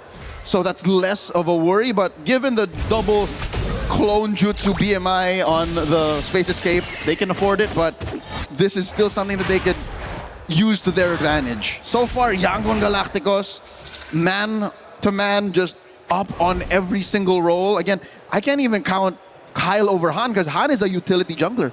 Han doesn't care if he's down on damage. All he needs to do is find the perfect Requiem, which is again set up so perfectly prior to that 4-for-1 trade. Because again, on-demand crowd control. That was the issue in game 1 and 2. Game 5, it haunts Falcons once again. And I'd hate to throw it back to the fact that there's only one Purify, just but one in Super Marco. Passive on Haji, procced off once again. And that was the big risk we brought up at the beginning of the series. So much crowd control on both sides, so little Purifies. Yes, Super Marco is outputting the damage. Yes, we can see him chipping away on Blink, but he has to put his all onto one person to be able to do that. And while that keeps happening, YG is capitalizing elsewhere in these team fights. YG is finding those violent Requiems. They're finding other targets. We don't have to deal with Super Marco. Blink can handle that. We'll kill the rest. As soon as Yangon Galacticos find their 1-2 punch, crowd control, CC, AoE on at least 2 or 3, then that's it. Falcons have to fold. So that's why this dance is going to be very, very perilous. Y-Brush getting flushed out by Ogwin. Big knock-up set up here by the Lord. Oh, the massive pull. This might be uncontestable.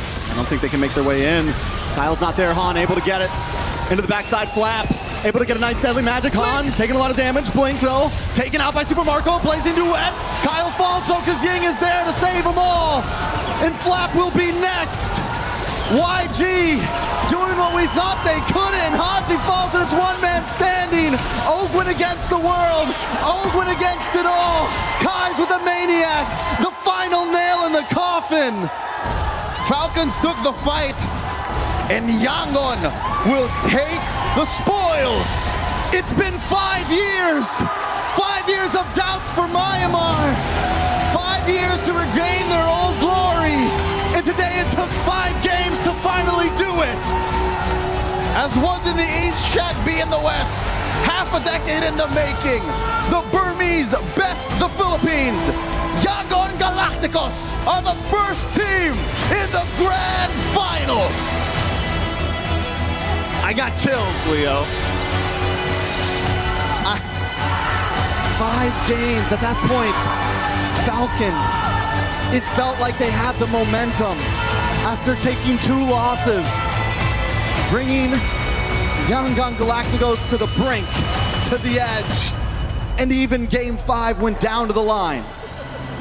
For the first time since 2019, there are no Filipino teams in the grand finals of MSC. This is historic. Sure, Yangon Galacticos missed out on the window of claiming the clean run towards the big one. Going X&O into the grand finals, but this is a victory still worth celebrating. Echoes are made throughout the world. MLBB Esports, behold your first team to dethrone the M5 World Champions, to deny the Philippines a grand finals berth. The pride of Myanmar, Yangon Galacticos. Glory has returned. They're looking for more. Revenge has been given. The rivalry continues. They've rewritten history, man. It truly is. It truly is. And in what a fashion to go the distance. For a moment there, the whole crowd was quiet. Fans are on the their YG feet. fans were quiet. Fans the are on their Falcons feet. fans were quiet. Fans are on their feet. This is how you show respect. Again, the best pure athletes knocked out of the tournament. Team Falcons finish their run at either 3rd or 4th. They'll still be in action tomorrow, but tonight, here in Paris, Yangon Galacticos stand tall. Let's throw it over the stage for a winner's interview. Yes, my friends, you've heard it right. Yangon Galacticos are going to the grand final. What a moment. Emotions are running high, and I'm here with Coach Marvs. I know it's a tough moment to swallow.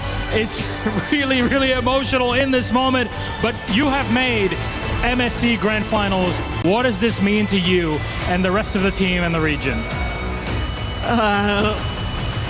Before I go to Myanmar, I leave everything, my personal interests, building the Myanmar team. And for these boys, they doing great. They doing everything for their countries. I hope this will be inspiration for upcoming generation. I keep on putting God first in every situation. I'm one of the coach that I always seeking God wisdom in every situation. And this time, Lord, I lift your name on high, Lord Jesus. Give us another chance for the championship. It feels so good. It feels incredible. It looked incredible. One of the best series we've had ever at MSC here between you and Falcons. Next piece, look. A couple days ago, we were thinking, hey, who are you guys going to play in the semifinals? Vitality was the choice that you have in mind. Were you expecting Falcons to be here and to also give you such a fight had they qualified to semis? For the team, they really want the Vitality. For me personally, I really want to face the Falcon because I'm the only coach that don't have any import in my team, and I want to prove that if the region and then the people and then the players, they're doing great, they can achieve things. So yeah, I want to face Falcon. Well, you got it here so far. It's a great moment and day for Myanmar as a region. There's fans back home, either Myanmar or for you in the Philippines. Is there anything you'd like to say to them in this moment now that you've made the grand finals? Right here at the front. To my wife and to my son, God did. It's amazing. God put me on the stage, in the world stage. Thank you for supporting me. Elijah, thank you for believing in me for my next New Era X Pro family. I love you so much. For the Myanmar Burmese people, we're going to rewrite the history. Okay? We're going to rewrite in the name of Yangon Galacticos. Thank you very much, Coach Marvs. Thank you so much, my friend. Emotions are high, but that's the beauty of MSC, my friends. And it's now time to crush a key all together. Let's bring out the entire team. Come on over, my friends. They might have one more key crush in them, but that'll be after the grand final. For now, yes, you heard it right. Your eyes do not deceive you. Yangon Galacticos are going to the grand final. A crushing to go and a big one here. Not just will they be crushing the Team Falcons key here, the Team Falcons PH, but it's the club champions of last year. Coach Marvs has the honor to do it and will crush Team Falcons after an epic best-of-5 series. All destroyed. Job well done in the semis. Only one more step left for greatness. A great step in a moment for Myanmar. Let's break it all down on our panel. We will rewrite history. Coach Marvs. Not just for Myanmar, for Yangon Galacticos, who remain to be the best team so far in the galaxy in MLBB. MSC has been so named the Tournament of Upsets. Well, I will self-proclaim that. It is the Tournament of Upsets. And as we continue on, you cannot leave a moment like this without acknowledging the emotion that goes along with it. It's not just the win, it's not just the game, it's outside of the game. The trust, the faith, the belief, and the gratitude that he expressed to his family for allowing him to take on this risk. The lack of imports, he said. Yep. The pride of this country to prove they could do it amongst everyone else. And now, Renmar, Brigitte, at least $500,000 is going to go into these players' pockets. And if they continue to play like this, tomorrow they could be millionaires. Welcome back to the grand finals, Myanmar. Welcome back. You deserve it. The region has been hungry for a stage like this, a moment like this for such a long time. And yes, it was at the expense of the Falcons and the last Filipino team. But if you're a true MLBB fan, you cannot help but stand and clap for Yangon Galacticos, for the region of Myanmar, and how poetic that it was their Filipino head coach that crushed the key on the last hope of the Philippines. But of course, he acknowledged that it wasn't about him. It was about his players from Myanmar who got that win for the region. That got all of us so emotional here in the studio. The amount of sacrifices Coach Marv's had to do and the amount of trust that he put in the players and the region, who again historically have already made waves, and now that they've finally returned, they've just broken records and they're proving to be a true contender and potential champion here in MSC at EWC 2026. There is no amount of words to describe what they could possibly be feeling right now. And this has shut out all the doubts about that asterisk, about their way here to the knockouts, about the teams that they beat. They just took down Team Falcons in 5. Yangon Galacticos look like a team that can beat any other team in the world right now. Spirit, Onyx, have to watch out and respect the Galacticos. And this moment here, it is the stuff that you live for in esports. It's the stuff that MSC has given us. And it's the stuff that now in Paris we get to witness with this fan base, this immense energy at the Lenovo Legion Gauntlet, the tears being shed. And it's just the beginning of the stories that we're telling, because they will tune in tomorrow for either of their opponents that will come up in this second series of the day. Guys, it's hard to think we still have more MLBB this afternoon. That should have been it. I know. And the fact that they just left the stage saying that tomorrow they will rewrite history.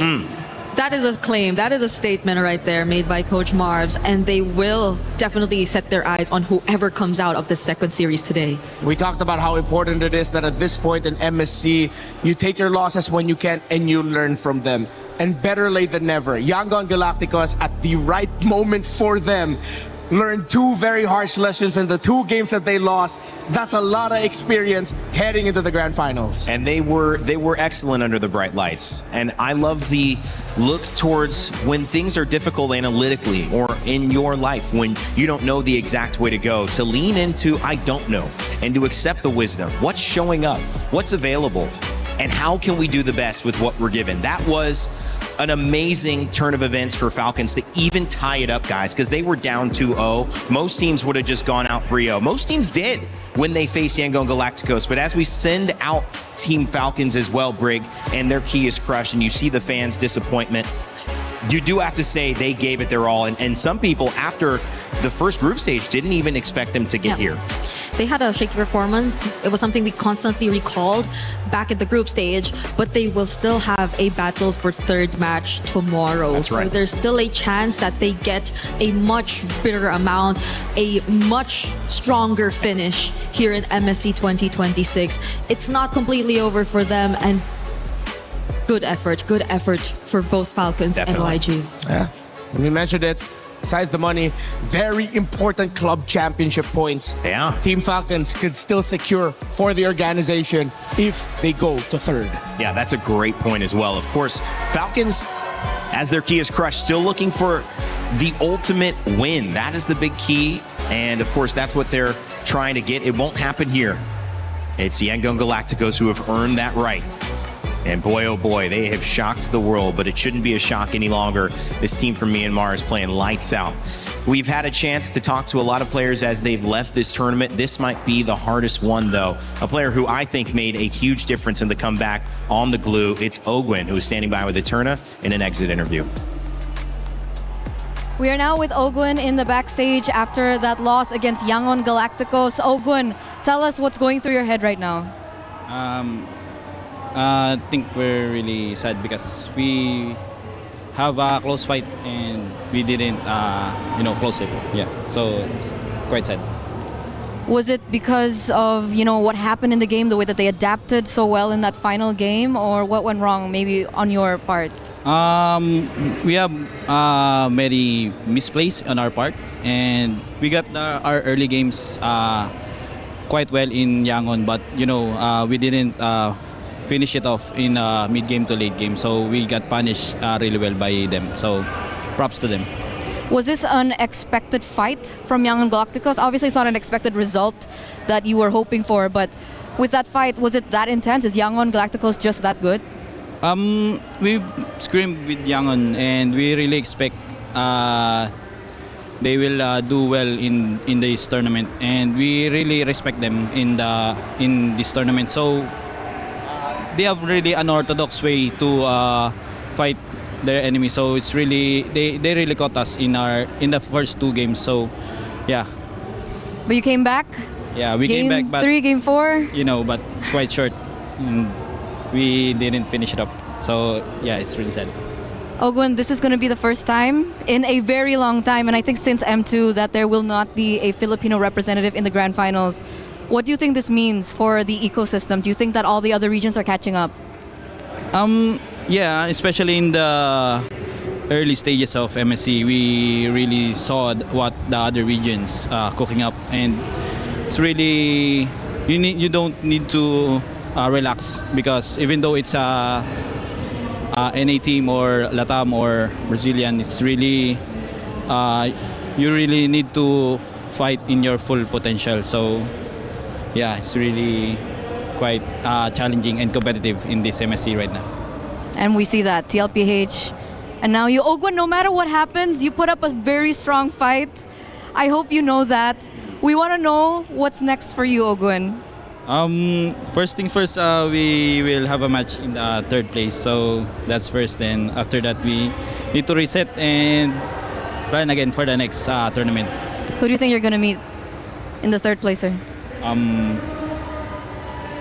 I don't know. I think it's 50-50. Spirit is also good. Okay. Do you have any final message to your fellow Filipinos? Thank you so much sa mga sumuporta sa amin. Yun lang, di kami umabot sa finals. Kaya yun, ito lang yung kinain namin. Kaya sa susunod namin na tournament, pas paghahandaan pa namin, tas hindi namin mamalitin yung kalaban. Yun lang. Thank you. Thank you to Falcons. Thank you to Ogwin. We love you very much. Everyone loves you very much. Keep your chin up. We're going to throw it over back to you guys.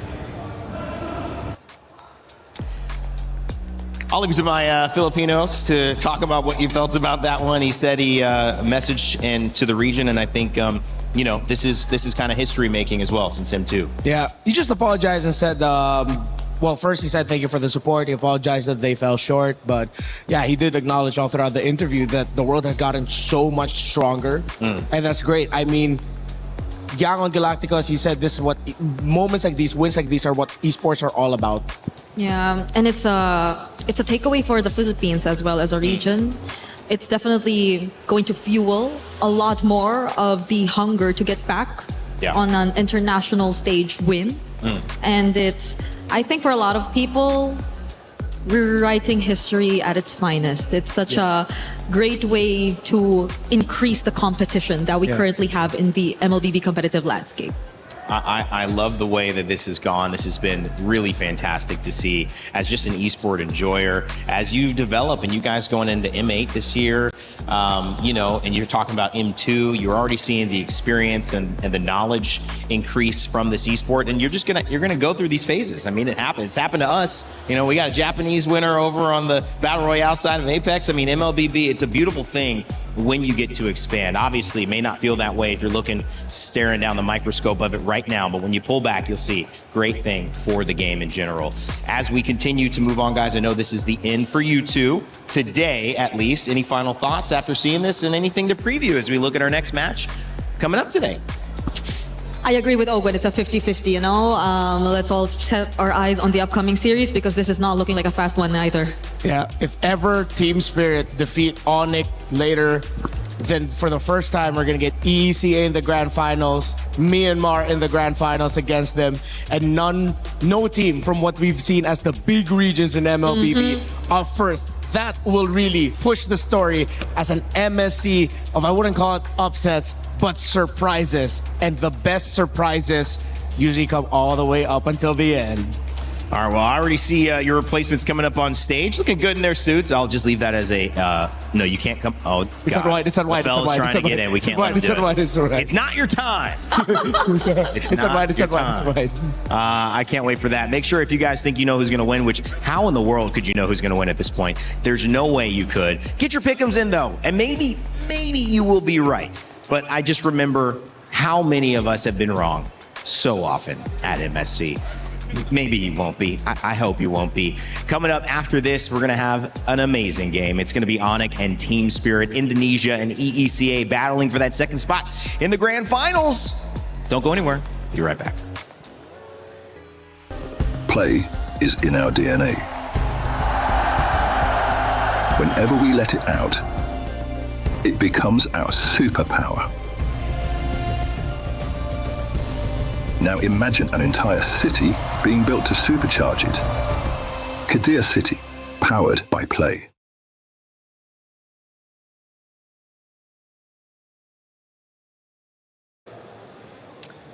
This is Confessions with Naisu. I mean, you are chilling here, to be fair. I'm chilling. You don't seem remotely... A lot of people have been quite nervous for this. I just came from the broadcast, so I'm vibing. I'm relaxing now. I'm vibing. It's probably for the best. Nice and relaxed. No tense about these questions at all. Should I be? Oh, no. You know, honestly, you'll be all right. Okay. What's wrong with leaving the bed messy before broadcast? Okay. I believe that you should start your day by making your bed. It's a good habit. This is it's a habit that stuck with me from my dad. My dad was a military guy, so he told me when I was a kid, you know what, you can't leave your room and start your day until you make your bed. And then I told one of my caster friends, we were rooming together, and it's the first time, because before we used to have room, we had to room with other casters for internationals. Been there. Back in the day. Back in the day. And I was like, bro, we can't go cast unless you make your bed.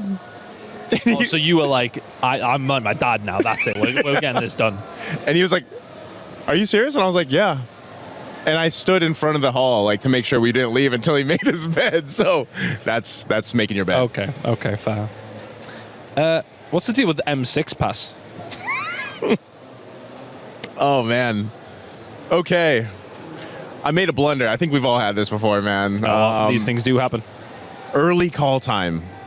Earlier than this week? Earlier than this week. Damn. Yeah, earlier than this week. Yep. World Championship. It was M6. This was about a couple years ago, actually. And there's always this pass. It's called the M5 pass, M6 pass, M whatever pass. And yeah, I was on live broadcast, and instead of doing the typical spiel of M6 pass, I said M6 pass. And, I had no way to cover from that, but shout out to my co-talents, man, because they covered with me. Oh, I wouldn't have covered. I'd have buried you. I'd have buried you there, and then I'd have been given the what? Straight away. The what pass? The what pass? Yeah, 100%. What is Century Tuna? Oh, yeah. That's so funny that it comes up. Century Tuna, man. So Century Tuna is literally tuna. Yeah. It's tuna. It's a can of tuna. It's a can of tuna? That's not wild. It's wrote down, yeah. There's nothing. I'm going to leave it at that. Hey, look. I ain't seen the pictures, but... You have seen them? No. Okay. I didn't Google. No. Well, yeah, don't Google it. Okay. Actually, you know what? If you want to Google it, you can Google it. But so Century Tuna... It was this tuna brand that puts on a show or a pageant where like people can join, and it's a fitness like competition. Gotcha. And that was the way that I started my career in the Philippines. Was I was in the modeling industry. I joined Century Tuna Super Bods. It's a super bod thing. It's like who's the most ripped and all this stuff. Yeah. You do a bunch of challenges, and then that propelled my modeling career in the Philippines. So it's a funny thing because when it gets brought up, like, people will say Century Tuna Naisu, they'll Google it, they'll see it, and they'll be like, what the hell? This isn't you, is it? And I'll have to delete my history. By the way, can I call you Omega? You call me what? Omega. Omega? Hey, you can. That's my middle name. That is a strong middle name. That's a very strong middle name. Even when I was born, I thought that. So what's your full name? How would you say your full name then? Joseph Charles Omega Rezabek. That is serious aura name. Serious aura, that one. Like mine is okay. How about yours? Chris? Chris Tun. It's a U-double-N. Like think Tonwe, like heavy. Wait, what's your middle name? James. Oh, okay. That's British. Cool. Yeah. Why'd you pop a balloon, man?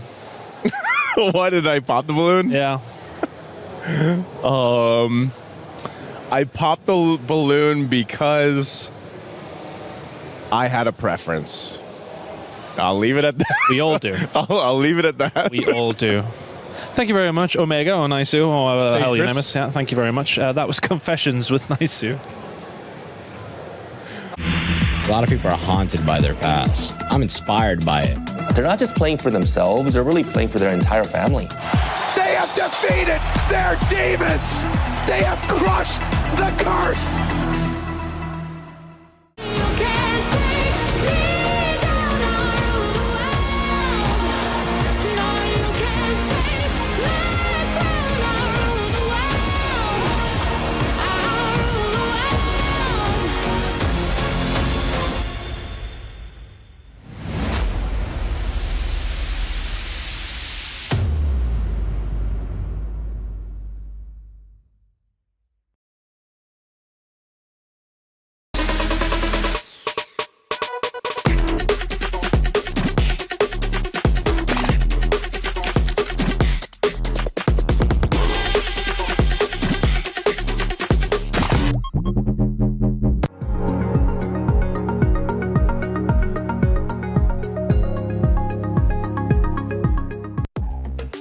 Yangon Galacticos and Myanmar have booked their tickets to the grand finals. It's time to find out if it will be Indonesia or EECA who follow. Welcome back to the panel. My name's Rain Day. We have seen some amazing MLBB today. Safe to say, not only the tournament of upsets, one of the most exciting tournaments we have seen internationally for MLBB.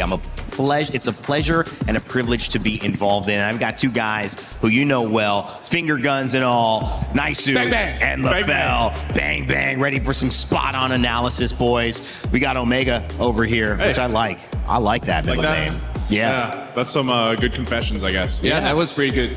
Honestly, like, this series before, it was amazing. It's a good thing it's a best of 5. If it was a best of 6, I don't know how he's going to pronounce it. Did you do something different with your hair today?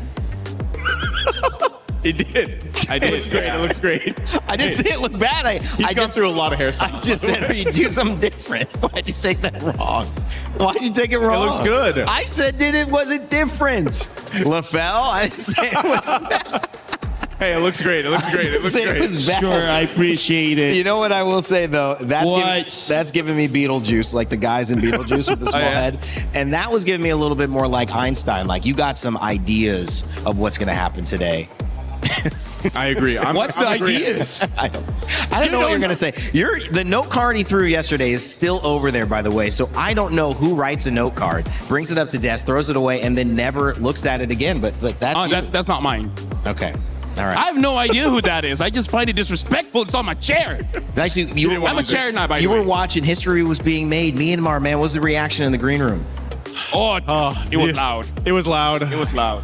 You know, I'm going to be real. It was tough to see the last Filipino representation be knocked out of the tournament. And as we heard too on stage, you know, this is the first time in a long time since the Philippines has not been in the grand final. But I think story-wise, it's pretty good, man, because, again, Myanmar has been a team that has been dominating through their own regions. I mean, Yangon Galacticos, their own region, but then they finally get this chance to get to a grand final and bring back this style of gameplay that they've showcased even before, years ago. Yeah, and we were questioning what had happened, but they bounced back in that Game 5. It was awesome, but now we may have something even better, and that's why we have our Crunchyroll Story of the Day set up for this one. It's going to be Onyx and EECA. Will it be a dynasty? Will it be destiny?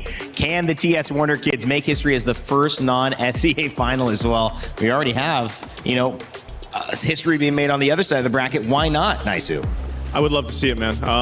But I think a lot of people are going to go ahead and say they want to get Onyx to that grand final. Yeah.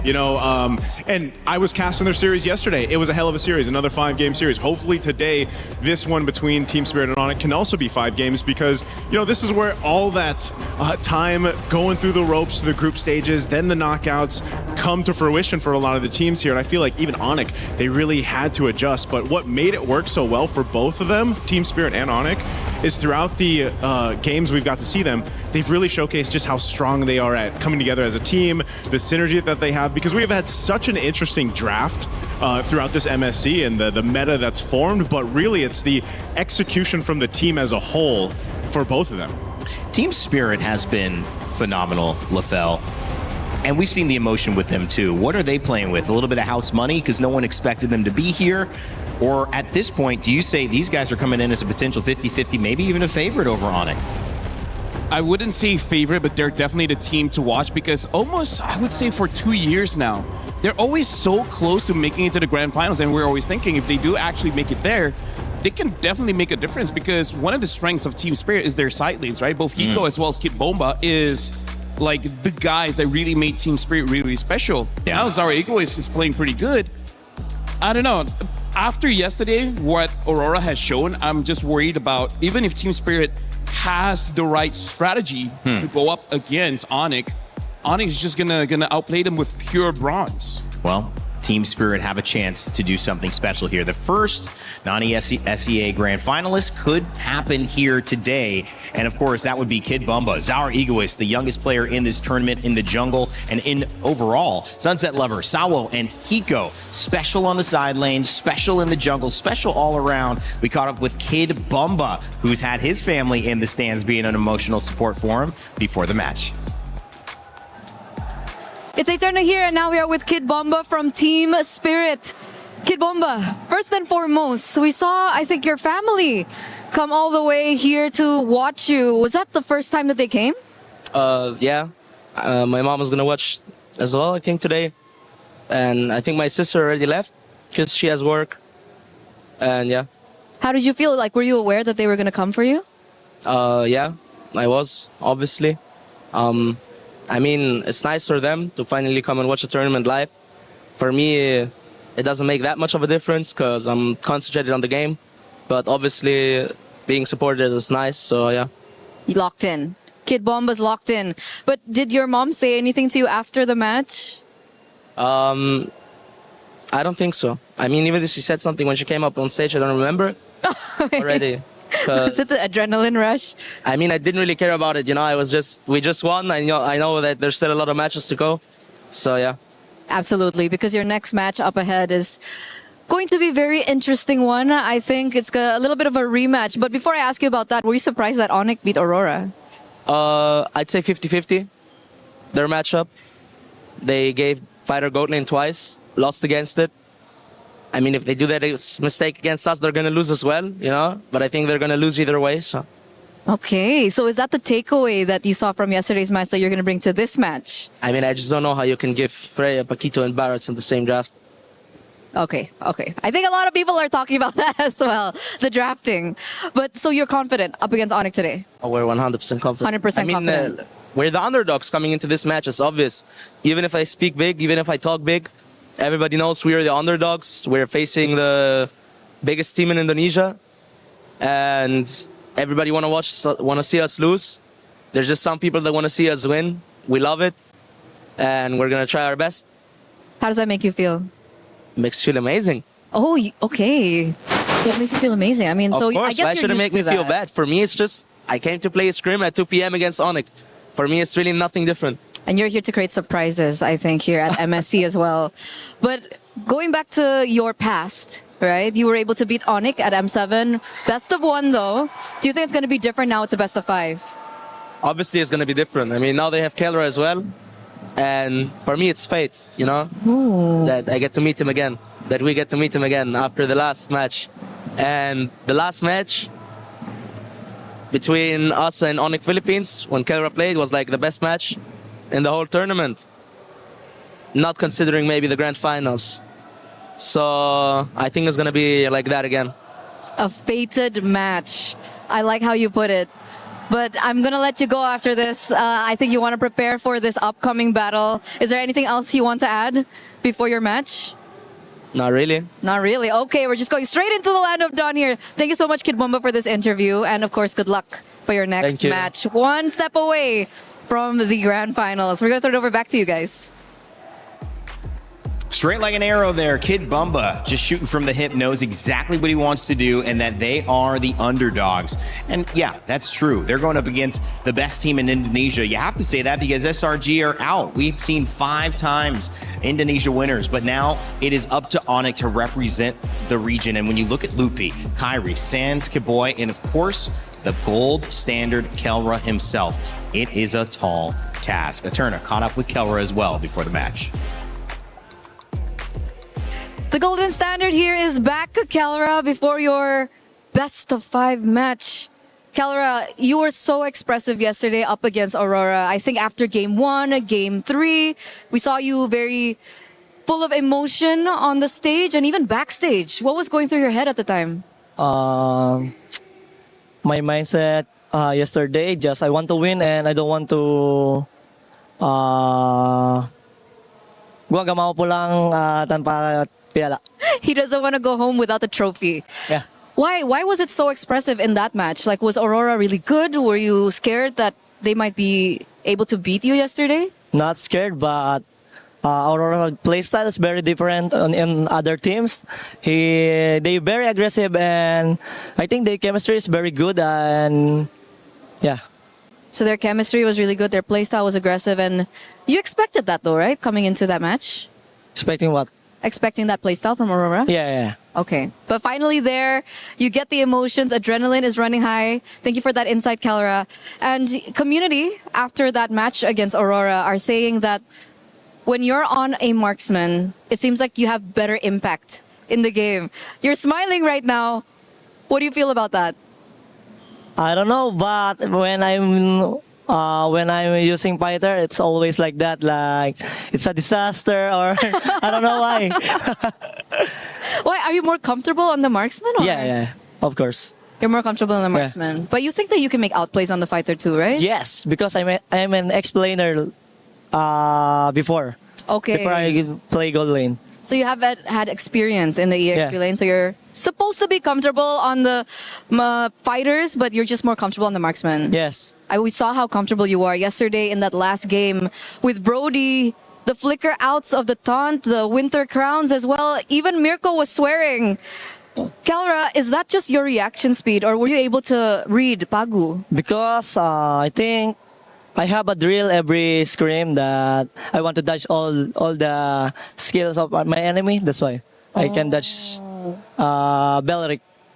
So it was specific to Belleric. Yeah. Were you expecting Pagu to play that way as well, or was it just Belleric?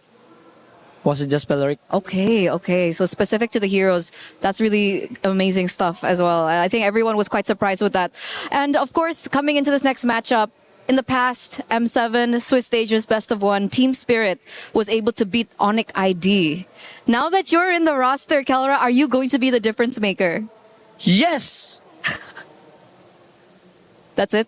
Yes, that's it. That's it. Yes, that's it. Yes. We're feeling the energy from Kelra. We're feeling the confidence as well from Kelra. And with that, thank you so much. Good luck for your next match, because we're going to throw it over back to you guys. Yes! Yes! Yes! From Kelra. Man, what a fun interview. Both sides, both a lot of energy, guys. I'll let you react to either one you pick. I like Team Spirit. You know, to hear Kid Bomba just kind of put it plainly, they're ready for this matchup. He wants this revenge and this fated matchup against, Kelra specifically on this lineup for Onyx now. And I think that is going to lead to an electrifying match for us. Yeah, honestly, like every time Kid Bomba speaks, like you just have to listen. But we also heard from Kelra about how he's been having these drills during scrims about how he wants to dodge all of the abilities, and I feel like that's going to be very important because especially if Hiko somehow gets a fighter in a gold lane, something like a Freya, that's definitely going to be tested because Kelra, when he's using the marksman, he can carry the team, and that's what they desperately need. So we'll see how Team Spirit really fights against that. Well, this is going to be an interesting one, guys. There's a lot on the line again. But as we set the stage for it, maybe the narrative has to be that it's unwritten. Yet again, so many of these grand finals have included someone from the SEA region.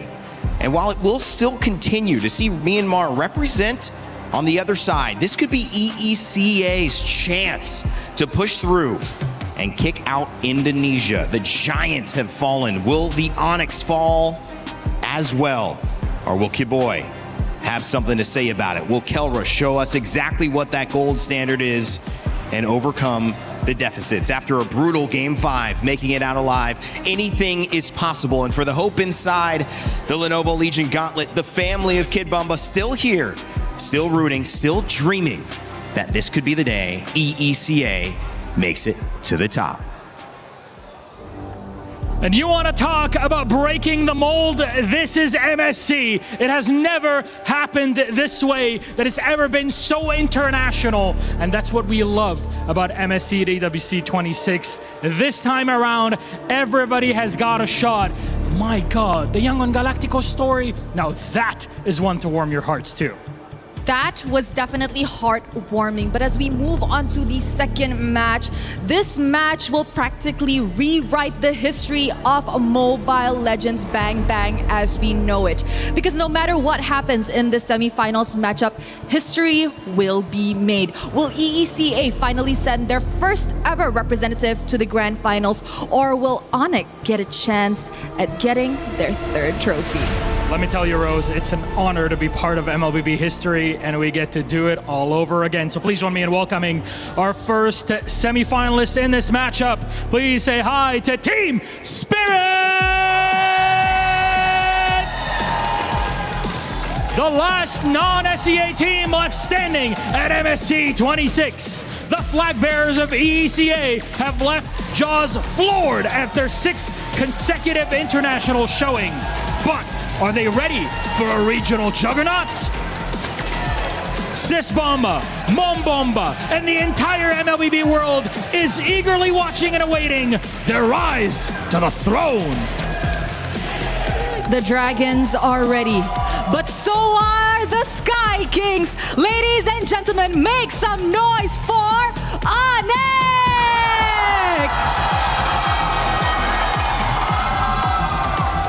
The Sky Kings are closer than ever to clinch their third trophy. The heat has intensified. The pressure is higher. Can they beat the odds as the former champion standing? Can they etch their legacy as the best organization in Mobile Legends Bang Bang history? Only time will tell. It's a game for the ages. I have a feeling, I have it in my heart, in my mind, and I cannot wait to get this one on. So of course, boys, you may place your keys and take your seats. And of course, captains, don't forget to meet in the middle for a little bit of a handshake. Are we gonna get it? Yes. Yes, we will. Respect. We get it at the end of the day. This is a match to watch. And I suggest you guys better hold on tight, because I am sure this is about to be a roller coaster. And of course, to kickstart our match, let's head on over to the Land of Dawn. Gotta clear the way, but they can't. Team Spirit, lock on the base. Revenge is served. Team Spirit will go on to the semifinals. Everybody underestimated us, not only Vamos. Despite the grueling climb through groups. The score that we're gonna have, 3-0. 1,000,000% sure that we can beat them. Onyx will move on forward with the hope of Indonesia as they douse out the lights of Aurora Gaming. Mungkin ya, first team yang dapat 3 MSC. Our aim from the start to beat all teams without mercy. Coming to the studio today, the match against Vamos, being sure that we are gonna win. We were the ones that let them get into knockout stage in the first place, so it's only right that we are the team that kicks them out of knockout stage. Nesk 3-0, taking Vamos out. Didn't have a really good start at this tournament, but we really adapt very fast. Group stage was pretty bumpy. Some disagreements about the meta, about some things. Forget about the group stage, we're in playoffs now. I mean, everybody's gonna see in our match in the semifinals that we got. We need to adapt, and then we adapted. Kalau dari Team Spirit gue belum merhatiin sih. Soalnya gue baru melawan karena gue fokus banget di Aurora. I think Onyx was one of the weaker teams coming into the tournament. To me, it's obvious that we are better than them, and we just have to play our game. They're really a struggling team right now. now, they really don't have the good idea of the meta. It's good to hear that they're confident because we're confident as well. I'd really like to face Sonic ID. We already beat them in M7. We know their strength, their weaknesses. You should see every team as equal. The past matches, especially the most surprising one was E7 and E7 versus Liquid. Anything can happen in this tournament. Gue senang kita bertemu lagi dan gue bakalan revenge kalian, gue bakalan balas dendam. Kalau buat Team Spirit, yang pasti kita bakalan press early lah mungkin. We're not the same Team Spirit anymore that lost the last time in the first knockout stage. This time we're more disciplined, we're more a team. Terus tim-tim di Europe mungkin ya, Europe mereka udah mulai kacap lah, kayak udah mulai ngejar banget. I think Onyx ID is the team that prefers a lot of good team fighting. I think Onyx's strength is obviously Kelra. They just got him to the roster. I think that kid is a very mechanical player with hero mastery, especially with assassins. Jadi kasih game terbaik, kasih semua yang kalian punya, terus buat Kit Bomba, ya, just be ready. Good luck, Yep. Good luck, Kelra. I'm always joking around with them when I see them, but this time it's serious. Well, we had mentioned that the Giants are no longer here, but it started at the beginning of this tournament. Mentioned SRG, Malaysia, Liquid PH, the Philippines. Another Philippine team is knocked out, but those two champions were 2 of 3 of MSC in the last 3 years, and it was Onyx who was the one right before. If they get back to the grand finals, they have a chance to repeat in that 3rd year again. And the reason I say repeat is because they also won in 2019. So it seems like, Naisu, every 3 years, Onyx goes on these runs, but they're standing, or and the other side of things, standing in the way is a team who's trying to make their very first run in Team Spirit. They've got a big dragon in front of them and a team that really does dig into the spirit, right? Team Spirit, they have not only shown their confidence, but just on how quick they can adjust. And they've already shared their sentiments about how, they felt like Onyx was one of the weaker teams coming into this, especially group stage. I think this MSC in general threw everyone's predictions out of the window pretty much on how things have played out. But one thing's for sure, yesterday, I think, again, when you look at what Kyrie did on the Fanny, what Kelro was able to do on the Marksman, hell, what Sans, Alutfi, and even Keyboy did to set them up for that success in winning that series against Aurora Gaming, you have to take that in consideration now if you're Team Spirit, because everyone has adapted up to this point and everyone is just catching up to all these powerhouse teams. And honestly, I feel like Kit Bomba really understood how to take down Onyx, and that's, you got to take down Kelra, because here's the thing, no matter how the draft looks, Kelra just has a different vision of how the gold lane is supposed to be. So even if he picks up a hero that we're like, there's not a lot of mobility here, you're probably going to get caught. Somehow, some way, he still doesn't get caught. And here's the thing, as long as Kelra keeps playing the way that he plays, he can defy expectations. He can say, be done with the draft. As long as I got my hero, I'm good. Defying timelines and expectations and even tempo, Claude has become a much bigger problem, not just late game, but mid game and early game when supported with the other picks. And you have to say, you have to keep your eye out on a Paquito and what that role will be. It was flexed into a double fighter. It was flexed EXP. It was even flexed jungle, but that game actually lost. And once it started to get out of that gold lane, Kelra found an opening. So the key is, does Team Spirit try to attack Kelra immediately to put him on the back foot, or do they build just around their game plan? Honestly, when it comes to Kelra, playing against him and it's almost like you don't want to expend too much worrying about Kelra, because Kelra is just going to be, he does what Kelra does. He's a god in the gold lane for a reason. I think yesterday was proof of that. His godlike reflexes, and now we know why he has those reflexes, are something that you just have to match. So that is going to be on the hands and shoulders of Hiko to be able to go ahead and match what Kelra's doing, in that lane. But then again, as a team, there's so many other avenues that you can focus on depending on what's drafted. We've seen a lot of variations, a lot of experimentation, but even in the last series, we saw some teams just choose to default on their strengths, default on a standard lineup, and just try to execute better. And either way, again, you got hopefully five games to go ahead and prove that here. And honestly, I wonder how that conversation that Kelra against their Scream opponents is. It's like, I'm going to use a Layla. Could all 5 of you try to catch me? Yeah. Right?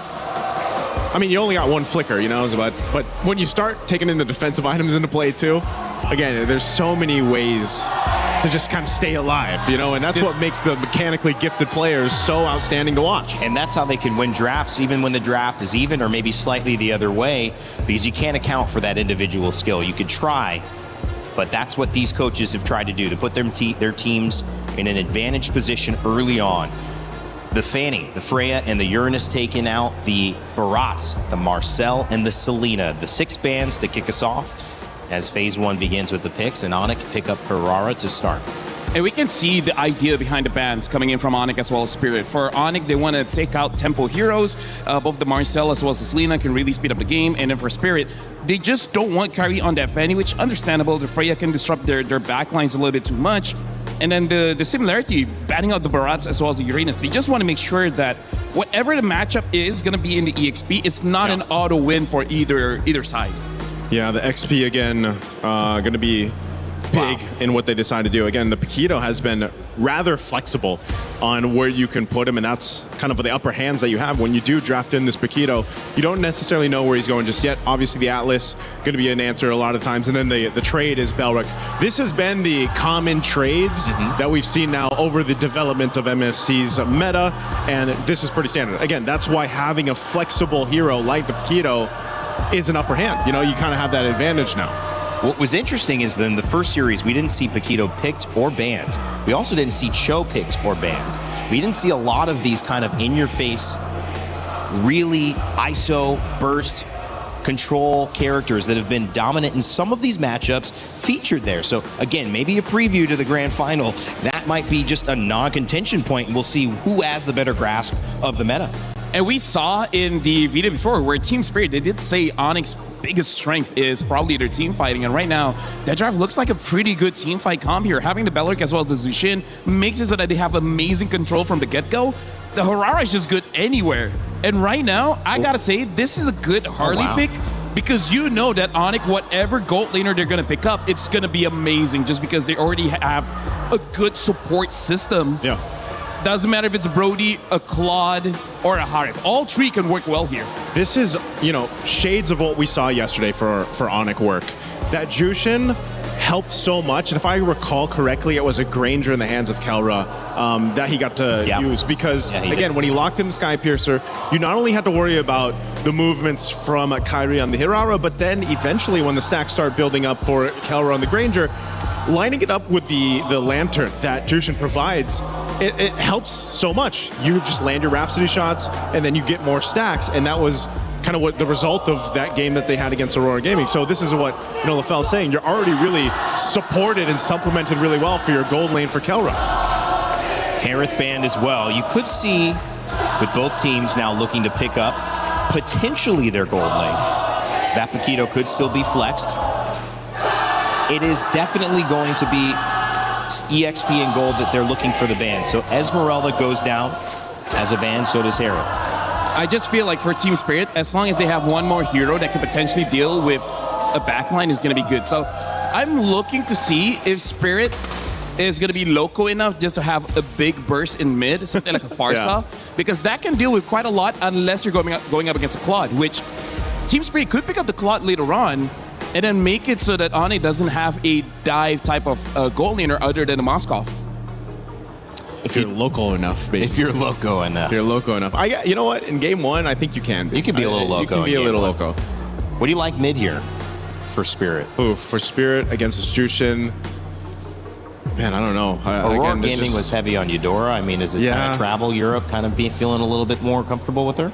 It's interesting because a lot of times we see the Eudora even paired up with the Belric, right? But in this case, if they decide to go ahead and grab it, they can. I think it is one of the better heroes too for Sunset Lover, at least from what we've seen him over the past few days. It can also help, I guess, combo with the Harley in a way. I mean, the Harleys work so well just because you don't only have to rely on that deadly magics, but then depending on the builds that they go, you know, whoever's able to get that Genius Wand, it does help kind of get that burst a little bit faster once you shred down some of the magic resistance here of the opposing team. So there is a room, I would say there is room for the Eudora to come through, especially since now we've seen so much of the Selena, the Valentina, obviously, but they're banned out. So yeah, there's the Eudora. Good call, Rain Day. Thanks, buddy. Valentina banned out, Clint as well. We're going deeper into the gold lane, but the bans are done for all of these squads. So How does Kelra respond? What do they like? I mean, like, here's the thing. Because of that Paquito, it does make it a little bit awkward, I would say, for Onyx to draft their side leaders here, because I think for sure they just want a gold lane. I feel like Claude is going to be pretty solid, but if they want to be safe, I can see a Moskov work pretty well here. You just got to be careful of the Eudora. You have to hope that Lupe is able to absorb the Thunderstrap first, and then Kelra can go in. Speaking of, what other tanky heroes do we have left? They pick up the Cho. Is this Cho Roam or EXP? Wow. Yeah, that's a good question. Just because, again, Belric can be flexed too, so... Because I feel like if you're going up against Paquito, Paquito is going to be pretty fast. I think it's better to match speed for speed with the Cho, but that's... We haven't seen Cho XP in years now. It's been a while, yeah. It's been a minute. Bit different here. Again, Hiko could go crazy and play Paquito there, and we could see a marksman, but... Sorry, excuse me. EXP picked up. Yeah. This would tell us too, because they wanted to wait and hold on to see where they plant this Paquito, if he's actually going to go in the gold lane for Hiko, or if they're going to go ahead and pick up their XP now. Because that question is still there. Okay, they'll go Sora, so now we know. Sora's going to go XP, and then, of course... Go Paquito. And then we have gold lane Paquito. Wow. I feel like this is a good idea coming in from Spirit, but we've seen teams try and fail, which is try to end the game pretty fast. And they do have the Harley, so in case, you know, they need to push, you can still use the Harley there. I'm liking both drafts, but I really feel like Onyx, they got everything they wanted. Well, these are two dangerous drafts. A fighter in the gold lane for Hiko going up against the gold standard in Kelra. Eudora picked up as well. And the Beleric. How important will that be to set up these fights? It's going to be a battle, baby. And I know two guys ready to cast. One's already been streaming and casting earlier. It's Spirko and Gideon. Thanks so much, Rain Day. Welcome, everybody, to the most anticipated match of the day. It's going to be Onyx facing up against Team Spirit. And once again, these teams, they know so much about each other. I mean, seeing the Paquito show up once again, but Hirara being given over, the trades have been great. They've got that experience, man. They've played so many games already. Again, both teams having to deal with some rough patches in the group stages to make it this far as well. Some crazy games from Onyx just yesterday. And especially after a ridiculous result just earlier, Young Gun Galacticos with an upset win. Could be another. Could be the best MSC ever. It already is up there. I'm already nervous about it, right? Because every single moment, every single position is going to be taken into the account here. You know, we got to put everything underneath that microscope to see where the big plays could be made. Looking at the emblem so far, things are up to standard picks. A lot more tenacities that I'm seeing here, even from Sanz and as well as Lutpi, understanding, hey, I can't afford to die like this, especially since we've seen so many games here at MSC end roughly around 11 minutes. Spin the stomps in the early game, really. If you get that early advantage, the Sky Piercer on Hirara as well. It was a pattern that we saw in the last few matches, even yesterday for Aurora Onyx, that whoever gets the Hirara seems to have an advantage unless there's a Fanny on the other side. Yeah, and that's the scary part, right? This early phase, so far, we're already seeing immediately attack on Sanz. And this setup here, at level 2, at level 4 for Kyrie, they don't find the kill angle, unfortunately. For the upcoming Turtle, though, it's going to be a little late for Sanz as well as Keyboy. We'll see whether or not they give it up. They're most likely going to give it up, considering that Team Spirit already running double fighters and Hiko already making his way to proxy the wave. He's got to be careful, though. Needs to really be very careful. Onyx probably know they can't contest with a neutral objective. They might be able to go for the trade, especially if Hiko tries to cut very early. But thankfully, for Spirit, Hiko sees him, spots him out. Zaur Ego is on this neutral objective. Now on the Harley should be free. Just the retry. Keyboy making sure he pops that retry. Nothing is going to be given for free. And they're making sure that they're at least not wasting time, right? Really good defensive rotation from the side of Onyx, making sure that they're sending Kyrie and Keyboy to the top side of the map, denying the proxy and making sure that things are relatively standard for Kelra in his gold lane experience. We know it's just a matter of time until Kelra might make a super play of his own. The real question is, where is First Blood going to happen? We've seen Kinbaba rotate from the bot side. Unfortunately, haven't seen too big of a commitment yet. Oh, wow. A cloud shift here as well. Yep. Bomber's going to put some pressure down on Lutpi. Wanted to get a flicker at least, but But he knows better than to actually use those resources early. He's going to stay patient with it. Kelra up top, though. It's so well played by Spirit in the draft, though. They ban out the Harriet, the Clint as well. Those are the two heroes that can really deal with the Paquito in lane. And because Team Spirit has red side, oh god, deadly matching. Some more with Sunset Lover as well. But back to the point, because they were red side, Onyx couldn't risk picking up the Moskov just because there could be that Hanabi threat. That's the thing, Every single time you come into these drafts, there's always that sneak peek on that red side. And so far, I like the way that, Team Spirit have handled themselves, right? A slight evolution, not trying to go beyond what they need to do. They're still checking the boxes, and you can tell that Hiko, this side of the map is his, right? Even Keyboy has to be very respectful of him. Look, P. Didn't use any of the resources earlier. Rapid trying to be used up now. Shifting skies. Oh, insta-flicker. Kid Bomba with first blood. Now he's getting the fatal legs and the flicker combo, locking them down as Bomba can't go for the chain. Lantern flare right there as he goes to the skies. Sunset Lover puts the thunder right down on Keyboy. Oh man. Once again, Kid Bomba catching Onyx off guard. Wasn't expecting him to be so desperate to chase for someone of Lupi's caliber, and not to mention even Keyboard trying to disengaging them, forgetting that Kim Bomba can just walk back into the fight, one auto attack away from actually triggering that ult once more. Even so, the turtle is going to be up, and by the time the ults come back up for the side of TS, is Onyx going to take first position here to try and drag this out? Do they really want to contest this? Perfect match, already baited out by Keyboy, just with the G-Kundo. Now Onyx holding control despite Team Spirit's early win. Stun coming down now. 50 skies from Bomba goes in. Look, P doesn't get caught by it. Sour back again. Red tree battle. Rapid Dryad. Good zoning there, and it's gonna be the red tree from Kai instantly. They will disengage. Sour trying to look for a trade, but it will not happen. Tactical defensive plays. And while this is all happening, Kelren just knows, hey, I get a free push here. Hiko, you can do whatever you want. You have the item power spike with a Hunter Strike. Sure, whatever. I will donate this to you, but just give me 5 more minutes. For the rest of the team, at the very least, we see that from Team Spirit's side, being able to kind of contest these neutral objectives is kind of the point. But at the same time, Lutpi is quite the problem with the Wrath of the Dryad. So taking first position may not necessarily be ideal for TS, especially if the flickers are available. Radiant armor purchase coming in from Kid Bomba, not to mention penetration boots from Sunset Lover. He's already putting a lot of damage onto Sans, and I like the fact that they're trying to say, you know what, if we can force Sans to use his abilities, and we saw what happened in the previous game with the Sky Piercer, we can't let him get into that position again.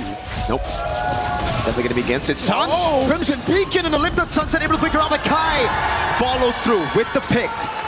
Did he get Sky Piercer before or after the kill, though? It's the question as now Kai walks up again. Keyboy goes in with the way to Dragon. It's going to be cancelled out by the Fatal Lace and the flicker out, but the blazing duet from Kelra isn't enough to take him down. Kai right there! Kelra gets the last hit. Hiko now with the rotation. After the Dryad already there is Bomba and Sour. Go for the trade out to Kai. He's going to be able to get the dodge away. Bomba right there now, running him down. Nicely done, and now they need to disengage. I don't think Bomba can get out of this. He's getting gunned down, and Lupi says, you know what, this time I'll let you go. It's chill, it's all good. We got the mid-tier 1. We were able to invade your jungle. We got the money that we were looking for, and I think that's the scary part about this current metagame. How far do you want to reach? How greedy do you think you can be, especially when you start getting to high-stakes games? Because this is some life-changing money on the line if they win the series. And Onyx did a fantastic job at finally being able to get a win over Spirit. It's been Spirit, the more calculated team, rotating early with the tempo. Onyx now with a conceal for Luke P and Keyboy. Trying to grab a little bit more of that map pressure. I don't know, this one's looking a little dangerous. He's thinking about this, but at the same time, look at the position of Kid Bomba. He wants to cloud shift somebody. Let's see it now in the back, trying to zone Kyrie. He just dashes away for now. It's gonna be the full chase right now as he goes in twice. I'm talking about Wrath of the Dryad! It's good, and now Sunset Lover, he gets the turtle! And now with Bomba in the air, Kyrie locked down, he brings it back, Limpy! Straight into Tower scores, it's Kai with the rotation back to pick up the kill. 1 for 2 at the end of the day. Sunset going away, he go with the jump in, but he gets punished by Kyrie. Man, these fighting beats are really uncomfortable to look at because there's so many moments that you see both Onyx and as well as Team Spirit. They walk up, they're looking for a reaction, they're throwing the feints out, and whoever makes that first mistake usually goes down. But let's look at the replay one more time. It was good. Unfortunately for Kelra, he gets locked down by the ball lightning, but in the end, despite missing the cloud shift, that Wrath of the Dryads is such a game changer. And you gotta give props to Kyrie for playing that fight perfectly, man. Earlier in the start of the fight was Bomba and Sao. Hey, Keyboy feeling it already. That's the vibe you need if you want to make it to the grand finals. Hiko Going in again, it's Kai with the iframes, dodging away, but now they have information. Sawa with a perfect match, Keyboy on the Cho. That's why it's such a good pick against this Atlas. And both sides trying to draw the line in the sand, but it keeps getting wiped away, and they keep pushing it forward and pulling it backwards constantly. But now it's about item power spikes. At this stage, let's pull up the items just real quick here. At 8 minutes, where exactly is Kelra currently at? Because Hiko, he's already unlocked from this lane. They've got 2 towers, top and bottom side. They can start invading the jungle pretty heftily. Ideally, if they can get rid of mid-tier 1, that'll be more optimal. But even so, the coverage from Onyx, they're like, yes, Kelra, invest more, wait until the stocks get big before we sell out. We get to see the fans here. The Sonics in the building. Also the Spirit fans who are really just trying to go band for band with those chant battles. But yeah, I'd love to see those items as well for Onyx. Let's take a look at it. DHS Rush. He's going to go for the Golden Staff next, and it's just a component for Corrosion side. So he wants to be active early. He does. But on the opposite end, at least we know, with at least 200 gold difference between the gold laners at the very least, just the cost efficiency of the fighters. Already 2 items down in the bank. And with Lord already spawning here, I'm trying to figure out what's the best angle, because Sans has that Purify. I'm thinking whether they can punish Keyboy, but at the same time, Kyrie has been playing it so nicely with those iframes. They've got to figure out something that makes him bite. It can't just be the Lord here. Zara might be able to bait it, but at the same time, this is a huge problem if Keyboy gets a good kick on him. Nobody on the side of TS has a Purify. And that move by Kelra as well, the poke over to Bomba, the fact that he chased even forward and Bomba popped the regen. So he's going to have to recall back to base. Onyx now have tempo around this. Bottom lane is good for TS. The ball lightning comes around for Keyboy. Hiko deals with the wave in the top lane, but the mid wave has been pushed in by Onyx, so it's just a battle of prio around these lanes. This is tactical. This is really, really tactical. And TS, they don't mind dragging this out. No one saw that ball lightning. It's all good, but I don't think it's over just yet. It's almost trying to force it. Now with the shifting skies as well. Sans popping up the Crimson Beacon early. It's going to be him. Over the skies away, the dragon for Keyboy. Ball lightning stops it down. Sawo with the Fatal Links on 2.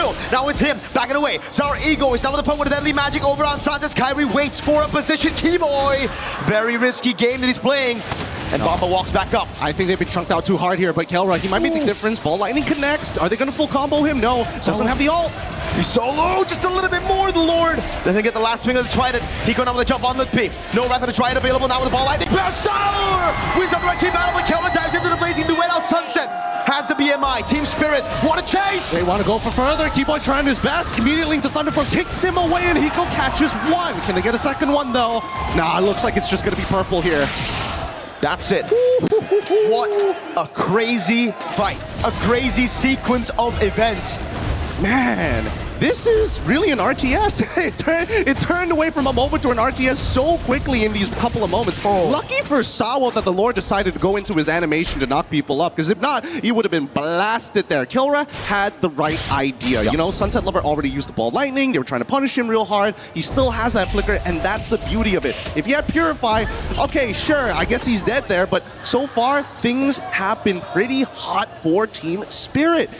This is going exactly how we were expecting it, right? Double fighter comps generally take the advantage first. Later down the line, you're expecting that the marksmen are going to be able to not only outplay, but have enough damage to output. The scary thing is, with the gold standard, he's really good at chunking out your frontliners and still having that fancy footwork to get out. He's been doing that all game now, every single time, even before the Golden Staff, but even more so after it, right? The chunk on Bomba, forcing him back. He's literally just been winning them these small wins before the neutral objective even starts. But it comes down to, again, the lane management and the side, and that's why right now Kelra's kind of chained, locked in from going into the side lane because of the Paquito, and Hiko plays such a good game here where he's never really in vision. Yes, and the best part is that he likes to stick his foot out in random spots just to make people feel like, oh, we got to be worried about the potential flank here. What about the tri-brush? What about... And then they won't, they just slow down. And I think that's the important thing here. Both teams need to really take into account every little detail that's happening across the map. And I think there are moments that I feel that Team Spirit are willing to 50-50 for, especially when they've got priority and pushing waves on their side. Back to Hiko and the Paquito, though, the choice of emblems as well. We've been seeing a lot of lethal ignitions, obviously. In the XP lane, it was mainly quick quantum charge.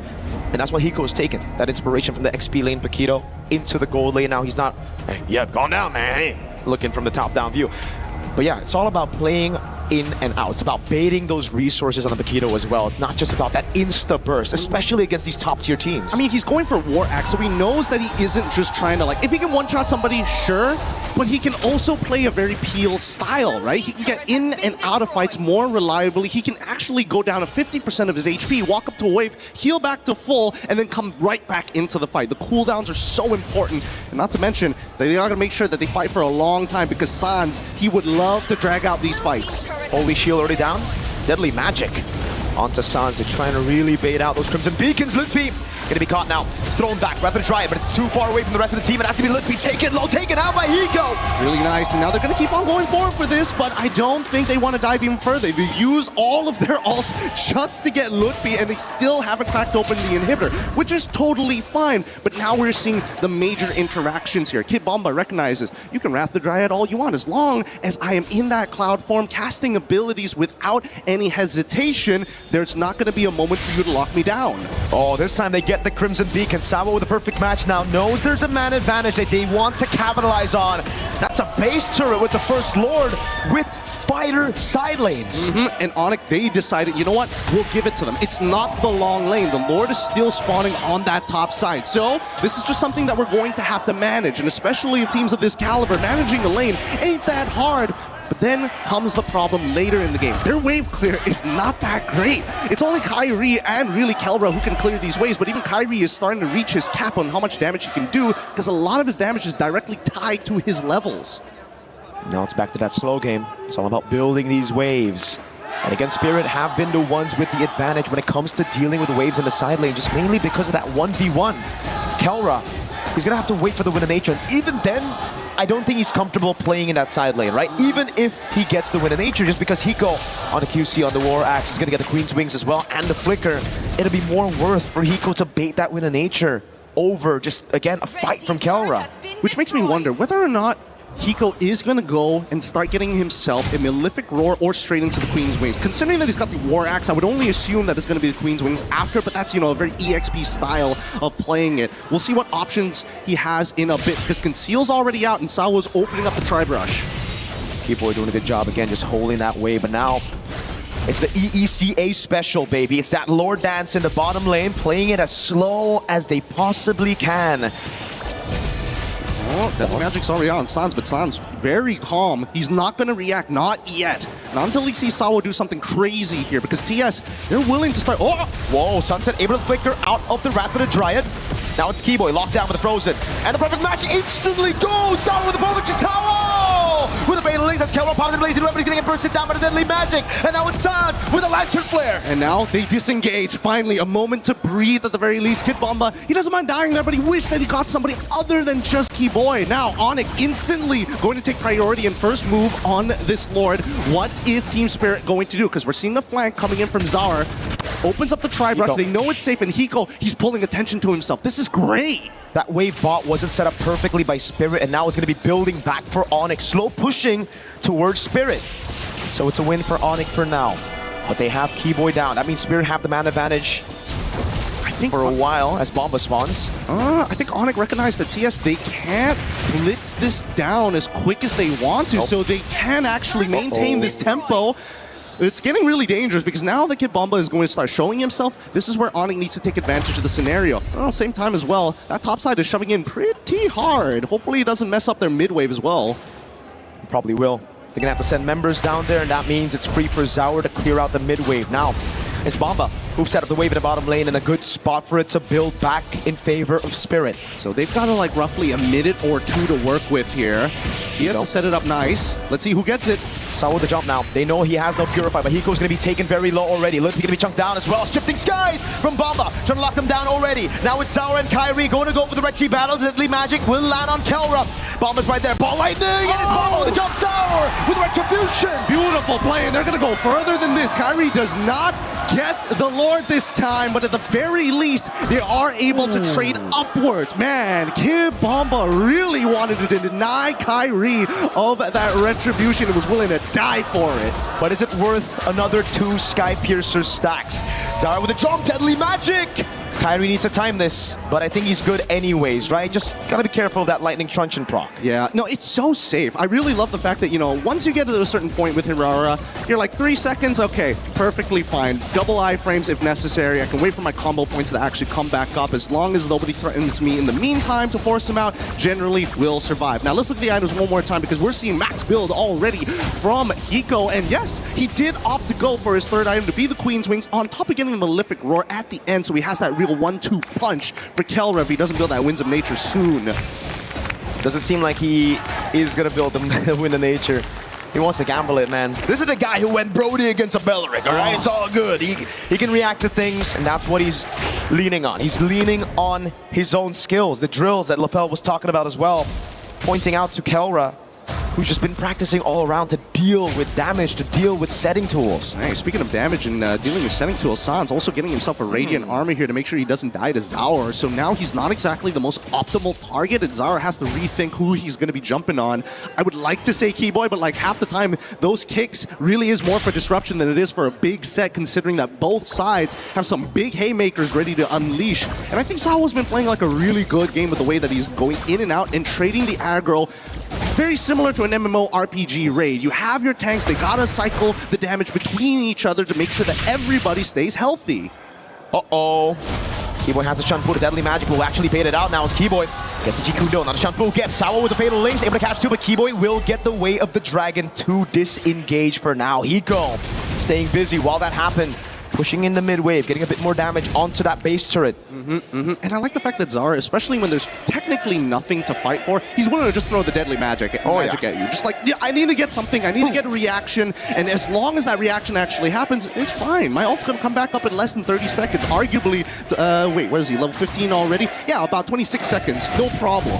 That flicker though, well, long cooldown on Keyboy. And that's really the only engage tool, right? Yeah. Look here, more on that reactive. Oh no, did they read out Keyboy's movement? I think they did. No flicker, Keyboy. How are you gonna run away from this one, buddy? That's a ball lightning. The Thunder's Wrath as well. Keyboy gonna be taken out by Zaur as Bomba walks up and they don't use any crucial resources. It's just the deadly magic. Now more than ever, the meta demands you perfection from not only your rotations, but your positioning as well, and reading your opponent. So far, the score is 8-8, but the 2.2k lead on the side of Team Spirit is starting to make me nervous here. Kelra's at a point where he does real damage, but it's so hard for him to walk into the fight for that big blazing duet. Sawa again zoning in the backline, now jumping on Sans, trying to bait up Crimson Beacon or a Purify. Sawa flicker the fatal links, Purify out from both already. Ratchet Bomba with a layer, brings him back into the knockout strike. Kelra, Immortality already down. It's right there, we're going for it, and Champion says already gets Kelra. They want to get a little bit more, but at least with Kid Bomba, he survives as Kyrie is next to fall. I thought that was going to be an instantaneous fight, but even for the side of Onyx, they're willing to expand resources to make sure they can buy a little bit more time. It's the layer. You Purify out of the Fatal Links, then it's Bomba with the Sora, and now they're knocking on the base. Zaur with the Deadly Magic on Keyboy. Sawa walks up on Sans with no Purify. Base wide open, Team Spirit. Secure game number 1. All right, that's a great start for Team Spirit, but this series ain't over yet. How many times can they pull that combination off? That was literally, what, a 0.8 second frame to flicker Cloud Shift. Seeing the Purify in the middle of 3 different people you're banking on a lot. I don't think it's gambling at this point, but honestly, we're getting pretty close to it.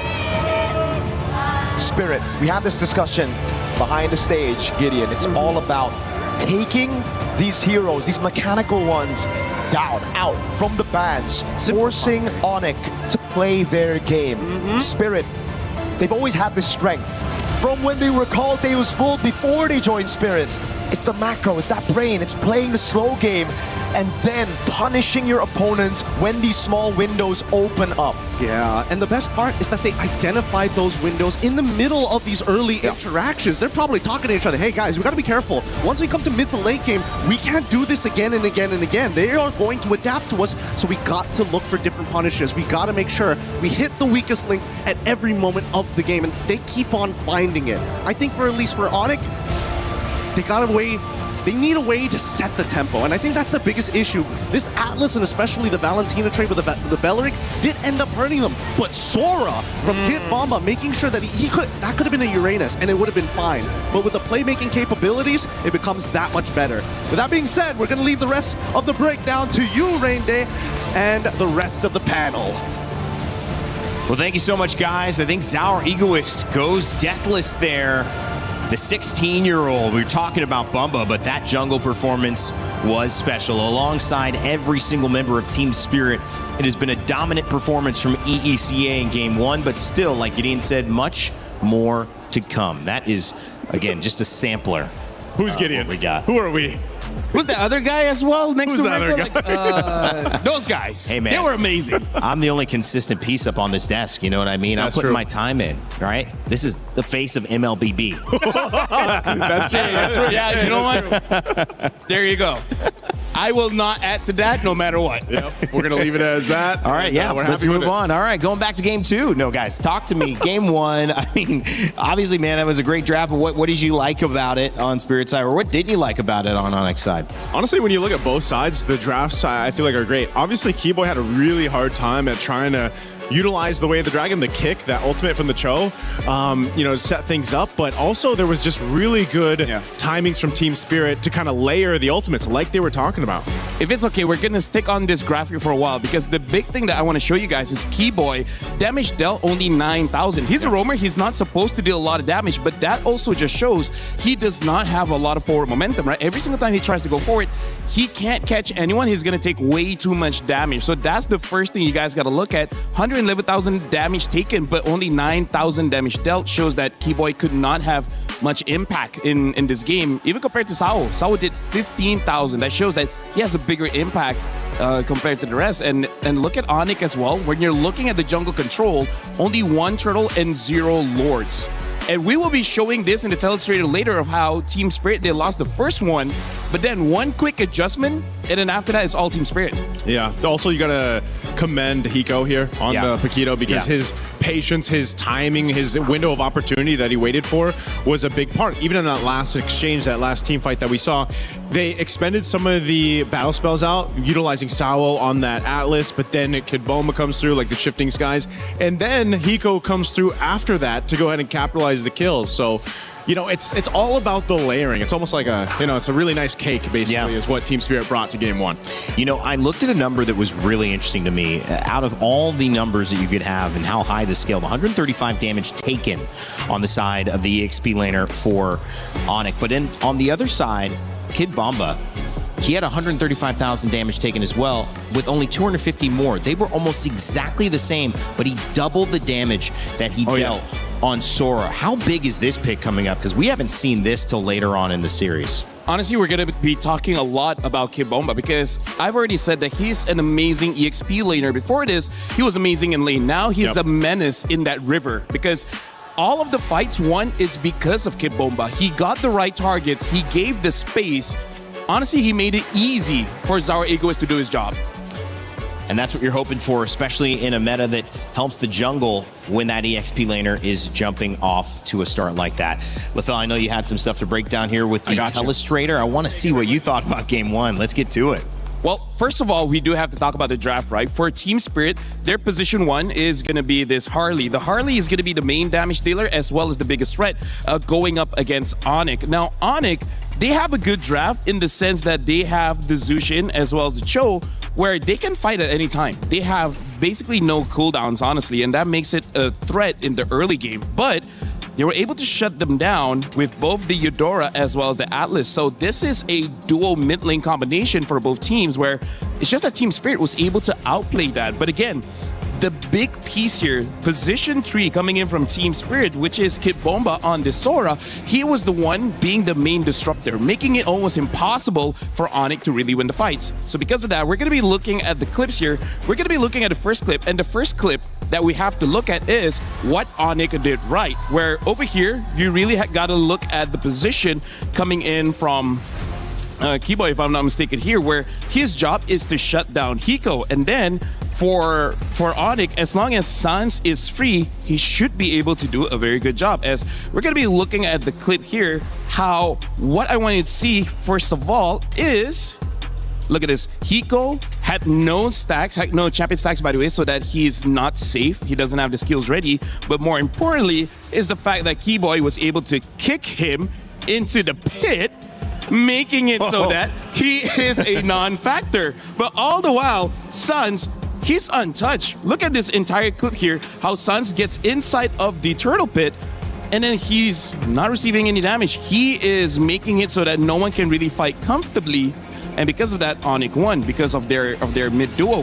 Hiko is out of the fight and free reign for Sans. But then we see how things quickly change in the next clip here, where we see Kid Bomba. He was waiting in this bush right here, but then he immediately gets on top of both Sans as well as Kyrie, trying to make it so that they're not a part of this. We're going to be looking at the clip, and even though they were able to dodge it out, but again, as long as Sans is not there, is already good enough, because what Kibomba is doing is he's creating space. But the back, this is the last zoom in that I'm gonna do, because this is actually very important, and this is why Keyboy could not play the game. Okay, we're gonna be looking at here, and then we're gonna play the kick. You see how Keyboy, he did get the kick onto Hiko, but immediately you see that the stun got onto Keyboy, making it so that even when he connects the kick, he is a sitting duck. And then after that, all the damage in the world went over to Keyboy, making it so that he's just out of the fight. And then after that, it becomes so much easier for Spirit. As long as both Keyboy and Sans does not affect it, they're good. We're gonna be looking at the other clip here. Again, you just gotta look at Kibomba. He is charging in. I would say one of the best things about Sora in this situation is he can engage, and he has a lot of dashes going in. That makes it so that even though Onyx has incredible reaction speed, it's going to be difficult for them to really connect to that. Look at Kibomba, able to get Sans and Kyrie again. And then after that, even though he was stopped for a bit, we're going to look at, this is the important part. Boom. Wow. Goes in, finds Kyrie, making it so that he could not retry this Lord. And then Zara Egoist just basically gets it for free. We heard Miracle even asking, is it really worth it to give over that, Sky Piercer stacks? It honestly is, because even in this fight, you can see Kid Bomba once again disrupting the fight, making it super easy for the rest of Team Spirit. And this is why I say Zara Egoist had an amazing time, because he was never threatened. It's weird. It's like a more flexible Atlas, because the Fatal Links is like so telegraphed that you're trying to set it up, and Kid Bomba just had their number, man. Part of it is you want to just, if they have Purifies or if they have Flickers, you want to get those battle spells out. Yep. And either or can do that. That's why you can't really predict it, because they can just change it out. Either it's Kid Bomba that goes in, initiates, and then Sawa follows up, or vice versa, and then that allows our Egoist or Hiko to have that room to move around and capitalize on it. So it was just really good kind of mixing things up throughout the entirety of that game, where then Team Spirit continued to hone in on it. And yes, I think, as LaFell mentioned, Keyboy really couldn't play. Like, this was a really difficult Cho game to play. Tough. As a Tro roam myself, most played roam that I have, this is so difficult to actually go in for a setup. Well, this is now like kind of your turn, right, to respond. And we've seen this again, and many of the teams that we've been up to have responded, whether it's game 1 and game 2, or whether they wait a couple of games. What's the lesson that if you take away now, you think, LaFell, they can respond in game 2? The lesson that Onyx has to take is that they need a bit more layers in how they approach the fight, because the big reason of the first half of the Telestrator is the fact that Onyx had a good idea, kick Hiko, and then win the fight. But then after that, they just countered by the Eudora protecting Hiko on this Paquito. Even though Paquito is a fighter, doesn't mean that he doesn't need protection. Yeah. He still got protection coming in from his team, and that was the response of Team Spirit. But we didn't see Onyx changing it up. The change that they could have made was wait for Kid Bomba to go in and then kick him out, right? Either kick him out or to burst him down very, very fast. So I feel like going into game number 2, they got to be a little bit more flexible. See who is the real threat. If Hiko's the threat, sure, fine, take him out. But if Bomba's the threat, even though he is an EXP laner, even though he's position 3, you got to give him that respect. Well, I want to ask a question about Burst. because Paquitos excels at burst. But there's characters like Clint that also excel at burst, and they're in the marksman side. Is it really the fact that it's Paquito, or is it the fact that they're playing off trying to stun burst, set this up, win a fight quick, get a pick, and that's how their team is working? Could you swap that Paquito out for something just as effective, or do you think it's that important that now Team Spirit have to keep prioritizing it? I think it's one big thing to just have this burst, in the Paquito or any of the gold lane picks that come through, but it's more so just, again, effective layering. Paquito has to wait for that moment when he has those stacks, when he has that champ stance and everything else to capitalize it, and that's why the Eudora works so well. I think Eudora is one of the main centerpieces for a lot of these compositions where it's like, I'm just going to go get this stun off, shred some damage down. I mean, again, her combo can almost one-shot someone. If it doesn't, it brings them low enough that any gold laner or fighter that's parked in the gold lane can usually then get a kill. You know, it's more so, again, it's either more of a smooth damage output or it's this kind of burst that you see. And Paquito is just one of them that works so well in that fighter lane. Whereas, for example, if you see a Freya put there, or let's say it's another variation of any of the marksmen that you can pick up, they're very different. Yeah, and the tempo that was applied in this one, you saw earlier in the series, if you were watching, as it was an amazing back and forth between Yangon Galacticos and Team Falcons PH. One of the things that started to become the glue of Team Falcons trying to make that comeback, winning 2 games in a row in game 3 and 4, was glue. And it was a lot of in and outs from Ogwin. It was a lot of just barely dead. Oh, here's my flicker. Now everyone's distracted and I'm still alive and I'm going to jump back into the fight. That's what we saw a lot from Kid Bomba here as well on the Sora. Can they do it again, or will they find an answer to some of this, guys? And as we take a look, game 2 draft on the way. You can see the coach already working it, LaFell. Well, when we're looking at a draft, we got to look at who's going to be disrupting the fight, because Paquito, he does have a lot of bursts, but the things about fighters in general, at least one ability in their kit is able to just change the landscape of the fight. For example, you're positioned in a way that you're like, let's just say 100 meters away from your opponent, but then all of a sudden you're only 20 meters away from your opponent, right? Yep. Positioning is such an important aspect at high level MOBAs, honestly. Like any MOBAs, the positioning is going to be very important. Anyone that can change your positioning is annoying as hell. They can go to hell. Yeah. They can die. That's what. And first pick Hirara. Thanks for putting it lightly. Being that way, I feel like a lot of people feel about that. I mean, I've seen even playing the Hirara over here. Well, usually it's Mirko playing it in the server here. The opponents say the same thing. They talk about Hirara just being able to move and have that mobility. But I think another point of that is again, you have just so many things that you can do compositions wise, but because we're in this more assassin meta more often than utility, for example, we've seen it pop up a couple times, these fights are very push and pull. They're so logic based that you kind of see this play out that way. Well, Atlas let out on the basically to roam free off the leash. Paquito banned alongside Marcel and the Selena, so they felt it was enough of a threat. They don't want Kelra to have to deal with any of those shenanigans.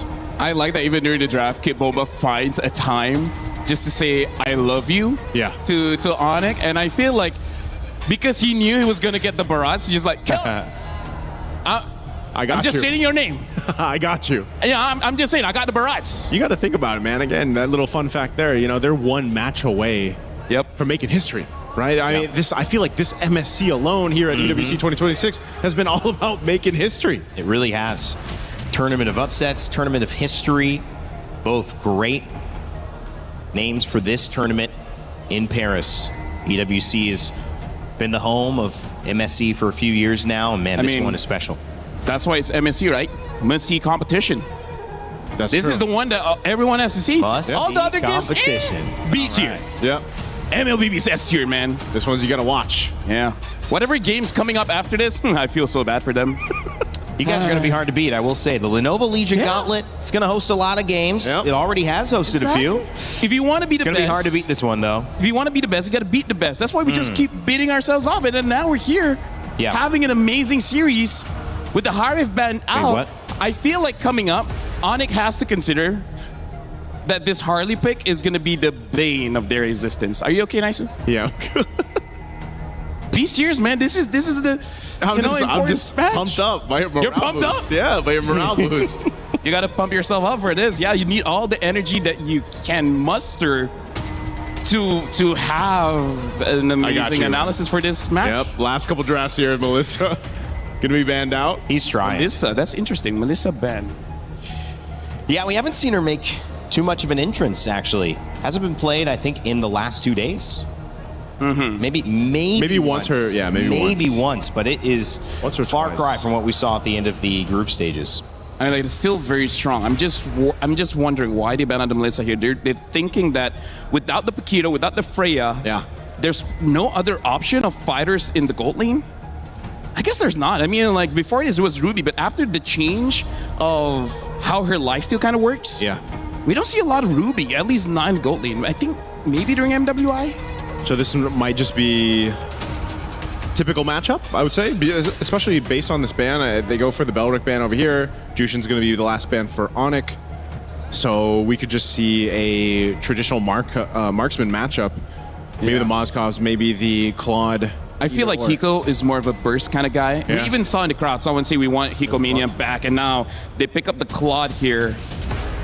Gonna be interesting to see what Onyx picks up. I feel like the Moskov should still be pretty solid here, but maybe Kera wants to use a Brody instead. Brody. Yeah. That's what I was thinking too. Just for the sake of having that extra distance to work from. I mean, obviously Moskov can essentially do that too, but let's see what happens here. These last 2 picks for Onyx will round this out. I mean, this is pretty standard for the first 3 that they have. But now how do you complement that too? Because your Valentina, you're going to have the Fatal Links pretty much that you can capitalize on and play into. Barats for Kid Bumba, he said, thank you. I love you, some version of that. Happy to have the bite. And of course, that means somebody is going to be able to hopefully lose some of that purification if Atlas comes in. But on the other side, Glue, we have seen that hero make a big impact. Yeah, as you mentioned, Rain Day, you know, in the hands of Ogwin in the previous series, really helped them out in some of the games that they brought it through. But again, this is good coverage because you've got that tanky front line. You can go ahead and set up with the Fatal Links, your own. You have an Esmeralda. This gives a lot of space once again over to Kyrie and Kelra. And again, I don't know if Sunset Lover's he's not tired of playing Eudora, man, because I feel like almost every single game since the past 2 matches, he's just been playing Eudora. But, you know, they're going for a different approach, right? They're trying to say, let's make that gold lane something that Kelra can win.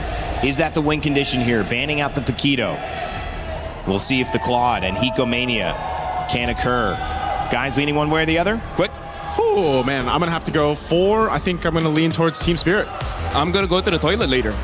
Well, we know where LaFell's going, and we know that Spirit is the side that is bringing more of the attention for Naisu. I want to hear what our boys think. There you go. Gideon, how are we feeling about game 2? Hey, we're already feeling pretty excited how this game has played out after seeing game number 1, but when you're looking at those compositions, that Glue's got a lot of work to do here, not to mention the Valentina trade-off. They're going to have access to Fatal Links, and I'm only seeing 1 Purify coming out of Hiko, so good luck to both mid laners. Something has to be perfect. Somebody will eventually make a mistake, and not to mention Lutby getting chunked out pretty early on. Yeah, it's not just about mistakes or making it, it's also having to deal with the forced mistakes from your opponent. Spirit just did that straight up.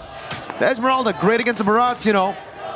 But if it's a 2v1, it's always going to be rough. And Bomba's really just capitalizing off of this. Trying to, I thought, freeze, but no, he just goes for the contest anyways. Yeah, I think it's going to be a little bit tough here. But he needs the stacks, right? At the end of the day, once he gets into that max stack, it becomes Bomba got it. I think Bomba got it. That's why he's recalling. Yeah, now he's happy. Now he has full control over this lane, right? The pro-long trades won't be as easy as it was before, now that he has the stacks. Not to mention he's got way better wave clear as well.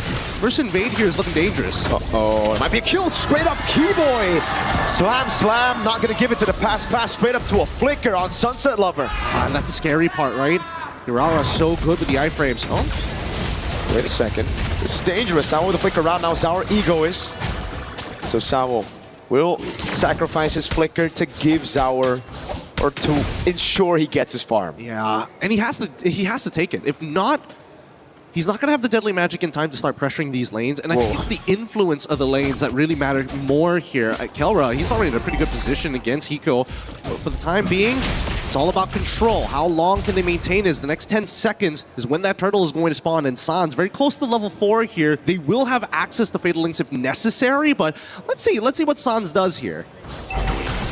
Sao's gonna wait. Perfect match. Oh, that was a gamble that didn't pay off. Now Sans just steals away the Fatal Links for free. And remember, Sunset's not 4. He died earlier, missed a whole wave. Yeah, they got to give this up. I don't think this is going to be a contest, or technically it shouldn't be. They also still don't have an answer to Keyboy, who's able to just kind of walk up and does whatever he wants. Oh! Gets on the clue now. Oh my god, the stun on 3! Combo! Deadly magic coming out of Fatal Links. Sunset reacts to it. Blazing new web. Keyboy gonna be taken down. That's the SOD landing, but look, he's gonna get taken out by Hiko. Oh, brother man's, Kid Bomba. I can't believe that they got not only a beautiful Detona's welcome, but made it collide into 2 people in the very first interaction of the game. That could not have gone better for TS in a position which technically wasn't even supposed to be theirs. And the reaction time of Sunset Lover reacting to the Fatal Links flicker combo from Sans as well. Turns out it's not just Kelred doing drills. Sunset's been doing it all the time as well. Bombadil, hey, buddy, you got the first play. Now it's gonna be revenge. Yeah, I mean, Bomba accepts his fate. There's no way he's gonna burn his flicker anyways there. It's like 4 guys? Really? 4 of them? Boys! Nice. Let's give Hiko a lead, and now immediately going straight for the plating. And I mean, that's the natural trade-off here, and understandably so, but definitely is more important for Kyrie at this stage of the game. He needs to get those kills early on. I don't know whether Keyboy can keep this up, but he needs to continuously harass and start opening up this map here. Not only are we seeing the man-to-man defense, but we're also seeing decisive action from both TS and as well as Onyx. Hey, if you're going to gank 4 people down here, we got to make something happen on that top side. And not to mention that Keyboy, even when he is playing defensive like he is right now, he is looking for Sao. He's thinking, all right, if Sao shows up, we can do something about this. If we notice that, hey, Zara actually is on the bottom side of the map, does he need to reposition? Because you can see both sides are leaning into that insurance policy at the end of the day. Ooh. Is that just a retry? Yes, Zara actually took that away. It's such a small win because it's the small little beetle, but hey, a win is a win. If you take away Hirata's main power, you know, being able to farm... Well, hold on. I thought Onyx were going to rotate up top. Instead, they're going to wait. I thought so too. Ambush. Keyboard just slaps on the pass. Wow, Sao gets a perfect match in time. Okay. Are they going to punish this? Oh, that's already worth it. They bait out the Fatal Links. Interesting interaction with Cycle 9. Now they want more. Oh my god, Keyboy spat into Hiko's guns. Bullets, bang. That was the that was the most interesting fate of all time. Both sides were and finally it surmounts to just a single kill onto Keyboy's side, which is great at the end of the day for Team Spirit. They're going to be able to get this turtle, and I want to see how they want to actually convert this into something real. They're playing such a beautiful game of MLBB right now, and it's such a... I love the dynamic of, you know, Yangon Falcons going, team fights it, and Spirit and Onyx being a lot more slow. Sao knows there's no Fatal Links. That means he can open. That means he can try to actually feint out some of these, you know, engages. Hold on. Even to conceal to get more prio. Hold on. Valentina's waiting in the bush. No. All right. They're not going to dive this, are they? I mean, it's a little dangerous to do this at this stage of the game. And not to mention, there's kind of nothing to fight for on the map, right? The buff's already been taken on that top side. If they wanted to make something happen, maybe on that bottom side. But even so, they still are able to get the turret, which is great. And you get to really see the growth of Hiko as a player, Gideon. Just last year, against Onyx Philippines, Spirit were the ones to choose Onyx PH, right? Winning their groups, doing really well. And in the lanes, it was Hiko got overzealous, wanting to solo kill Kelra, really wanting to put it out there that he could be better than the god in the gold lane. This time, he trusts in the team. He plays for the team. He doesn't try to get those 1v1s anymore. Actually, it's a little bit more than that, because Hiko decided to start... Oh, hold on. Wow, Sunset Lover! What a reaction again. Hiko stays patient on the Purify. Now Litpi taking a brunt of that damage. Kid Bomba's trying to get the angle to pull Litpi back. Sunset, what is he on? Yeah, I don't know. I was surprised that Kid Bomba actually didn't want to try for Detona's welcome to get the Purify out of Lupi earlier. There's still like 35 more seconds until the next turtle actually spawns here, but this is working out perfectly. Come back to the point here.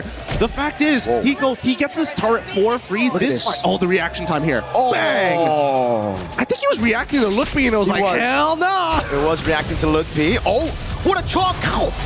Big Bonk now throwing him into the ball lightning, and it's going to be him taken out by the Thunder's Wrath straight up. Keyboy now 1-3-1. All it takes, a 2K lead for composition like this. Let's pull up the item list. What's Bomba currently on right now? Like, he seems a little thicker than usual, and that's why he's got plenty of magic resist with that Radiant Armor. He's already building up to the Antique. With that gold gap. Oi, what? Sour picks up a kill in the mid lane. I think with the help of the ball lightning, that magic defense reduction.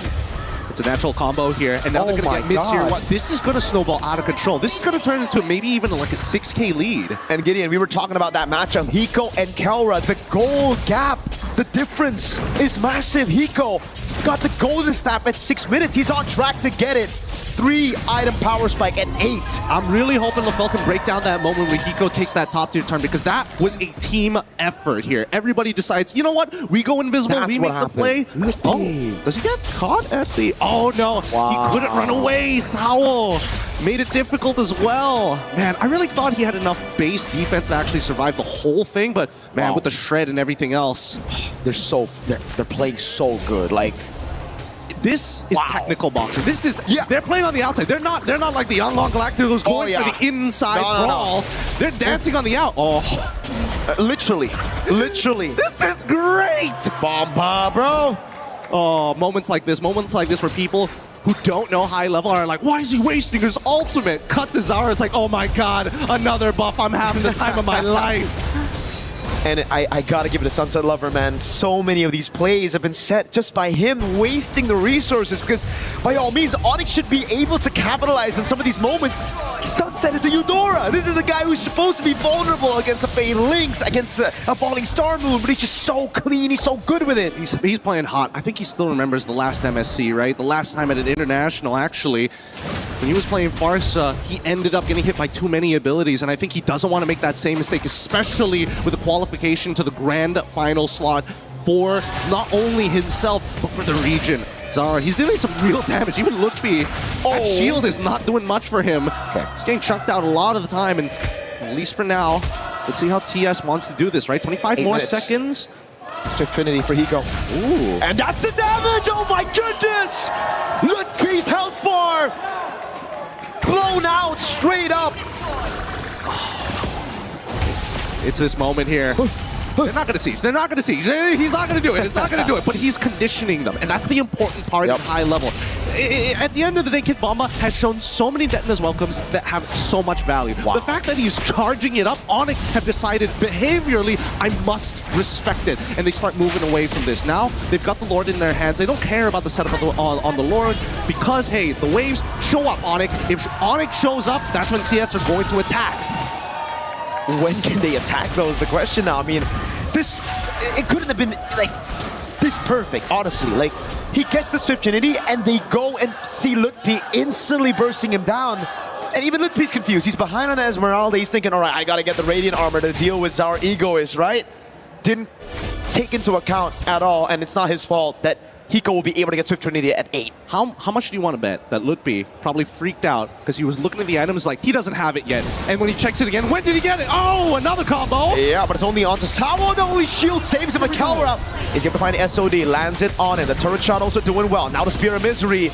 And this is where you start to believe again, if you're an Onyx fan, that Kelra can turn things around for the team, right? On the Moskov a bit too many times. He's done this, but Spirit, they're okay with the trade. They say, go, take Sawo. It's okay. That's a base turret in the far lane. Hiko's farmed up. He's a whole item ahead of Kelra. And yet, Onyx can't really force the situation. Oh my god, Kelra's dead. Can he out? He's trying! Saur! Too much damage. It's just too much damage here. Now they get another inhibitor turret. And I think this game is almost pretty much done for at this point, right? 8.7 wins of nature purchase as well. Like, worst case scenario, somehow Sans and Lutfi need to take out Hiko after getting chunked out by Kyrie and Kelra. Spirit just took out Onyx plan B like it was nothing, and it was our egoist. With his cards, they bait out the Holy Shield. Sans now covered the ball, lightning. Oh my god! Together with the Thunder's Wrath! Oh my goodness, styling on Onyx. That was Hiko with the BMI. Caught again by Kai. But now he's getting him down, Samuel. Straight to the back line now, going for the Fatal Links, waiting and Purify out already. Kivo's taken out by Sunset. This is sheer domination. This is sheer domination from Team Spirit. They're not letting this go. We don't need the Lord. We're going straight for the end. We have the power spikes, and we're going to close it out here. Let's be jumping in. Oh my god, Tower again.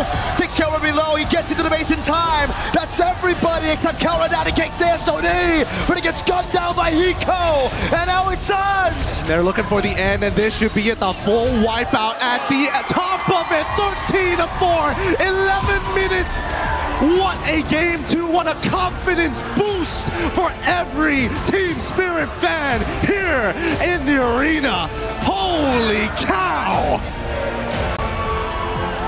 Devastation. And I mean, as an Onyx fan at this point, they're begging for something. They're begging for a better draft. They're begging to see some light at the end of the tunnel. Gideon, the question is, what could have been better? You need to ban the picks that were banned out earlier. It wasn't that Onyx dropped the ball, it was Team Spirit that just feel like they're ahead. They banned out the Selena, you have to do that. The Paquito is the adjustment from game number 1, then the Marcel as well. These are just picks that you cannot give out to Spirit. Unfortunately, I think a lot of it is just coming down to just habits and behaviors that are being taken advantage of here. That top tier turn showed everything. The fact that people go missing, there's so much respect that Onyx is putting on Team Spirit, and I think they gotta get a little dirty here against them. If not, nothing's gonna happen in this game. It's just slowly getting choked out. The triangle choke is almost there. And again, the understanding of power spikes, just the identity of Spirit here from EECA, something that we've been talking about for EECA, and this pickup, my goodness. Onyx had a shot. They were like, let's pray for Kelra, and Spirit shut those prayers down instantly with Zaur and his magic. Man, the mythical beasts here. Crazy stuff. We have to throw it back to the panel to break this down for you. It's LaFell Naisu and of course Rain Day to teach you what just happened. Oh my god. I actually don't know if Zaur Egoist has died yet. I think that might be 2 games in a row that he has not died. And this time on the Harley, putting on a clinic, and to the dismay of the Indonesian fans of Onyx, not only here in the building, but to the elation of that woman right there, Kid Bomba's mom, front and center, excited to see her son one step away from a guaranteed $500,000. Welcome back to the studio, Rain Day, Naisu, LaFell.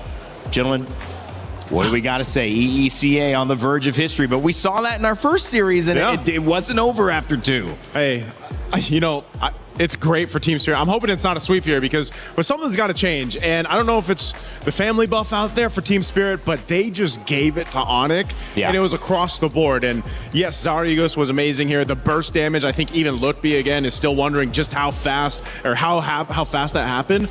But Kid Bomba is just making so much impact from now game to game. We talked about his Sora in the game 1, and now look at this, the Barretts that he was able to do. He himself zoned out most of Onyx. I mean, like, here's the thing. Team Spirit didn't change, right? The heroes changed, sure, but in terms of how they approach the fights, it's all the same. Like, during the draft, I feel like we're going to be seeing it a little bit later on, but Onyx, they ban out the Paquito, but now they're like, wait, hold on. The Paquito was a problem, but Bomba, man. Because the thing about the Barats, he basically has a winning matchup against everything in the current meta.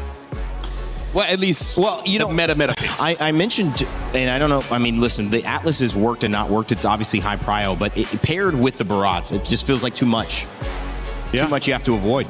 Not just that. And the Eudora. I was going to say, again, Sunset Lover. I don't know what it is about this pick, this Eudora, but he doesn't have to change it unless Onyx forces the change. Look at the damage dealt by Keyboy and Kyrie. That, again, shows how much that they are not involved in this game. So, Team Spirit, Kid Bomba kind of like 1v4 and then let Sunset Lover, Sao, and maybe even Zaur Egoist just to be like, make sure Keyboy is not here. Let's make sure that Loopy is also a non-factor, because I feel like that's going to be the main part of his analysis, which is there's no frontline for Onyx. That's the hard part about it, because now back-to-back games, we've seen Keyboy really struggle, right? He is known as being a roamer to set things up for the team. He's had so many amazing plays in his career, but we're seeing the struggle now, back-to-back games. And so usually when that's happening, when the roamer is struggling and having a really difficult time at trying to set things up, you really have to count on your XP laner, right? We're seeing the exact opposite, the contrast to that between Sao and Kid Bomba. So it's like, what are you going to do for Onyx to allow that to actually happen? It's got to be Lutby and Keyboy to kind of figure that out, you know, and the rest of Onyx to make this happen, not just in the draft, but obviously the execution. I know you're going to look at the draft. You're probably going to look at the game, LaFell. I can't even remember who was first banned, first picked, or what the changes were. Was it Selena that was taken out early? Are they looking at mid? So I think that's an interesting thing, too. Where did they start to shift their attention? Break down what you were looking at and how you analyze game 2. So, first... Thank you. So, I got you. So first of all, we're going to be looking at the draft here, and we're going to talk about how, honestly, things didn't change that much because you guys are my fellow Americans. I'll explain in language that you guys understand. Right? Okay. Thank you, sir. Imagine this is July 4th. Imagine this is American football, right? Yeah. Yep. Over here, field goal. Over here, we got the quarterback, and over here, we got the running back. Okay. Now, here's the problem, like, when we're looking at team spirit, Kid Bomba, doesn't matter what hero he's using, he's the middle linebacker. He's always disrupting the play, always going for a blitz, either honestly, mostly for the running back. Because he knows. You watch a lot of football. I'm so surprised you know the positions. What's going on here? I always have a lot of useless information. I just have to figure out how to use it, right? So either ways, back to the point here. Again, as the linebacker, he knows the read that it's always going to be a running play. It's never going to be a pass. So it makes it easy for team spirit here where these two deal with the glue. And then that's it. That's your job. That's it. Keep Bomba, everyone else. But it's going to be easy because he just has this single target because in lane, he's already dealt with this Esmeralda. And honestly, the clips aren't much. The clips is just how it's just team spirit basically outplaying Onyx multiple times. And it looks like Onyx, they're stuck in a rut where they're like, we're not used to the opponents responding faster than us because there's two bad things happening here. First of all, Kid Bomba got a catch here, but then just a bit unlucky where Sawa was able to stun 2 members of Onyx. We're gonna see here. Okay, I think it was already passed, but also in behind, we can see that Sunset Lover was almost caught by Suns, and then incredible reaction speed, able to get out of it. And same as the second clip, it's just that Sunset Lover had amazing reaction time. So it really is just a situation where Onyx roughly understands what to do, but the opponents already see it coming, so they're able to respond appropriately. This is kind of like Onyx against Aurora yesterday, where they know that Kelra is the target. Kelra just survives, and then it's all good. Same here. You try to get Sunset Lover never gets caught. Maybe he has his But own... you guys understand the whole American football. Yeah. Of course. It's just that Kid Bomba disrupts everything. Yeah. I hope everybody watching has that understanding. There you go. That was good. I mean, football analysts as well. Maybe EWC next year as Madden or something. I mean, like you guys are Americans. So I thought it would be appropriate if I be. This is a cheer for America right here. No, just kidding. That's a cheer because we see Onyx coming back out on stage alongside Team Spirit. Naisu, the question now is how do you adapt? Because you do have to deal with what I think was quite eloquently put from Yangon Galacticos coaches. Just wisdom, just like what is showing up, what can I lean into? I don't have all the answers, but what am I feeling? What's going on in this game? And it's certainly that Kelra hasn't gotten off to a good start. Keyboy is struggling. Kid Bomba's too dominant. Zour Egoist hasn't died. Those are the things you're just trying to figure out. What's the holy plan that can come down to solve all these problems at once? You have to basically just kind of reset. I mean, every time we've seen a team in this, position, backs against the wall, you're literally facing elimination up to this point. The best teams out there reset quickly. And I know the coaching staff behind Onyx is able to go ahead and help them accomplish that. Again, these players have so much experience in this position in the past, but you have to focus on where you can. And like I said, XP and Rome between Lutby and Keyboy are big cornerstones to that, because every single time that we've seen Onyx make a big comeback or a possible reverse sweep, it's usually starting there and then allowing the rest of the team to kind of shine from there. I mean, their drafts haven't been bad or anything like that. No. They haven't been terrible. It's just more so they're getting, honestly, outplayed by Team Spirit. And maybe the issue is that they haven't dealt with the Paquito, so now they're forcing a ban on it. If they could kind of force a ban towards the EXP side of things and put Bomba, but then they brought out the Sora last pick, and that wasn't banned, and you can't really ban Sora and Paquito. You're opening so much stuff up. This is going to be tough. What do you guys think in chat as well? I know we have some online coaches. I won't say backseat coaches because this is no seat. But let me just say, if there is an idea, what do you think they should do? I know the conversation will continue along Reddit and all the comment sections. However, we want to let you know that there are other games going on, although maybe not as hype as this. This has been the place to be for sure. Must-see competition is what MSC now stands for, thanks to LaFell. Let's check over to Stage 4's Alliance Vault and have Milos give us an update on what's going on with Street Fighter, who is in France this week.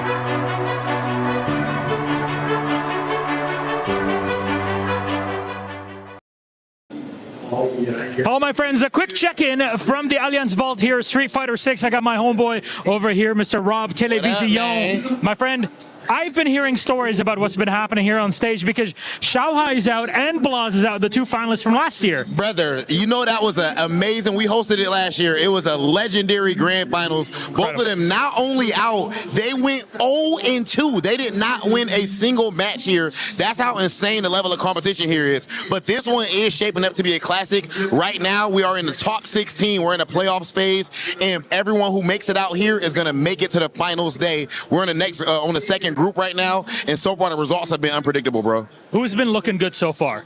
Is Punk still goodness. in? Okay. Did he sit down? Punk. Oh, did he sit down this time and make sure he was locked in? Well, he did make sure he sat down, but unfortunately, he had to sit down for good as far as this tournament because even the Alpha himself went 0-2 in this event. But as far as somebody that's looking good, a player to look out for, Cryme from Chile, only 15 years old, and he is representing Team Falcons here. From Chile, that young, and he has already made his way all the way to the top 8, taking out Titans. It's one of the beautiful things about Street Fighter, bro, the generations. You have a 15-year-old playing against a 40-year-old. That are literally decades in between players in here. It's an OG game, if anything, in terms of competition. Thank you very much, my good friend Rob. Appreciate you. Oh, man, it's good to see what's been going on all over EWC. I'll send it back.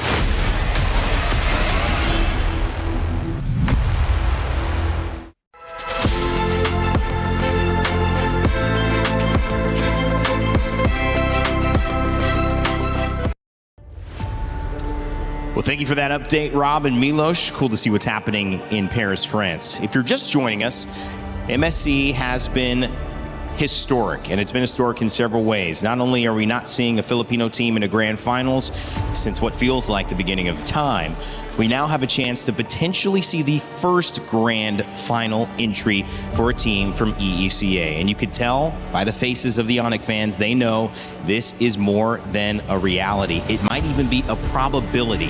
But that's why we have LaFell and Naisu with me here on the desk, because they're so smart. They can help us figure out how there might be a chance to claw this one back from Indonesia and Onyx side. And if they can, well, what does it look like? Well, last series, we found ourselves in this position too. We ended up seeing, you know, Falcons get a couple games under the belt, eventually go to a game 5. Hopefully we have the case here for this, you know, hopefully we can extend the series, because right now I think Onyx really needs to dig deep here on what to change, what to pull through, because I don't know, man, the momentum and the way that Team Spirit is playing looks really scary. It's really worrying going into this one, match point now for Team Spirit if you're on it, because what do you do? LaFell, it's like an oxygen tank, and you see it start blinking red, and you know you're too far away from home to refill. How do you handle a moment like this where survival's the only thing on your mind? Yeah, either under the ocean or high up in space. Yeah. Having that little oxygen makes it difficult for you to think, because that's how your brain functions. It needs oxygen for you to really process things. This is a very interesting way, though, to start off. They're batting out the Harley here, where Zara Egoist, just like you said, has not died so far. So they're trying to take that out. And I feel like the big problem here is that, do they go for the first pick Barats? Are they going to go Harara themselves again? They've been on blues. Okay, they do. They're not going to change it up. I'm just worried Team Spirit picks up the Barats, which instant pick, by the way. Instantly picked. And the Atlas again, which works so well. And the problem is, you pick up the Barats, he's going to stomp all over you. Does Onyx take the Eudora here? Because if Sunset Lover gets this Eudora, man, I don't know. Okay, good and bad. It's good to deny, but also it doesn't do much against the Barats as well as the Atlas. I mean, like, they can stun. Yeah. Actually, you know what? Take it. Like, at least that gives space for Keyboy. That's kind of all you really need. Let Keyboy play the game. Do you not like your homeboy? Well, I hope so, man. I hope Keyboy can play the game, because right now they're going to go ahead and take this Harith. And I'd love to see if they do take the Eudora right now, because I just expect that to be the answer. They'll lock in the Belric. Okay, so now the Barats can stomp on them. I hope this Belric can stomp them. But is this going... I hope is it going to go XP or is it going to go Rome? I think it's got to go Rome. It's got to go Rome. Oh, Isun Shin. Okay, YSS. We're starting to see this develop a little bit more, where we're seeing some of the flex happen later on in the gold lanes. Yeah. And in the Rome. And that's kind of, but this time, you have the Atlas exposed already, so it's the mid that they're kind of flexing, which, I mean, having played Eudora, is it really a flex? And she's still open? Yeah. Team Spirit, they're just playing position 1 for Zaur. He's going to be kind of the only one with good range to end the game. Yeah. Everyone else, just keep on fighting. Is this like one of those things where it's just like, you know what, funnel the YSS if you can? And maybe also Sunset Lovers like, guys, I want to play something else, right? I'm getting bored, man. Let me take a risk. I don't mind a Valentina game. Either Valentina or maybe Jushin's still open. Like, he could still, I don't know if he's going to want to pick that or not. Again, there's so many choices that Sunset Lover can actually go with. And, the mere fact that you've basically seen him on one hero for the most part, it's like, what does he have? Maybe there's a pocket pick even that Sunset Lover has here, but just they're already really covering the grounds well. They'll take out the XP options right now just to cover the bases. Like I said, we have seen the Belric go in the XP lane, but let's just say this is Keyboy's Belric. Now, what do you go from here? They are honing in on those choices for gold lane even, but we could potentially, I don't know, maybe we see Hiko pick up a fighter himself, because, I mean, they bailed out the Freya. The Paquito's gone. Mm-hmm. What's left in fighter territory for gold lane? That is a good point. Selena also available after being banned every game, and that could be something that Sunset Lover's okay swapping up to Lafell. That's a good Alice ban. Because I was thinking of something like an Alice or Yuzong, because at this point, you got to win the lane against Kit Bomba, or at least make it so that he doesn't secure the first EXP crap. That's how you win the lane against Kit Bomba. And then after that, you got to start chasing either Zhao Egoist or Sunset Lover. At that point, I feel like Lupi has to do what Kit Bomba has been doing. Yeah. And 1v3 or 1v4. If he cannot do that, that's GG. Spirit's going to end the game. They have to. I was wondering if it'd be a gold lane ban, at least to maybe take out the Klon or something, but they do take out Sunset Lover's Eudora. He just gets the Valentina anyway. I almost expected Valentina to be picked up for Onyx, because you're playing against the Atlas here, but this is going to be a little bit different. Now these last 2 picks will sort of paint the destiny of Onyx throughout MSC right now. This is so crucial for them, because these first 3 picks, not much difference, right, than what we've seen so far. But how do you supplement that main problem we're talking about? Lutpi especially needs to help Keyboy in this game 3 to set things up for the rest. Again, he just needs to win the lane. This Valentina pick, well, they pick up a Gord here, so I think that's how they're going to deal with Kit Bomba, have a Shred.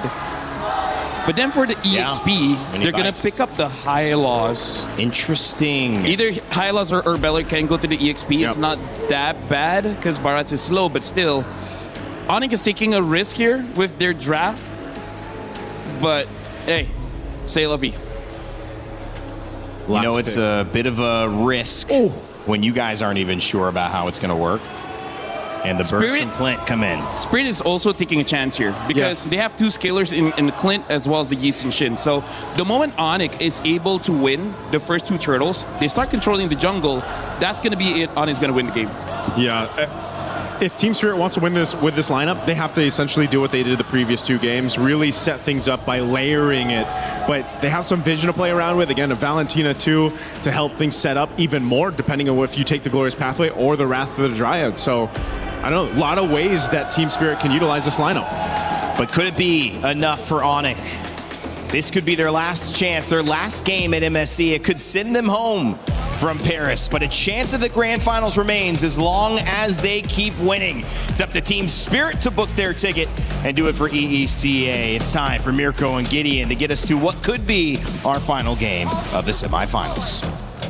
One chance, one opportunity, a way to make history, another disappointment, or a chance at redemption, as Onyx might be able to take this game. But these drafts, man, I don't know about you, Mirko, but this has been a brutal, brutal matchup for Onyx, especially in the mid lane. It just looks so good for Spirit.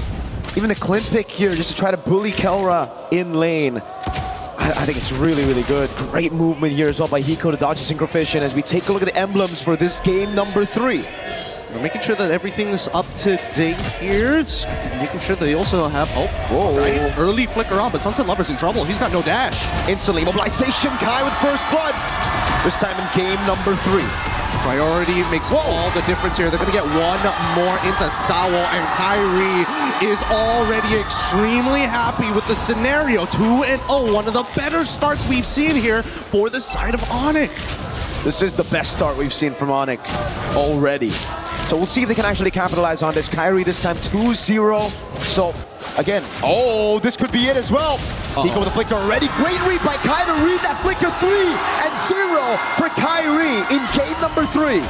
This is an amazing start for the Sky Kings. And at this stage of the game, TS, well, that early game plan might have to, take a back step for a little bit here. It's not the end of the world because a majority of that lead is still on Kyrie. The question is, can the laners keep this pace up to maintain this level of oppression as we start moving into our very first turtle here in game number 3? And TS, they already have information. They should see Sans rotating here, as well as Kyrie as well. Are they going to just steal camps? And I think that just might be the play. They're just going to wait and steal. Might be going to the bottom lane as well here, knowing that they cannot contest for the neutral objective, but Sunset is very close to level 4. It seems like they want to contest still. Sunset sitting with the Valor ult instantly, and now it's going to be Sour. Big shot from Bamba into it. Sunset's right there, and he finds it, and Sour is able to pick up a kill. Now it's Bamba staying alive for a bit. Throws Keyboy back away. That's the missing projectile landing, and looking picking up the kill. Sour walks up, and he goes right there. And now they want to go for a little bit more. Kelra and Sans now in the fight. Who gets it? Red tree from Sour is clean. Kelra with some on-force now. Not the insta dash just yet, but Sunset to be taken very low. Hiko's still right there, and that's Kelra with a pickup on Sunset Lover. Well, is he gonna... Can they set this up even more? No, Sawo here to cover Hiko. He's walking up. He's thinking about it, but I don't think he has much. Fatal Links, Bomba's right there as well. They're gonna pick up a kill. So it's TS leveling the odds back again. That shutdown on Kai put Team Spirit back on track. Yep, all right. Things back on track. Now we can go back to the game plan here. Level 4 has already been achieved, but let's look at that replay one more time here. Because again, Kid Bomba able to tank a good chunk of that damage, especially from that gush. Unlucky for Sans that he wasn't able to get a little bit more off of this, but once everybody got into the middle of this fight, even Kelra deciding, you know what, it's time to Zaman Force and start triggering the fight super early on. They were able to get something back here, and I think, fight. Keyboy just got taken out. Now the Mystic Gush comes around. Masao is able to flicker around. Kelra jumps in with a Chrono Dash and is able to find one. But now look at the burst! Hiko has the flicker. Will he go for that last shot? Thinking about it. He's thinking about it. No. Kai's already on top of it. Gets the flicker as well. Nice. Oh, I really thought just a little bit more. Ludpi catches him at the edge with the Glorious Pathway, but unable to really capitalize on it. Darn you, mid walls. But for now, I mean, we're back to a neutral state. Look at Bomba though, utilizing that chaos to get all of the turret shield. Still a bit of a win at the very least. I just love the fact that Onyx are now saying, you know what? We're on our comforts. We shouldn't be that scared. We can outplay this, right? They're getting a little disrespectful, and I think they've learned from the previous game, hey, if things are going bad, we got to instigate some kind of war. We don't have to fully commit, but once we get the green light, we have to initiate. Bomba with the cut under tier 2. Deep one as well. That is super deep, and Lutpi can't do anything about it. Great info from the rest of Spirit saying that Onyx responded in the bottom side of the map, and now Bomba, I think his job right now is to keep Kyrie here. He's going to reset that buff. Is he going to Detona's welcome him while he's at it as well? Doesn't see how many combo points. Ooh. Sounds able to flick around. Now the Mystic Projectile and the Mystic Gush as Kyrie walks over the mobilization, but now it's going to be the chop. Bomba doesn't land it. He has the flicker. He flickers out of safety. Keyboy's going to be stunned up by the Terrify of Sunset Lovers. Now they go for the taunt, and it's Bomba who gets caught. Still alive. Rather than Dryad, chaining him down. Bomba finally taken out as Kai gets his first stack on the Sky Piercer. But they don't get anything else on the map, unfortunately. They managed to clear the waves just in time, so no big convergence and no bigger trades for the side of TS. Onyx win it now. They're sending 3 members down as Kyrie's on top. Let's see the dispersion, because unfortunately for Hiko, he's got to recall at some point. He's got no mana. Yep. I think now is the right time to recall. Sunset Lovers looking for the angle now on Kai. He goes for the dash. He's waiting for it. Oh my god! He timed it perfectly down the Raptor Triad! Sunset Lover! 3 games in a row having one of the best series performances. Man, Sunset Lover, the prodigal child, is back. They don't want to go. At least Kid Bomba didn't have his flicker there. That'll. Oh! Sao fatally straight into Zeravico! Keyboy with the battle to the Dryad, but now it's going to be the chase as the conceal gets used up by both. One into the bottom lane. It's Bomba. He's going to look to try to bait out the Purify from Kelra. Zaman Force coming out. Sao with a perfect match. He's going to try to go for the dive right now as Kelra is able to go for it. A few more hits. Big chunk. Purify out from Kelra. Don't punish just yet. We need to see the item list here. Did he go get that power spike as soon as that wombo combo happened? Because as of yet, that was a lot of damage, and now Zara gets a mid-tier 1. Looking to threaten multiple buffs at the same time. Even managing to walk away with this. Bit early on the retribution. Let's look at this one more time, because again, a huge catch here, especially onto Zans, who's very susceptible to this Atlas at the stage of the game. He doesn't have that Purify. He's got to make sure that when he positions himself, it's very much when he has that info, but at the same time, nobody can really stop Sao from getting in on the fight. And no one can stop Zaur from farming. This guy, I mean, Rainy pointed it out earlier. Yes, Zaur has died. It was once. It was a shutdown towards the end of the game, so it didn't count that death. But man, this guy's just untouchable. The Egoist, and this time so clean on the Traceless. The CC immune to get away from these CC locks. Even the target from Lutpi, now the Mountain Shocker to get vision. Yep, we've moved from technical boxing. There's still aspects of being on the outside, but you can see that Team Spirit, they want to get on the inside. They want to make this as messy as possible, because when it is messy, you are blinded by what is happening around you. And so far, Kid Bomba and Zara Egoist are the biggest winners in those cases. This is a huge lead, 3.2k, 7 minutes in, and Hiko is still gunning down these turrets. This is why you got to watch these games. This is why you can't just look at the stats after the game. You look at Sunset stats, you're probably like, oh my god, he didn't have a good game. But then you watch it and, hey man, what a performance from Sunset. Yes, first blood, sure, a mistake, but the redemption was 10 times fold. That mistake. And now Sao zoning Kai away from the jungle. Plenty of damage dealt all across the board. San's actually getting some pretty decent damage. However, the way that their leads are working. Oh, it catches! Max range, now it's the rest of the team! Lutpi's right there! Oh! Baits the flicker out from Sans! And now it's free for Salo if he wants to get Sans! No way! He didn't see the Jets right underneath them, pushing him right into it. Holy! TS are not missing a beat as of right now, and their mechanics are so sharp, it hurts. It hurts to be an Onyx fan. They're hoping that at least an outplay would come through, but with a 4.6k lead, unless that shutdown is on Zara or maybe even Hiko, I don't see it happening for now. They already lose their shielding down by the mid lane. That's fine. They still have their side lanes to work for, but they still have 33 seconds. And it's all about just waiting right now. Spirit have everything they need to close it out. Oh my god, Zara already Malefic. Holy Pull up the items. I want to see that right now. What is Zaur on? He's level 14 at 8 minutes. This could be the fastest level 15 in the tournament. Hyper efficient as well. Doesn't go for the BOD. Goes for the hyper efficient items to make sure that his power spikes are alongside with how strong Hiko is with the Berserker Spirit and Endless Battle. Once he gets that Malefic gun, the sieging will begin. He gets a screen crab and the orange. That'll be the fastest level 15, I think, but he doesn't care. He wants to stay objective. TS on the Lord, about a shocker for Vision. They want to dance around this for just a little bit. Look, B. He's taking a decent amount of damage. Kibama's losing his stacks while they're dancing around this. Onyx don't mind, but they can't walk in on the pit, and also they get it for free. Sawo knows that Sans doesn't have the flicker, so he's just going to zone everybody away from the purple. We're not playing chess anymore. We're playing Go, an ancient game designed to surround your opponents and zone them out from key positions on this board. It is beyond what we know. It's not even 4D chess. It may seem black and white, but the chips are telling everything. 8-6, 2 kills down, and yet there's a 6.5k lead and a Lord about to knock on the front door. Kelra at least has his third item. Let's talk about the Siege, because the Siege is looking good for Spirit. It's 2 marksmen.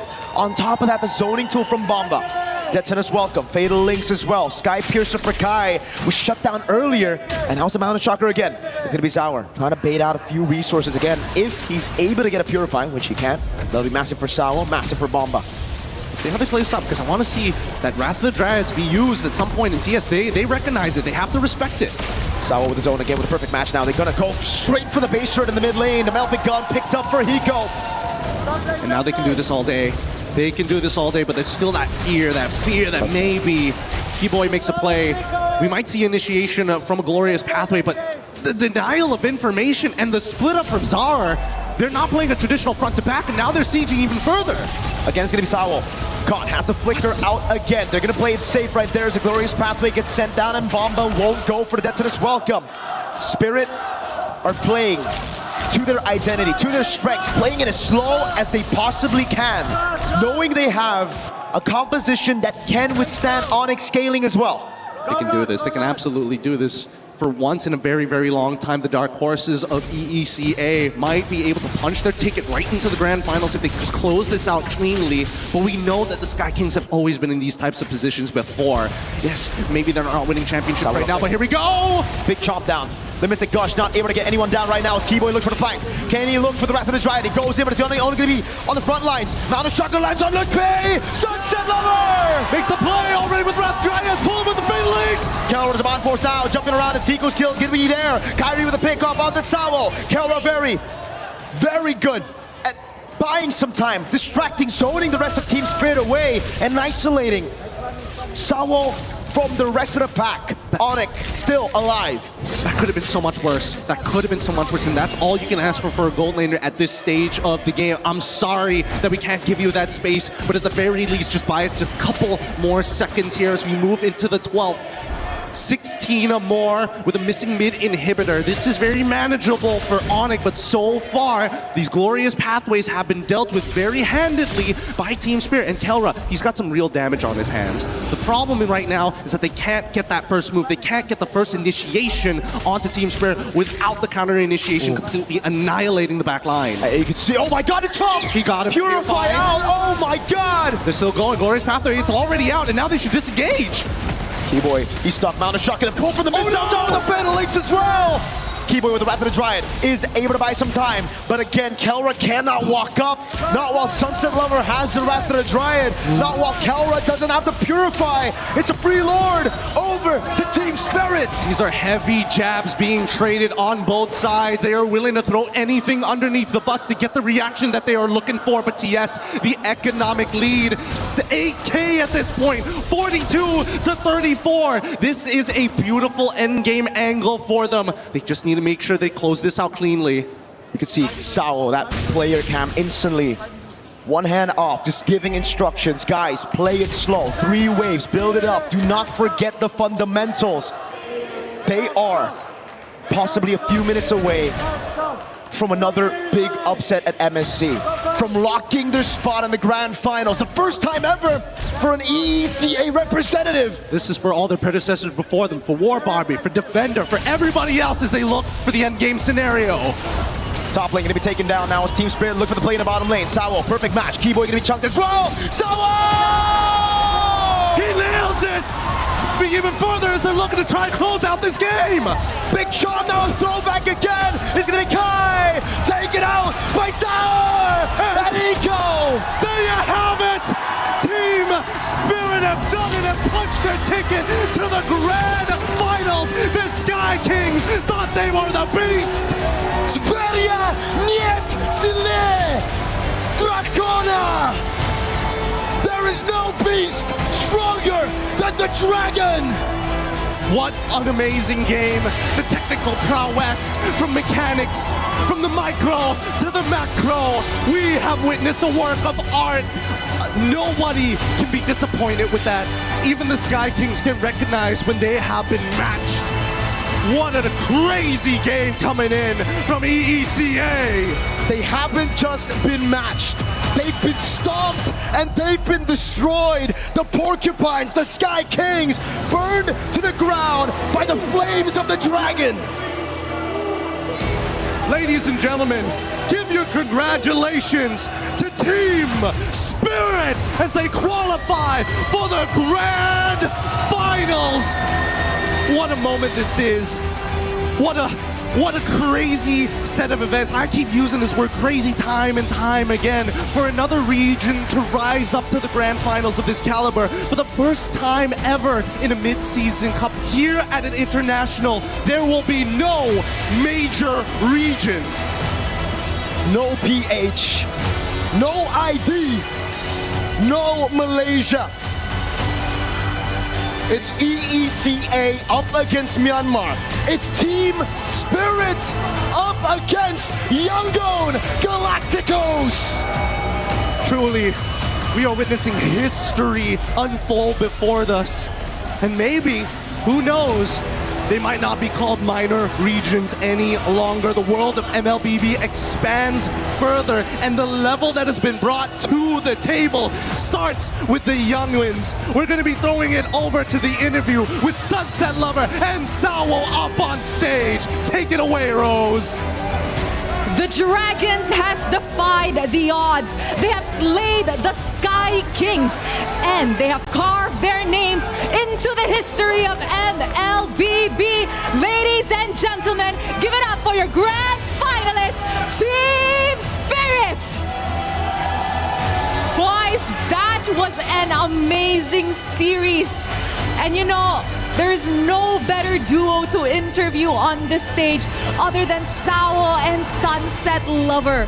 These two have played and represented the EECA region since M1. 7 years later, you guys have finally done it. You guys are bringing EECA to the grand finals. How are you feeling about it, Sawo?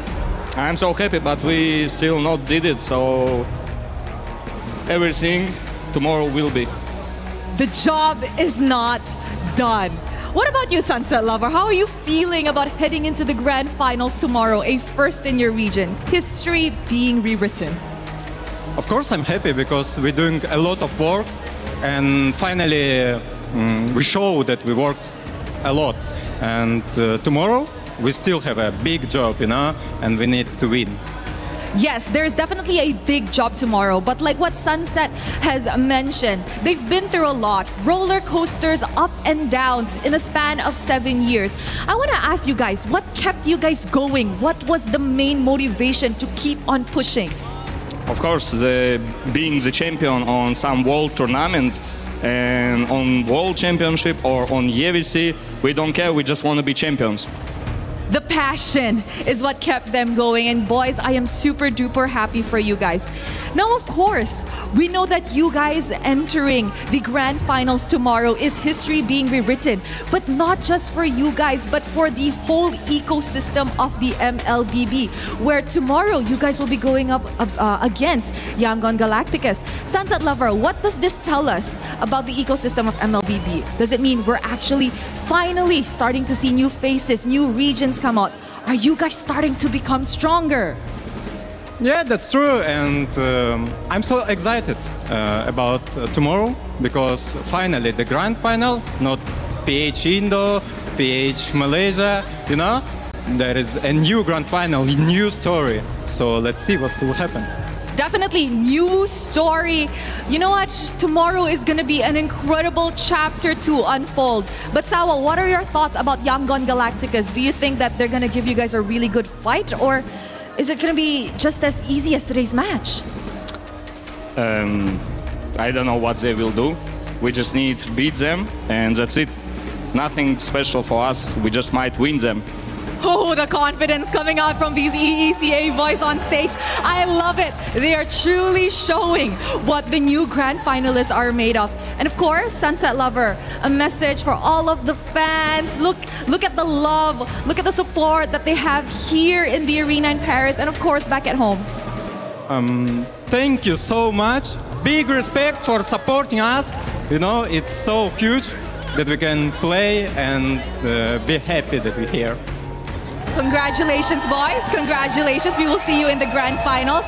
And of course, Team Spirit, come on over because it is time to crush a key back at our Key Crusher.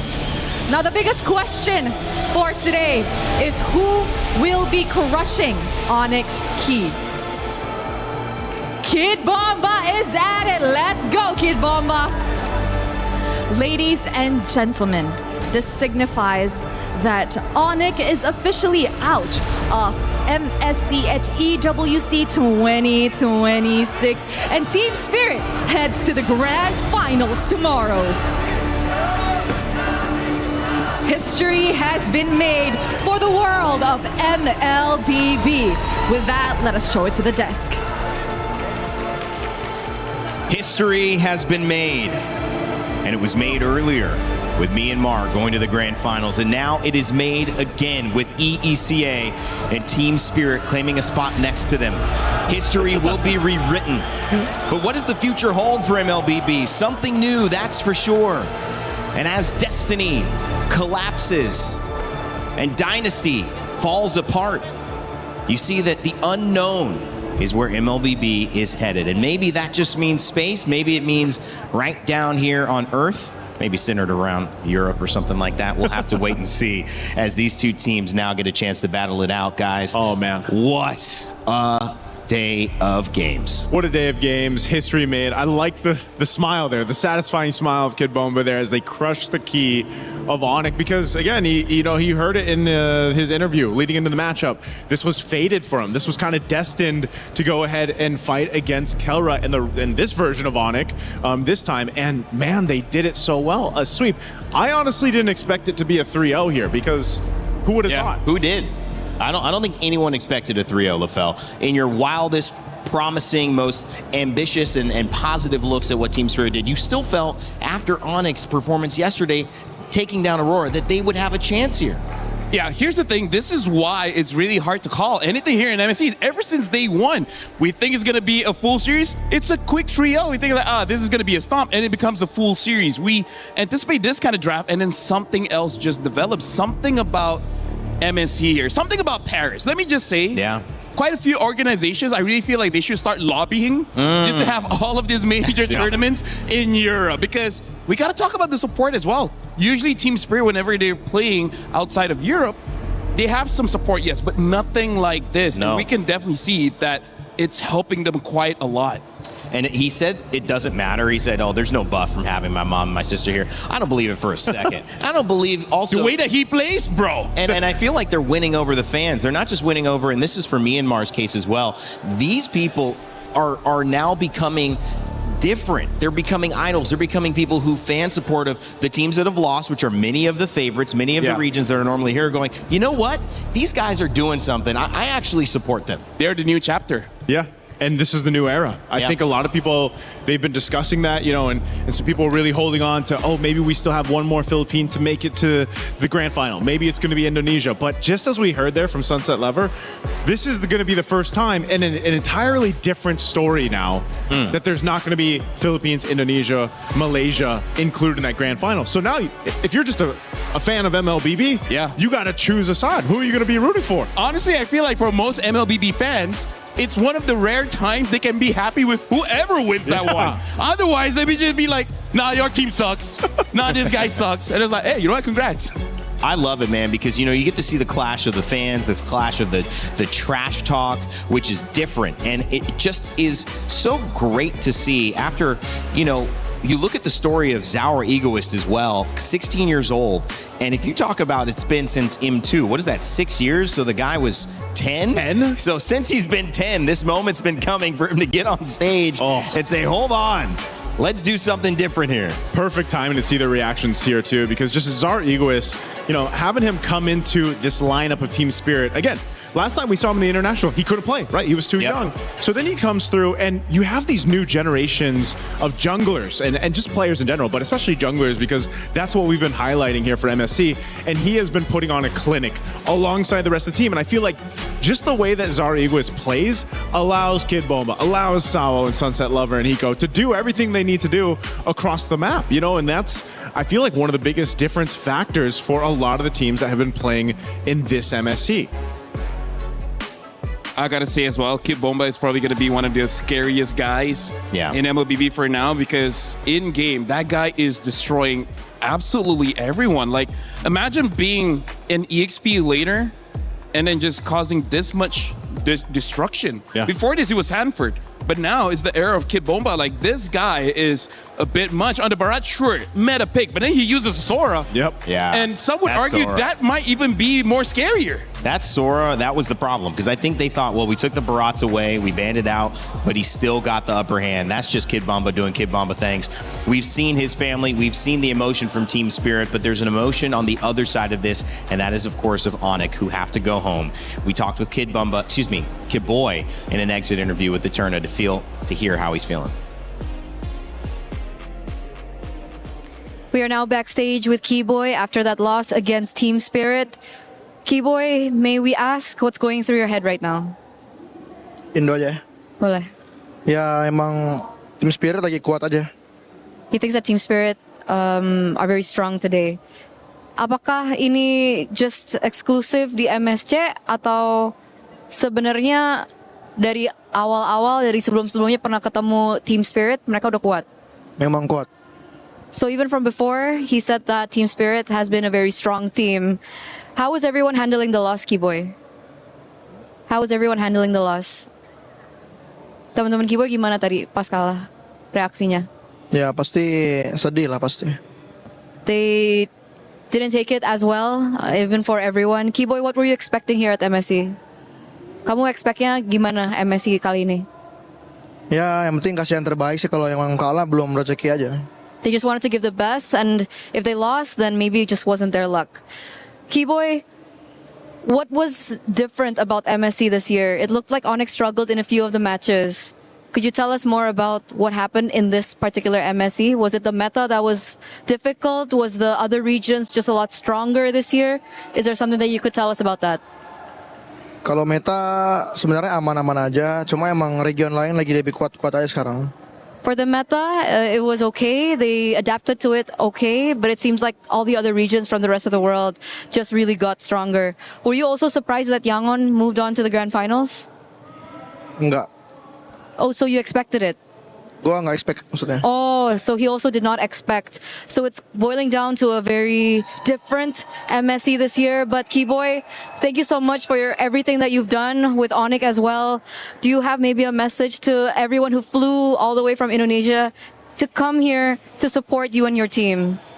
Ya buat semua yang udah support. Ya sorry juga lah karena mengecewakan lagi dan lagi. Cuman ya emang begitulah jalannya. Kita bakalan usahain buat kedepannya lagi.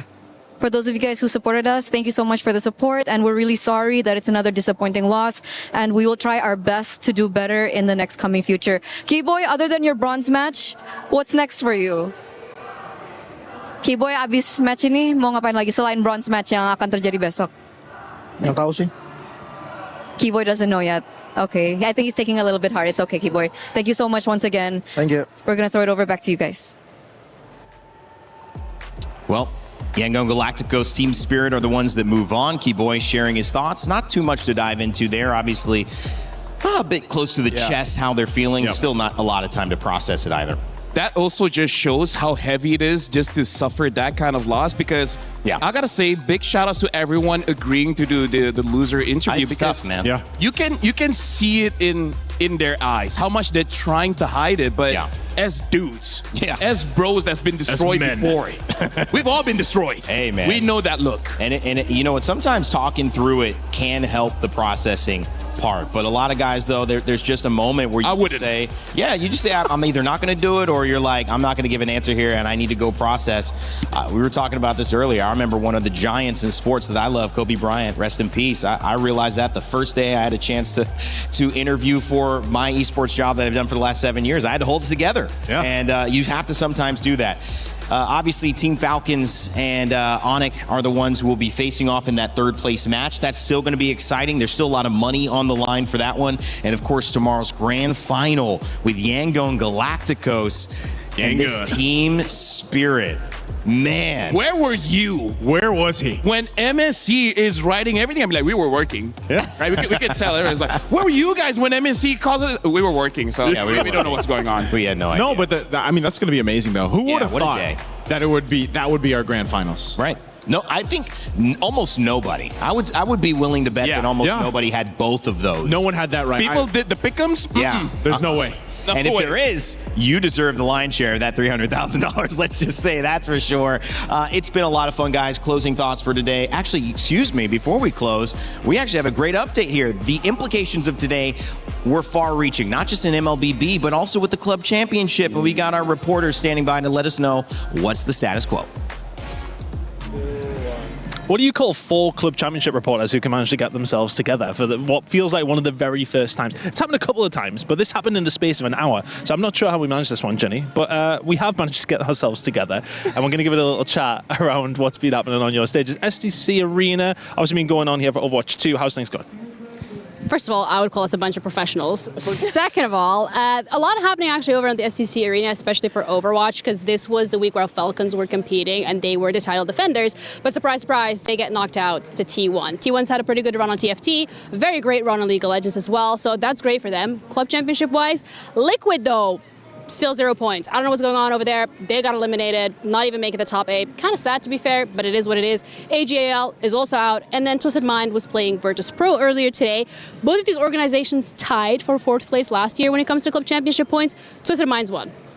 That's all we got going on here. Thank you. I didn't realize you were going to grab my mic. I thought you said we're professionals. Here we are, though. I mean, irrelevant of that. Lauren, of course, things have already just kicked off in Warzone. Not necessarily too much to report, but I mean, it's always an interesting one when it does come down to the club championship because Falcons are always so favoured. They are, and they were definitely one of the top teams coming into this entire week. However, after yesterday's performance, they ended up in 7th out of their group, which is not where they were hoping to be. So they don't play until the second half of today, but they'll definitely be looking to pick it up so that they don't get eliminated because we are sending 6 teams home, 3 from each group at the end of the day. On the positive side of things, though, and you're talking about Twisted Minds, Ginny. Twisted Minds are our defending champs in Warzone. They were first place out of their group yesterday and then were 2 matches in, and they've already won 1 of them. Oh, wow. So Twisted Minds are looking very strong for themselves, Chris, and I think that means that there's going to be some tight competition as we get into finals. We know Fancy's going to be excited about that one. Yeah, TM last year was a fantastic performance, looking to go back-to-back again. But we're coming to the close on your stage, Trav, obviously over at the Allianz Vault. How things have been going? I know there's a lot of rumblings. Falcons had a few members. Not so much anymore. Yeah, so it's pretty much the same story, really. Falcons coming in, trying to defend their title. It's Xiao Hai who won it in 24 and 25. He competes across both Fatal Fury and Street Fighter as well, so clearly shows how capable of a player he is. And he got bounced in them both. So Falcons lost their title defender and now left with 2 15-year-olds trying to carry on and get those championship points, which I don't think bodes too well. And they did just face each other. So not only were the 2 15-year-olds, they had to knock each other out as well. So that's really unfortunate for Falcons. One of them, though, has progressed to the top 8. So that's at least getting them some points on the board, but doesn't really leave them with too many options in terms of like backup plans now. They're all kind of slowly getting knocked out. But in Street Fighter 6, it's very much kind of the Asian representative. So we've got the Asian organizations doing as well. Reject with some heavy investments, and also the same with Zeta Division 2. Excellent. Well, great update, guys. Thank you very much. We've got a lot more going on tomorrow. A couple of finals coming over the next couple of days. Very excited to see how things conclude. Guys, thank you for... We need to do this more often, actually. And we'll grab us all together. Okay, maybe Jenny doesn't want to. Okay, I get it. Stage 1. I understand. It's fine. Thank you very much, guys. Back to you at the desk. Well, thank you very much, Chris and Jenny and Lauren. And I love the interaction between those four. We got to continue hearing from them as well. And of course, the Aramco Club Championship rankings are here, and it's been not as sincere at the top for a while. Will that change this week? Falcons jump up a little bit to 1,600 after the points that they've earned, I believe, for making top 8. And Street Fighter, and of course, Team Vision, Vitality, Virtus Pro still holding strong there. Phil, you feel like you want to say something about the club championship? No, honestly, like looking at that, they are so energetic and calm at the same time. You want to channel that? You know what? That's good. I don't know if I'm feeling relaxed or suspicious. Oh, you know what? That's good. I like it. It's because the sunglasses are making you feel suspicious. Yeah. Because you can't see their eyes. No, because for me, if someone is too nice, something is wrong. Yeah. So might be a psychopath or something. So something's wrong? I mean, it could be psychopaths. Now we got to spend time with them just to know. Aren't you curious? You know what? I am curious. Let's investigate Chris when we get back there, backstage in the green room. Guys, how do we feel? Final day of basically anything but our grand finals. You know, it's gotten us here. Yeah, man, MSC's been kind of crazy, I would say. Amazing. You know, after we've gone through a few of them, this has been the most, I would say, competitive and interesting. A lot of shakeups, a lot of surprises, but I'm glad for it. This is great for the competitive scene and the health of the MLBB esports ecosystem. For me, I love my job. And we did say that this is probably going to be the best MSC ever. We did. And it's shaping up to be that way. This is going to be, again, a new era, a new chapter. This is going to give a lot of hope to a lot of aspiring players because now it doesn't matter where you're from. Oh, wait, where's my glasses? Wait, what was I? Anyways, doesn't matter where you're from. It shows that you can do it. Suspicious behavior from LaFell to close things out, but nothing suspicious about today. It's going to be a new chapter that's written in the land of Dawn come tomorrow. History rewritten already. It's me and Mar facing EECA in our grand finals. Somebody will become the new king of MLBB. From all of us here at Stage 3 of the Lenovo Legion Gauntlet, as LaFell has already walked off stage, and Naisu is still here with me. Thank you. My name's Randy, and from Paris, we remind you to never give up, never stop gaming, and we will see you for our grand finals tomorrow.